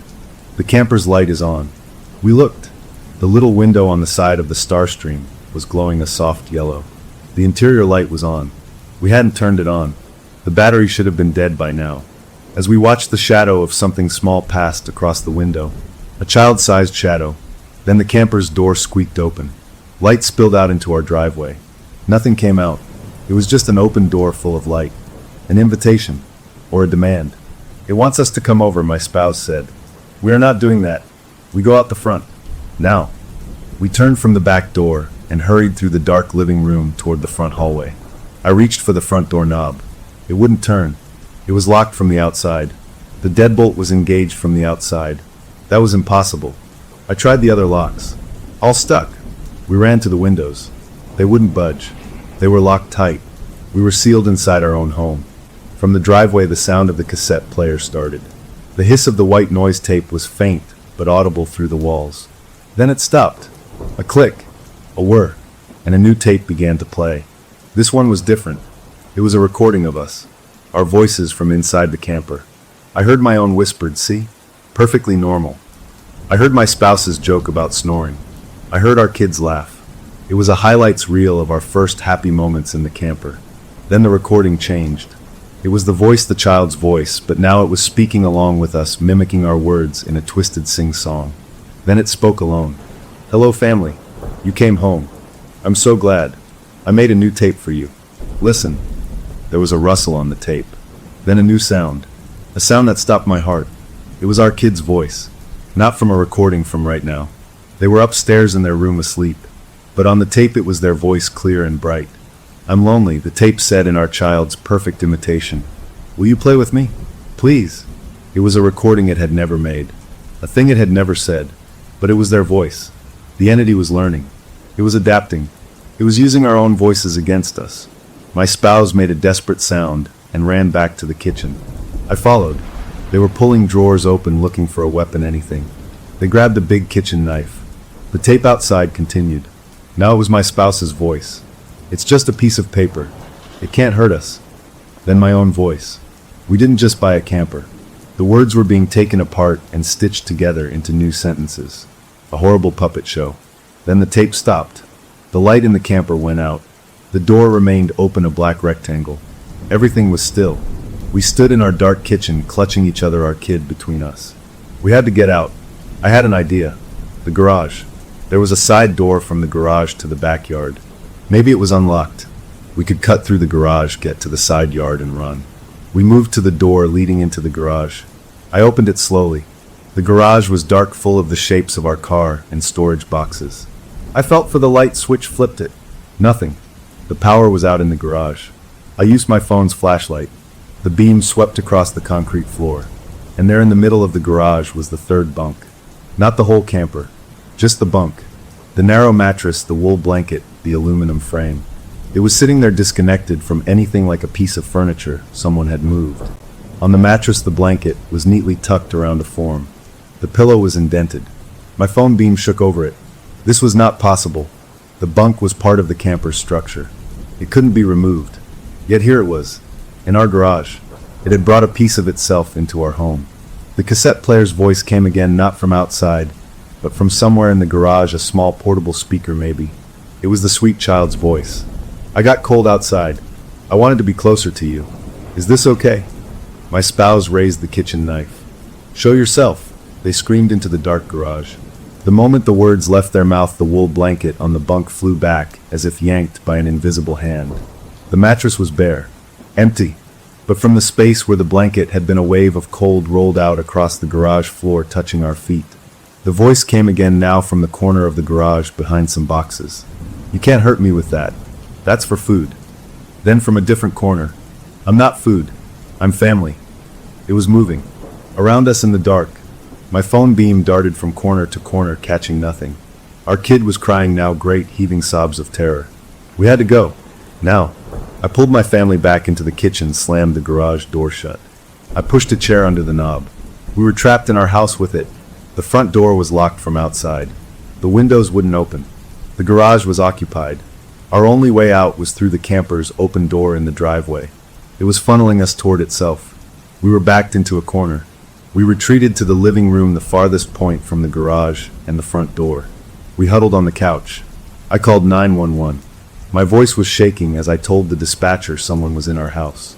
I didn't know what else to say. They said a car was on its way. We waited. The house was quiet. Too quiet. No more tapes. No more voices. Just our own ragged breathing. After an eternity, we saw flashing red and blue lights through the curtains. A police car pulled up out front. I ran to the window, waved. 2 officers got out. I pointed to the front door, mouthing, "It's locked." One of them drew his gun. The other tried the door. It was indeed locked from the outside. He shrugged at his partner. Then he knocked. "Police! Open up!" I yelled back, "We can't. It's locked from your side." The officer outside tried the knob again. This time it turned easily. The door pushed open. He hadn't used a key. It was just unlocked now. He stepped inside, his hand on his gun. "Show yourselves," he called. We came out of the living room, hands up. He looked us over, saw the kitchen knife in my spouse's hand, told them to put it down. We tried to explain a rushed jumble about the camper, something in our house. He looked skeptical. He and his partner cleared the house room by room. They found nothing. They checked the garage. The bunk was gone. The garage was empty, just our car and boxes. The power was back on. The camper in the driveway was dark, its door now closed. The officers asked if we had been drinking. We said no. They asked if we had a family dispute. We said no. They asked about the camper. We said it was ours, but it was haunted. That's when their professional concern turned into something closer to pity. They suggested we might want to get some rest, maybe see a doctor. They said since there was no sign of a break-in and no one was hurt, there was nothing they could do. They left, telling us to call if we had real trouble. We stood in our open front doorway, watching their taillights disappear. The night felt huge and threatening. We were alone again. As I went to close the front door, I looked at the camper. Its little window was dark, but as I stared, the cassette player inside whirred to life. A tape clicked, and a single sentence played loud enough to hear from our porch. It was the officer's voice, recorded just minutes before. "There's nothing we can do." The tape ejected itself with a thunk. Then the camper's interior light came back on, and in the window a small shadow appeared, the shadow of a child just standing there looking out at us. It didn't move. It just watched. We slowly closed our front door, locked it from the inside. We were prisoners in our home, with a sentient box in our driveway that could mimic voices, move its parts, and wanted to be family. We had called for help, and help had left us here with it. There was nowhere else to go. We think of hauntings as a presence. The worst hauntings are about absence, the absence of a way out, of a normal explanation of help. After the police left, that absence filled our house like a gas. We were stuck. The camper was a fixed point in our driveway, a squat silver and green altar to something we didn't understand. My spouse and I put our kid to bed in our own room, all 3 of us piling into the big bed, a pathetic fortress of pillows and blankets. We didn't sleep. We listened. The house, usually so familiar, was a canyon of unknown sounds. Every creak was a footstep. Every rustle of the trees outside was the cassette tape turning. We watched the window, but the angle didn't show the camper. That was almost worse. Not knowing what it was doing. Just before dawn, a new sound started. It wasn't from outside. It was from inside our walls. A faint, rhythmic scratching. Not like an animal. This was slower, more deliberate. A long scrape, then a pause. Then another. It traveled. It would start near the floor in the corner of the bedroom. Then minutes later, it would be near the ceiling in the hallway. It was marking a path through the house, a path only it could see. My spouse clutched my arm, their nails digging into my skin. We didn't speak. We just tracked the sound as it moved through the bones of our home. Our kid mercifully slept through it, their small face peaceful in a way that felt like a miracle. When the sun finally rose, the scratching stopped. The ordinary sounds of morning, birds, a distant lawnmower, felt like a mockery. We were exhausted, hollowed out. We needed a plan that didn't involve cops or running. We needed to understand. Over burnt coffee at the kitchen table, we looked at each other. "It wants something," my spouse said, their voice raw. "It's not just scaring us for fun. It's pushing us towards something." "It wants us in the camper," I said. "It wants a family." That's what the manual said. Families that play together. "It can have the camper," they snapped. "It can sit in the driveway until it rusts. We're not going in there." But even as they said it, we both knew that wasn't an option. It had come into our house. It had taken the bunk into our garage. It was escalating. Waiting would only let it get stronger, more bold. We had to act. The idea was mine, born of desperation and a spark of anger. The manual. The thing was tied to the manual. When I had ripped the page in the camper, it had shrieked. It had felt that. The manual was its rulebook, its story. Maybe we could change the story. "We need to get the manual back," I said. "It's in the camper. The one with all the crayon writing." "Are you insane? You go in there, it locks you in. You saw the door." "Not if we don't let it," I said, thinking out loud. "We create a distraction. You and our kid stay out here, make noise, keep its attention. I go in, grab the manual, and get out. We don't play its game. We steal its rulebook." It was a reckless plan, full of holes. But it was a plan. It was doing something.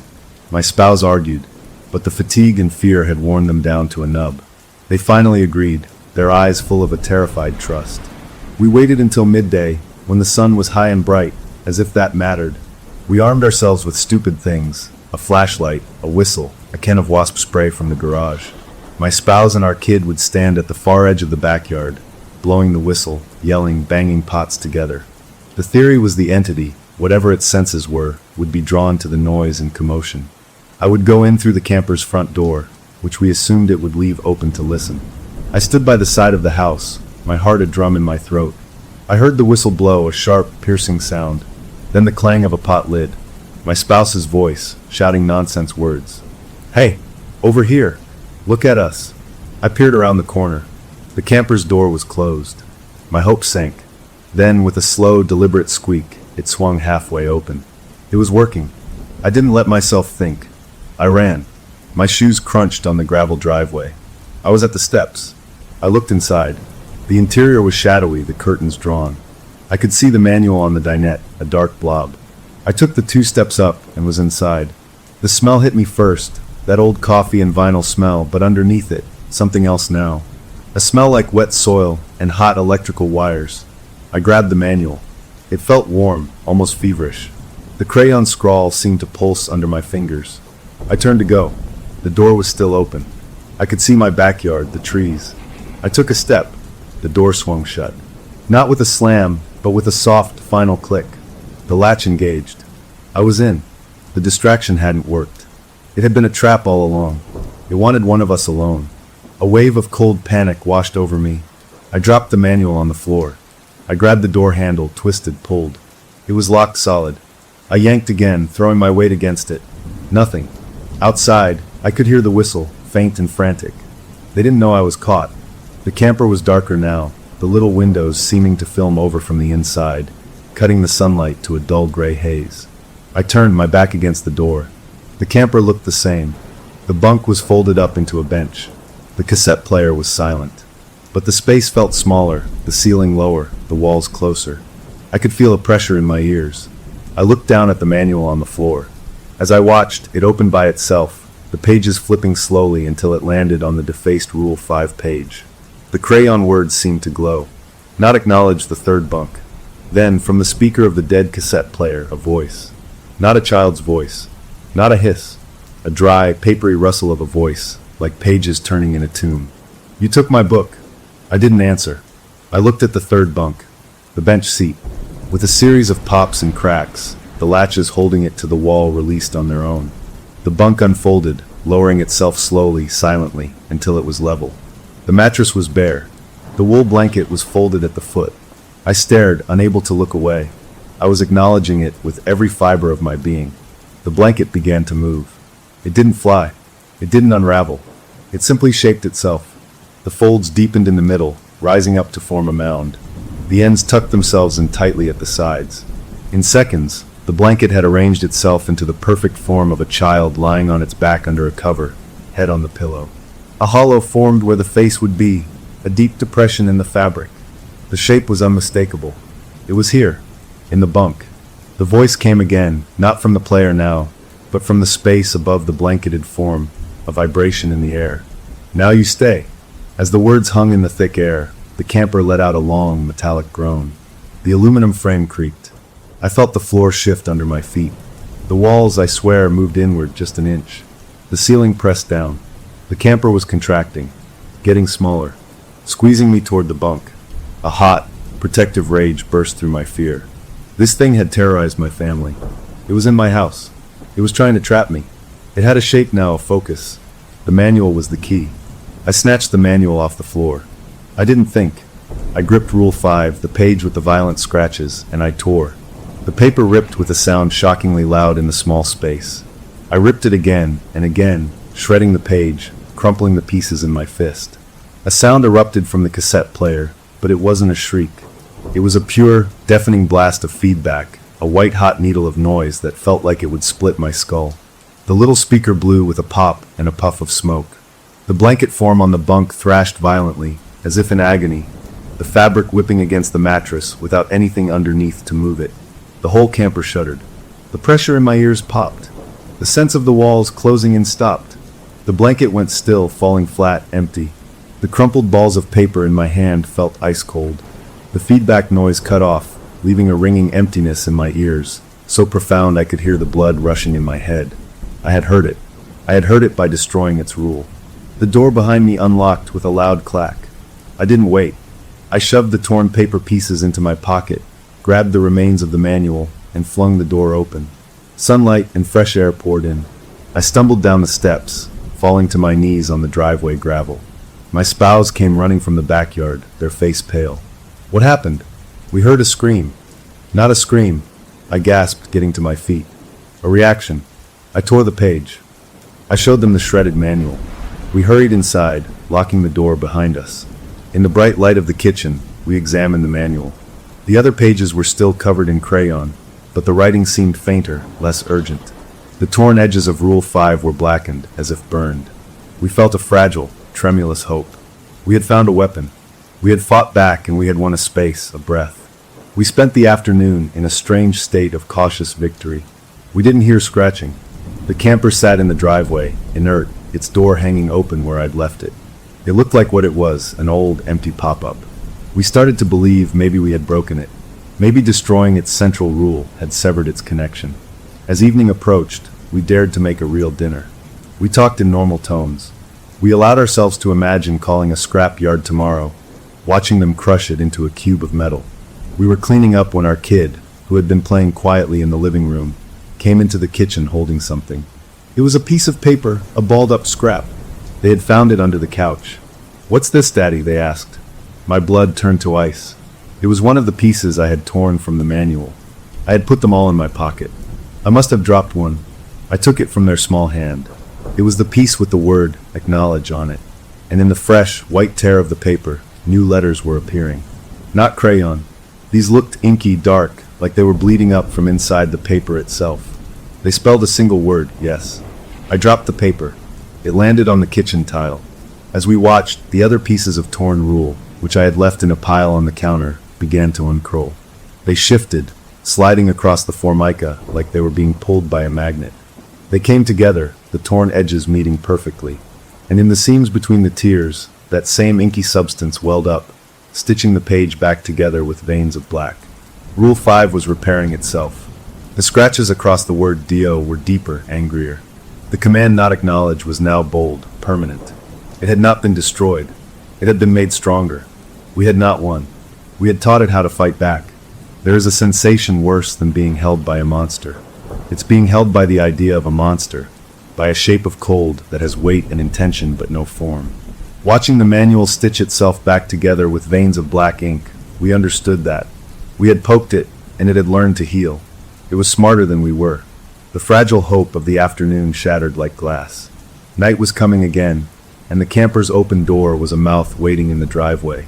We couldn't stay in the house, not after seeing the paper move on its own. It was in here with us, in the very words we had tried to destroy. We had to get out. We didn't pack this time. We just ran. We grabbed our kid and our car keys and bolted out the front door, not even looking at the camper. We got in the car. My spouse started the engine, their hands shaking so badly they fumbled the gear shift.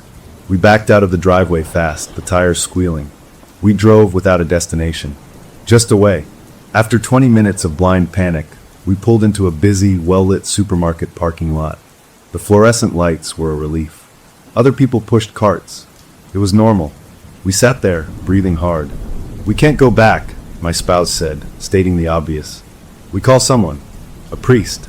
A paranormal investigator. Someone who knows about this stuff." I agreed. But it was late. Offices were closed. We needed a place to sleep, to think. We drove to a big chain hotel near the highway, the kind with lots of cars and lights. We got a room on the 3rd floor. It felt safe. We ordered pizza, tried to calm our kid with cartoons. We made calls. I looked up local paranormal groups online. Most were hobbyists. One number for a spiritual advisor just rang and rang.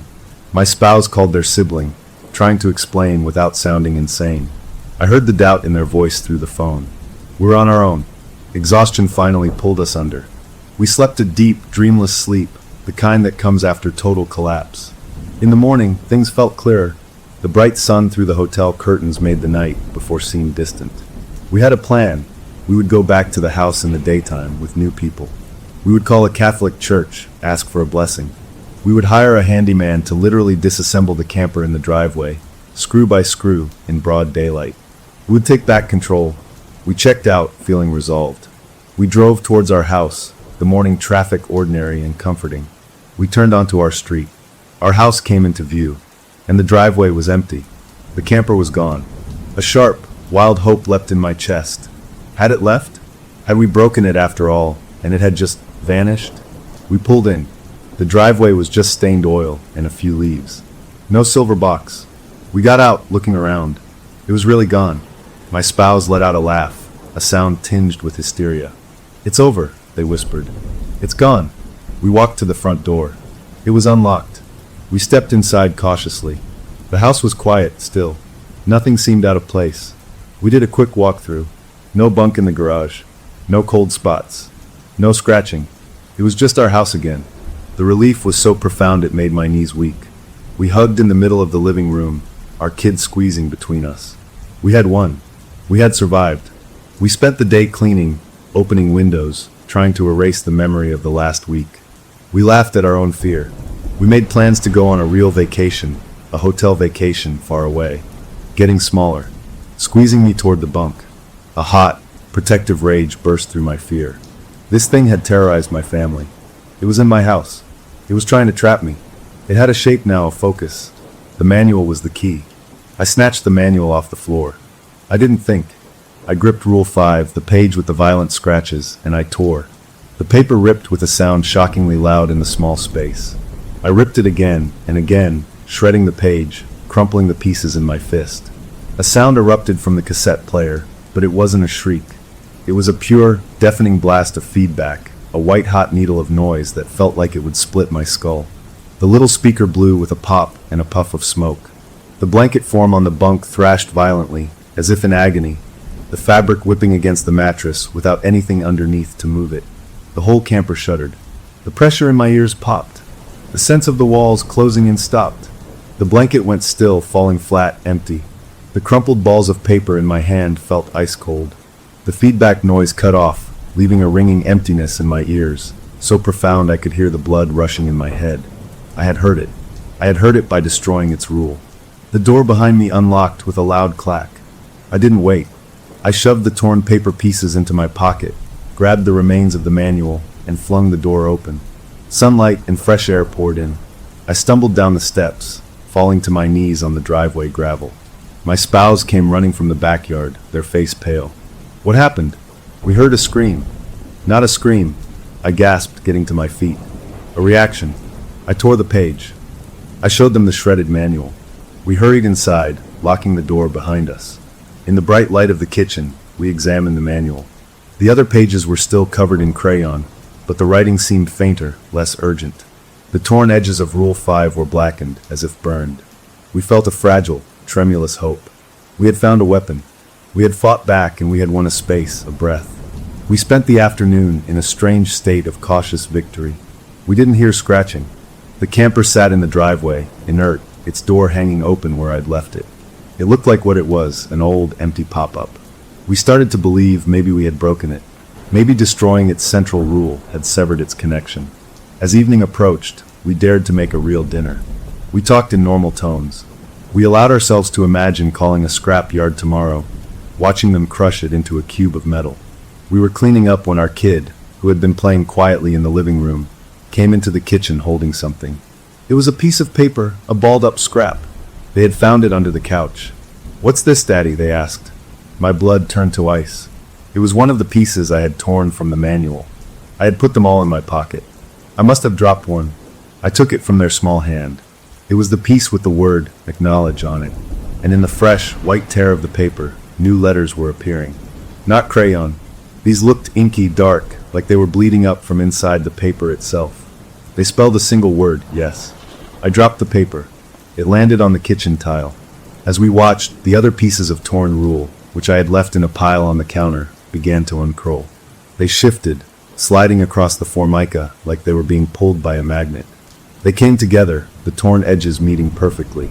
And in the seams between the tiers, that same inky substance welled up, stitching the page back together with veins of black. Rule 5 was repairing itself. The scratches across the word "Dio" were deeper, angrier. The command "not acknowledge" was now bold, permanent. It had not been destroyed. It had been made stronger. We had not won. We had taught it how to fight back. There is a sensation worse than being held by a monster. It's being held by the idea of a monster, by a shape of cold that has weight and intention but no form. Watching the manual stitch itself back together with veins of black ink, we understood that. We had poked it, and it had learned to heal. It was smarter than we were. The fragile hope of the afternoon shattered like glass. Night was coming again, and the camper's open door was a mouth waiting in the driveway. We couldn't stay in the house. Not after seeing the paper move on its own. It was in here with us, in the very words we had tried to destroy. We had to get out. We didn't pack this time. We just ran. We grabbed our kid and our car keys and bolted out the front door, not even looking at the camper. We got in the car. My spouse started the engine, their hands shaking so badly they fumbled the gear shift. We backed out of the driveway fast, the tires squealing. We drove without a destination. Just away. After 20 minutes of blind panic, we pulled into a busy, well-lit supermarket parking lot. The fluorescent lights were a relief. Other people pushed carts. It was normal. We sat there, breathing hard. "We can't go back," my spouse said, stating the obvious. "We call someone. A priest. A paranormal investigator. Someone who knows about this stuff." I agreed. But it was late. Offices were closed. We needed a place to sleep, to think. We drove to a big chain hotel near the highway, the kind with lots of cars and lights. We got a room on the 3rd floor. It felt safe. We ordered pizza, tried to calm our kid with cartoons. We made calls. I looked up local paranormal groups online. Most were hobbyists. One number for a spiritual advisor just rang and rang. My spouse called their sibling, trying to explain without sounding insane.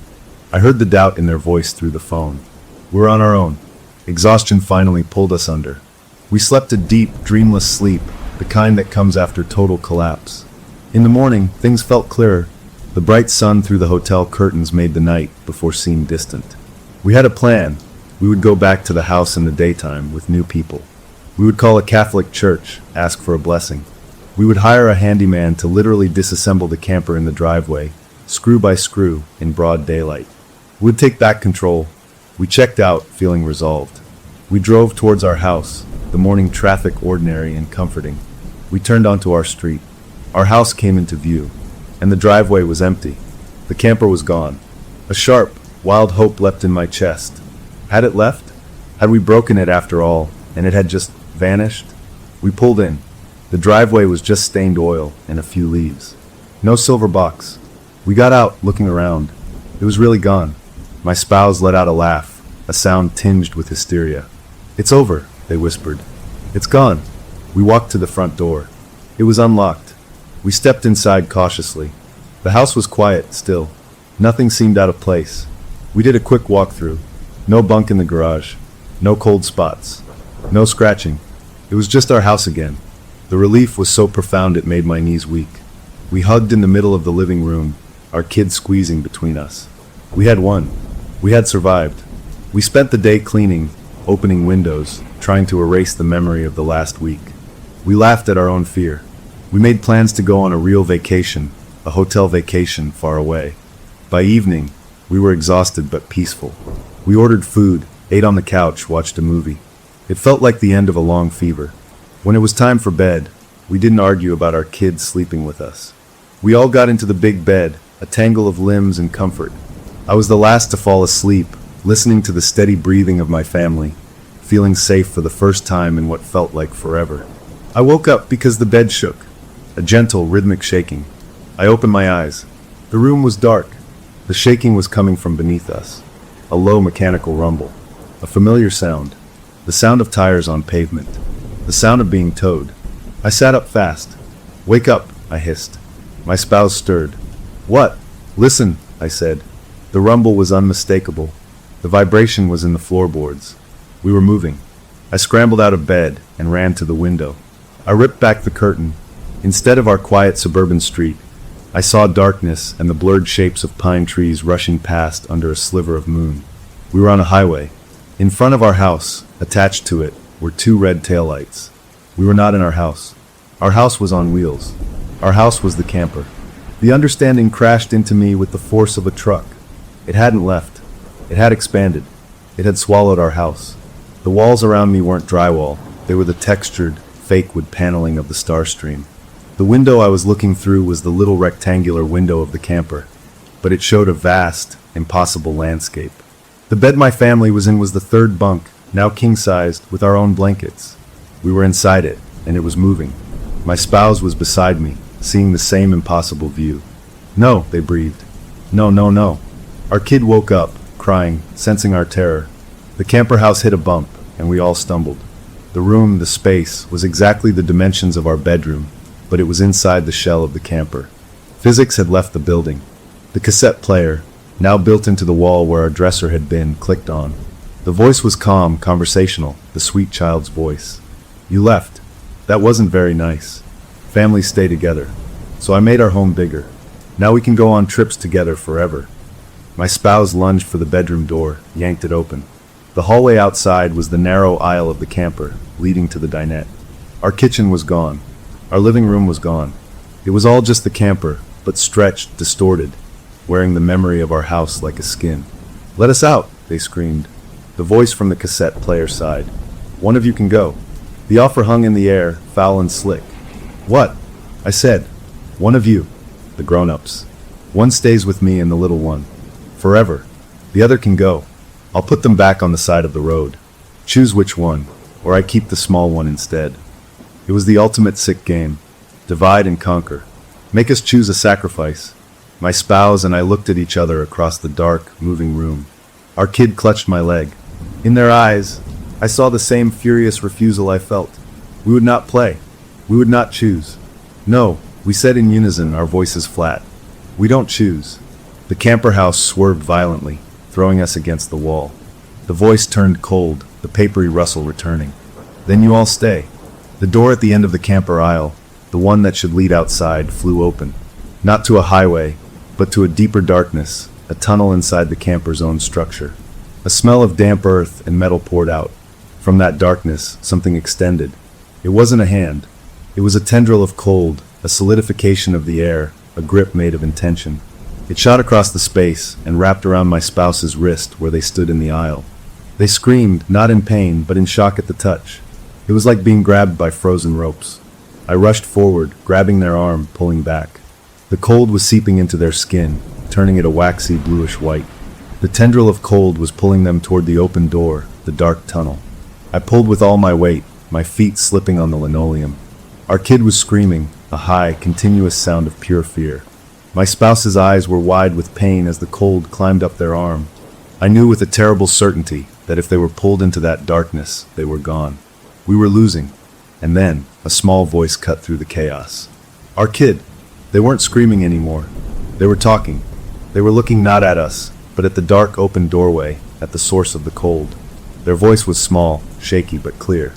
"I'll play with you." The pulling stopped. The cold tendril held, but it didn't tug. The voice from the cassette player, full of a hungry interest, said, "What?" "I'll play with you," our kid repeated, taking a small step forward. "A game. Just me and you. If I play, you let my mom and dad go. Right now. You put them outside." The air in the camper house changed. The predatory cold shifted, focusing entirely on the small figure by the bunk. The tendril slowly unwrapped from my spouse's wrist, leaving a bracelet of bluish-white skin. It retracted into the darkness. The offer was on the table. The entity had never wanted an adult. It wanted a playmate, a permanent friend. It had manipulated everything to get to this moment, to get the child to volunteer. My spouse gasped, clutching their wounded arm. "No, baby, no," they cried. Our kid looked back at us, their face pale but strangely determined. "It's okay," they said. "I'm good at games." The voice from the darkness was sweet again, dripping with false warmth. "A game. Yes. You will play hide and seek with me. Here in my home. You will hide. If I find you, you stay forever with me. If you find me, you may all leave. Do you agree?" The rules were a lie. We all knew it. If our kid found it, it would never let them go. It was a trap with a pretty bow. But it was a chance.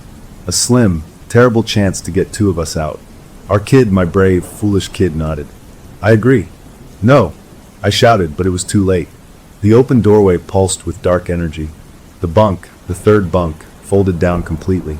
But instead of a mattress, it revealed a hole, a deep, black opening in the floor of the camper that smelled of soil and rust and old, forgotten things. That was the playing field. The voice whispered, "Hide or seek.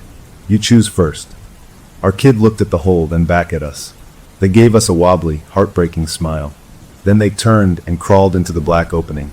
The wool blanket flapped down behind them, sealing the hole like a curtain. They were gone.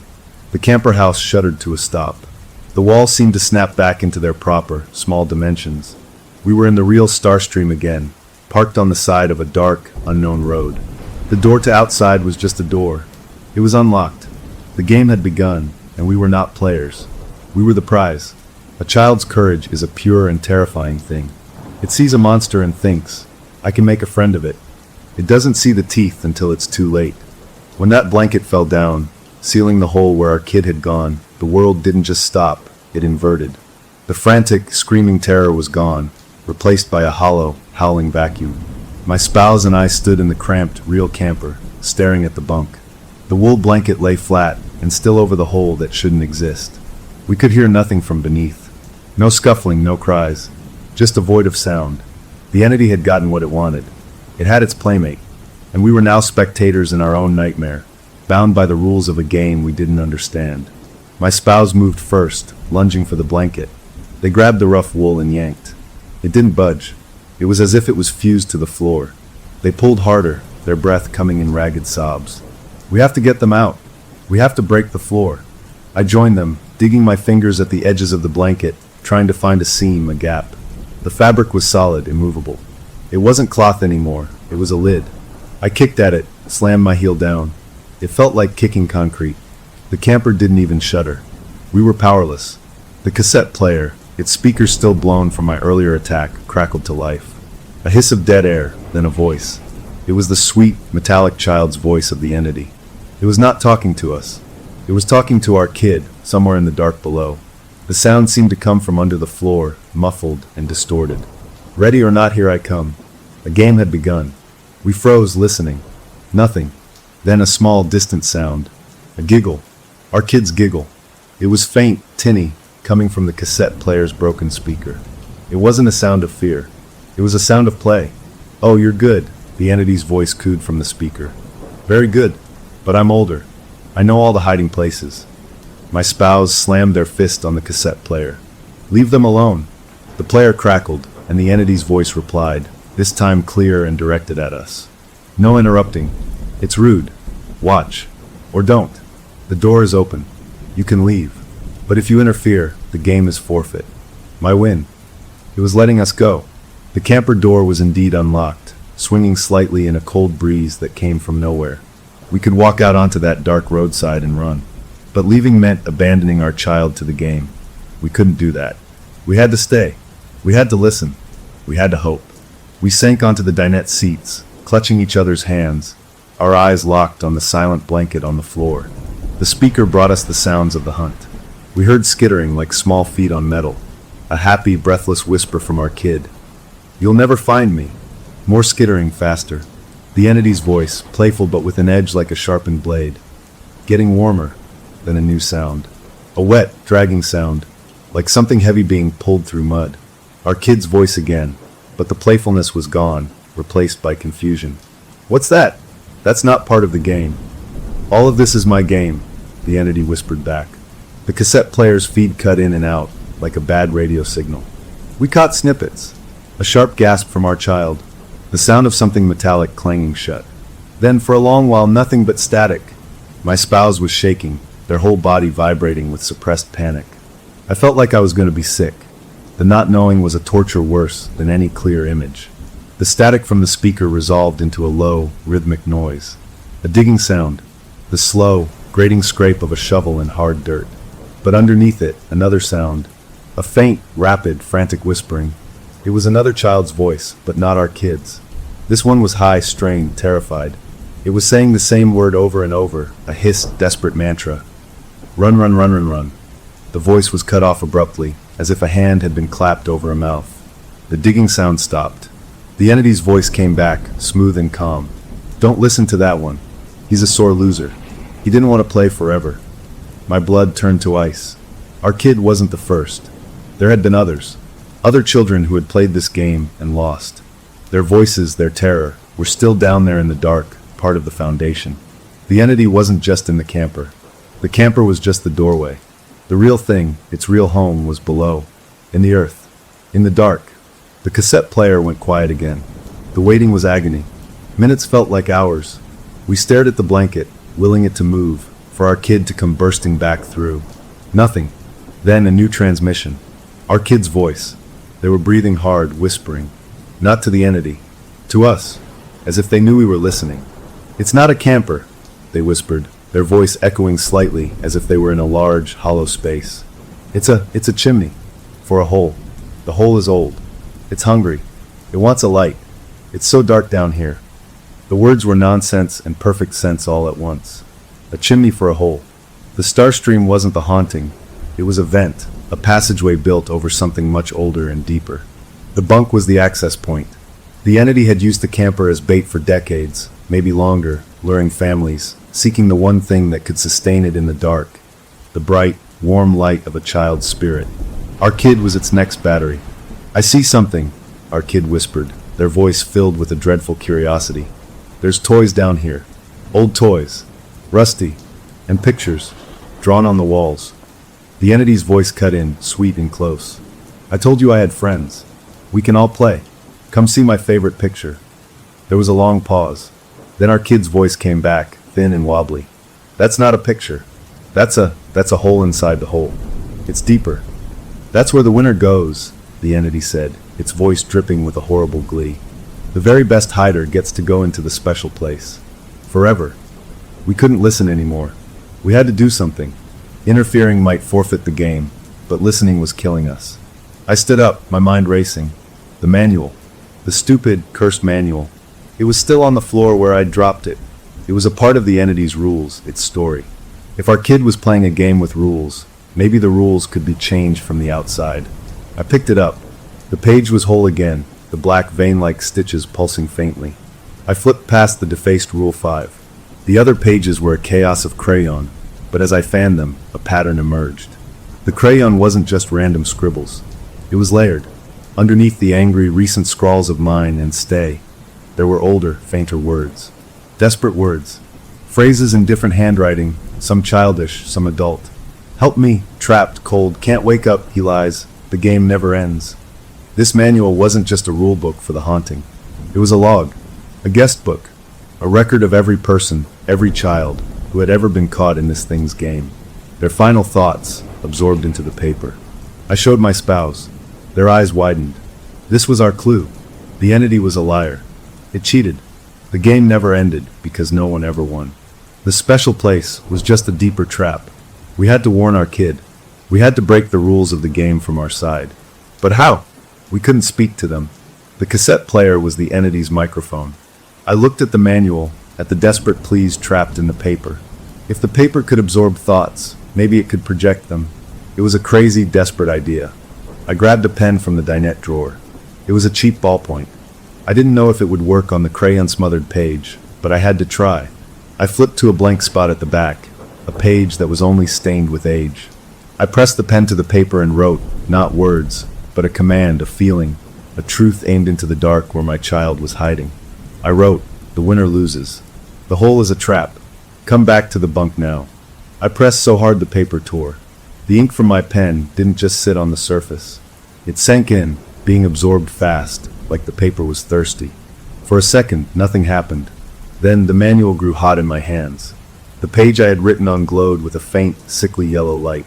From the cassette player's blown speaker, a screech of feedback erupted, mixed with the entity's furious hiss. No cheating.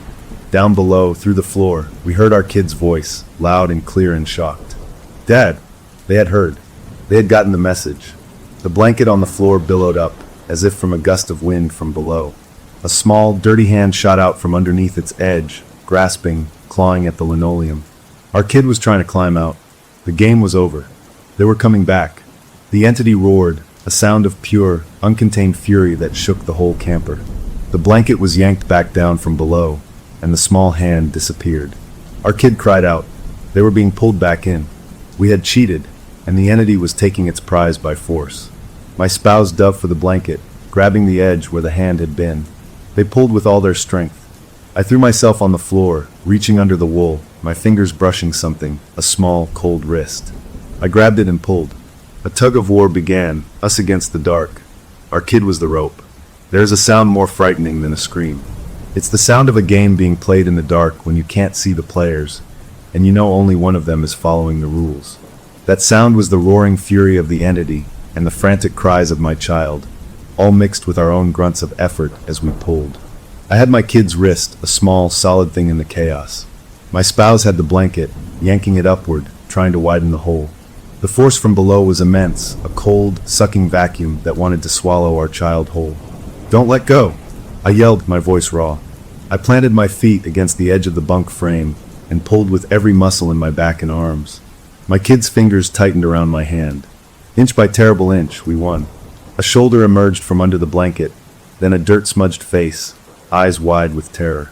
With one final, heaving pull, we tumbled backward, a pile of limbs on the camper floor. Our kid was out, gasping, covered in fine, dark soil that smelled of old metal and wet roots. The blanket snapped flat against the floor again, sealing the hole. The furious roar from below became a muffled, frustrated thrumming. We had them. We scrambled away from the bunk, pressing against the far wall. Our kid was shaking, clinging to us, but they were here, they were whole. We have to go right now, my spouse said, their eyes darting to the still open camper door. The road outside was dark, but it was the real world. We could make a run for it.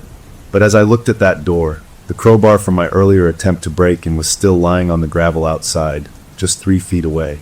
Escape was right there. My kid lifted their head from my shoulder, their breathing slowing. They looked at the sealed bunk, then at the door. Their gaze was distant, thoughtful. "Don't you want to stay, Dad?" they asked. Their voice was their own, but the cadence was wrong. The words were flat, curious, not pleading. A chill that had nothing to do with temperature crept down my spine. "What?" I said. "We're leaving." We're all leaving together." Our kid looked at me and smiled. It was their smile, but it was too wide, too knowing. "We're a family now," they said, repeating the entity's words. In their small, grimy hand, they were clutching something. I hadn't noticed it before. It was a small, dirt-caked skeleton of a bird, long dead, feathers turned to dust. "I found him," my kid said, holding it up like a treasure. "He was hiding in the special place. He's my friend now. He says we can all stay." My spouse made a small, broken sound. They understood before I did. Our kid hadn't won the game. They had been found, and something had come back out with them. Something had been waiting in that special place, and it hadn't just taken our child, it had hitched a ride. The entity hadn't lost. It had simply found a better, more permanent vessel. It was wearing our child like a suit. The camper began to change. The cheerful avocado vinyl turned a sickly, bruised purple before our eyes. The shiny chrome trim bubbled with rust, flaking away in brown flakes that fell like dead skin. The air filled with the smell of ozone and spoiled milk, a sweet, stomach-turning stench. The transformation was fast and absolute. This was no longer our quirky vintage find. It was its true face, a rotten metal corpse. The kid thing, I couldn't think of them as my child in that moment, stood up. They moved with a stiff, unfamiliar grace. They walked to the dinette where the manual lay. They picked up a broken red crayon from the floor. The manual fell open to a blank, yellowed page at the very back. With careful, deliberate strokes, in an uncanny imitation of a child's handwriting, they wrote a new line. "Rule 6. Families that play together stay together." The words gleamed wetly in the dim light. The camper door, which had been open to the free night, slammed shut with a final, deafening bang. The lock engaged. We were sealed in the rotten heart of it. The thing wearing my kid turned to look at us. Its smile was still there, plastered on, but the eyes were wrong. They were too dark, too deep, like looking into the hole under the bunk. "See," it said with my kid's voice. "Now it's perfect. No more running. No more leaving. Our home is bigger than you think." It gestured with the bird's skeleton toward the walls. As it did, the walls of the camper seemed to dissolve. Not physically, but visually. They became transparent, like windows, but instead of showing our driveway, they showed a landscape. A twisted, dark mirror of the woods we had camped in, but everything was wrong. The trees were black and bent like old bones. The sky was a perpetual twilight. In the distance, I could see other shapes, faint, shimmering outlines of other campers, other cars, all half sunk into the earth, all glowing with the same sickly purple light. This wasn't just a haunted object. The camper was a seed, a piece of that other place, and it was growing, pulling the real world into its nightmare. The thing had brought its whole domain with it. The kid thing walked to the door and placed its hand on the latch. It looked back at us, its head cocked. "Let's go for a walk. You need to see the neighborhood." With a click, the door unlocked and swung open. But it didn't open onto our street. It opened onto that twisted bone tree forest. A cold, dry wind smelling of dust and static blew in. "Come on," it said, stepping out onto the dead gray grass of that other place. It turned and waited, expecting us to follow. My spouse and I were pressed against the corroded wall. We looked at each other. Every instinct screamed to run, but run where? Out into that alien world? Deeper into the corrupted camper? We were out of plans, out of weapons, out of hope. Our child was gone, replaced by this smiling pilot of a nightmare. The thing outside gestured again, impatiently. The choice was an impossible one. Stay in the rotting belly of the beast with the thing that wore our child's face, or step out into the hungry, expanded reality it called home. There was no third option. There was no winning. There was only staying and playing forever. We didn't move. The thing's smile widened, showing too many teeth. It was a smile that knew it had already won. The door remained open, an invitation to an eternity of twilight. The game was over. We had lost. The only question left was how long we could pretend we were still playing.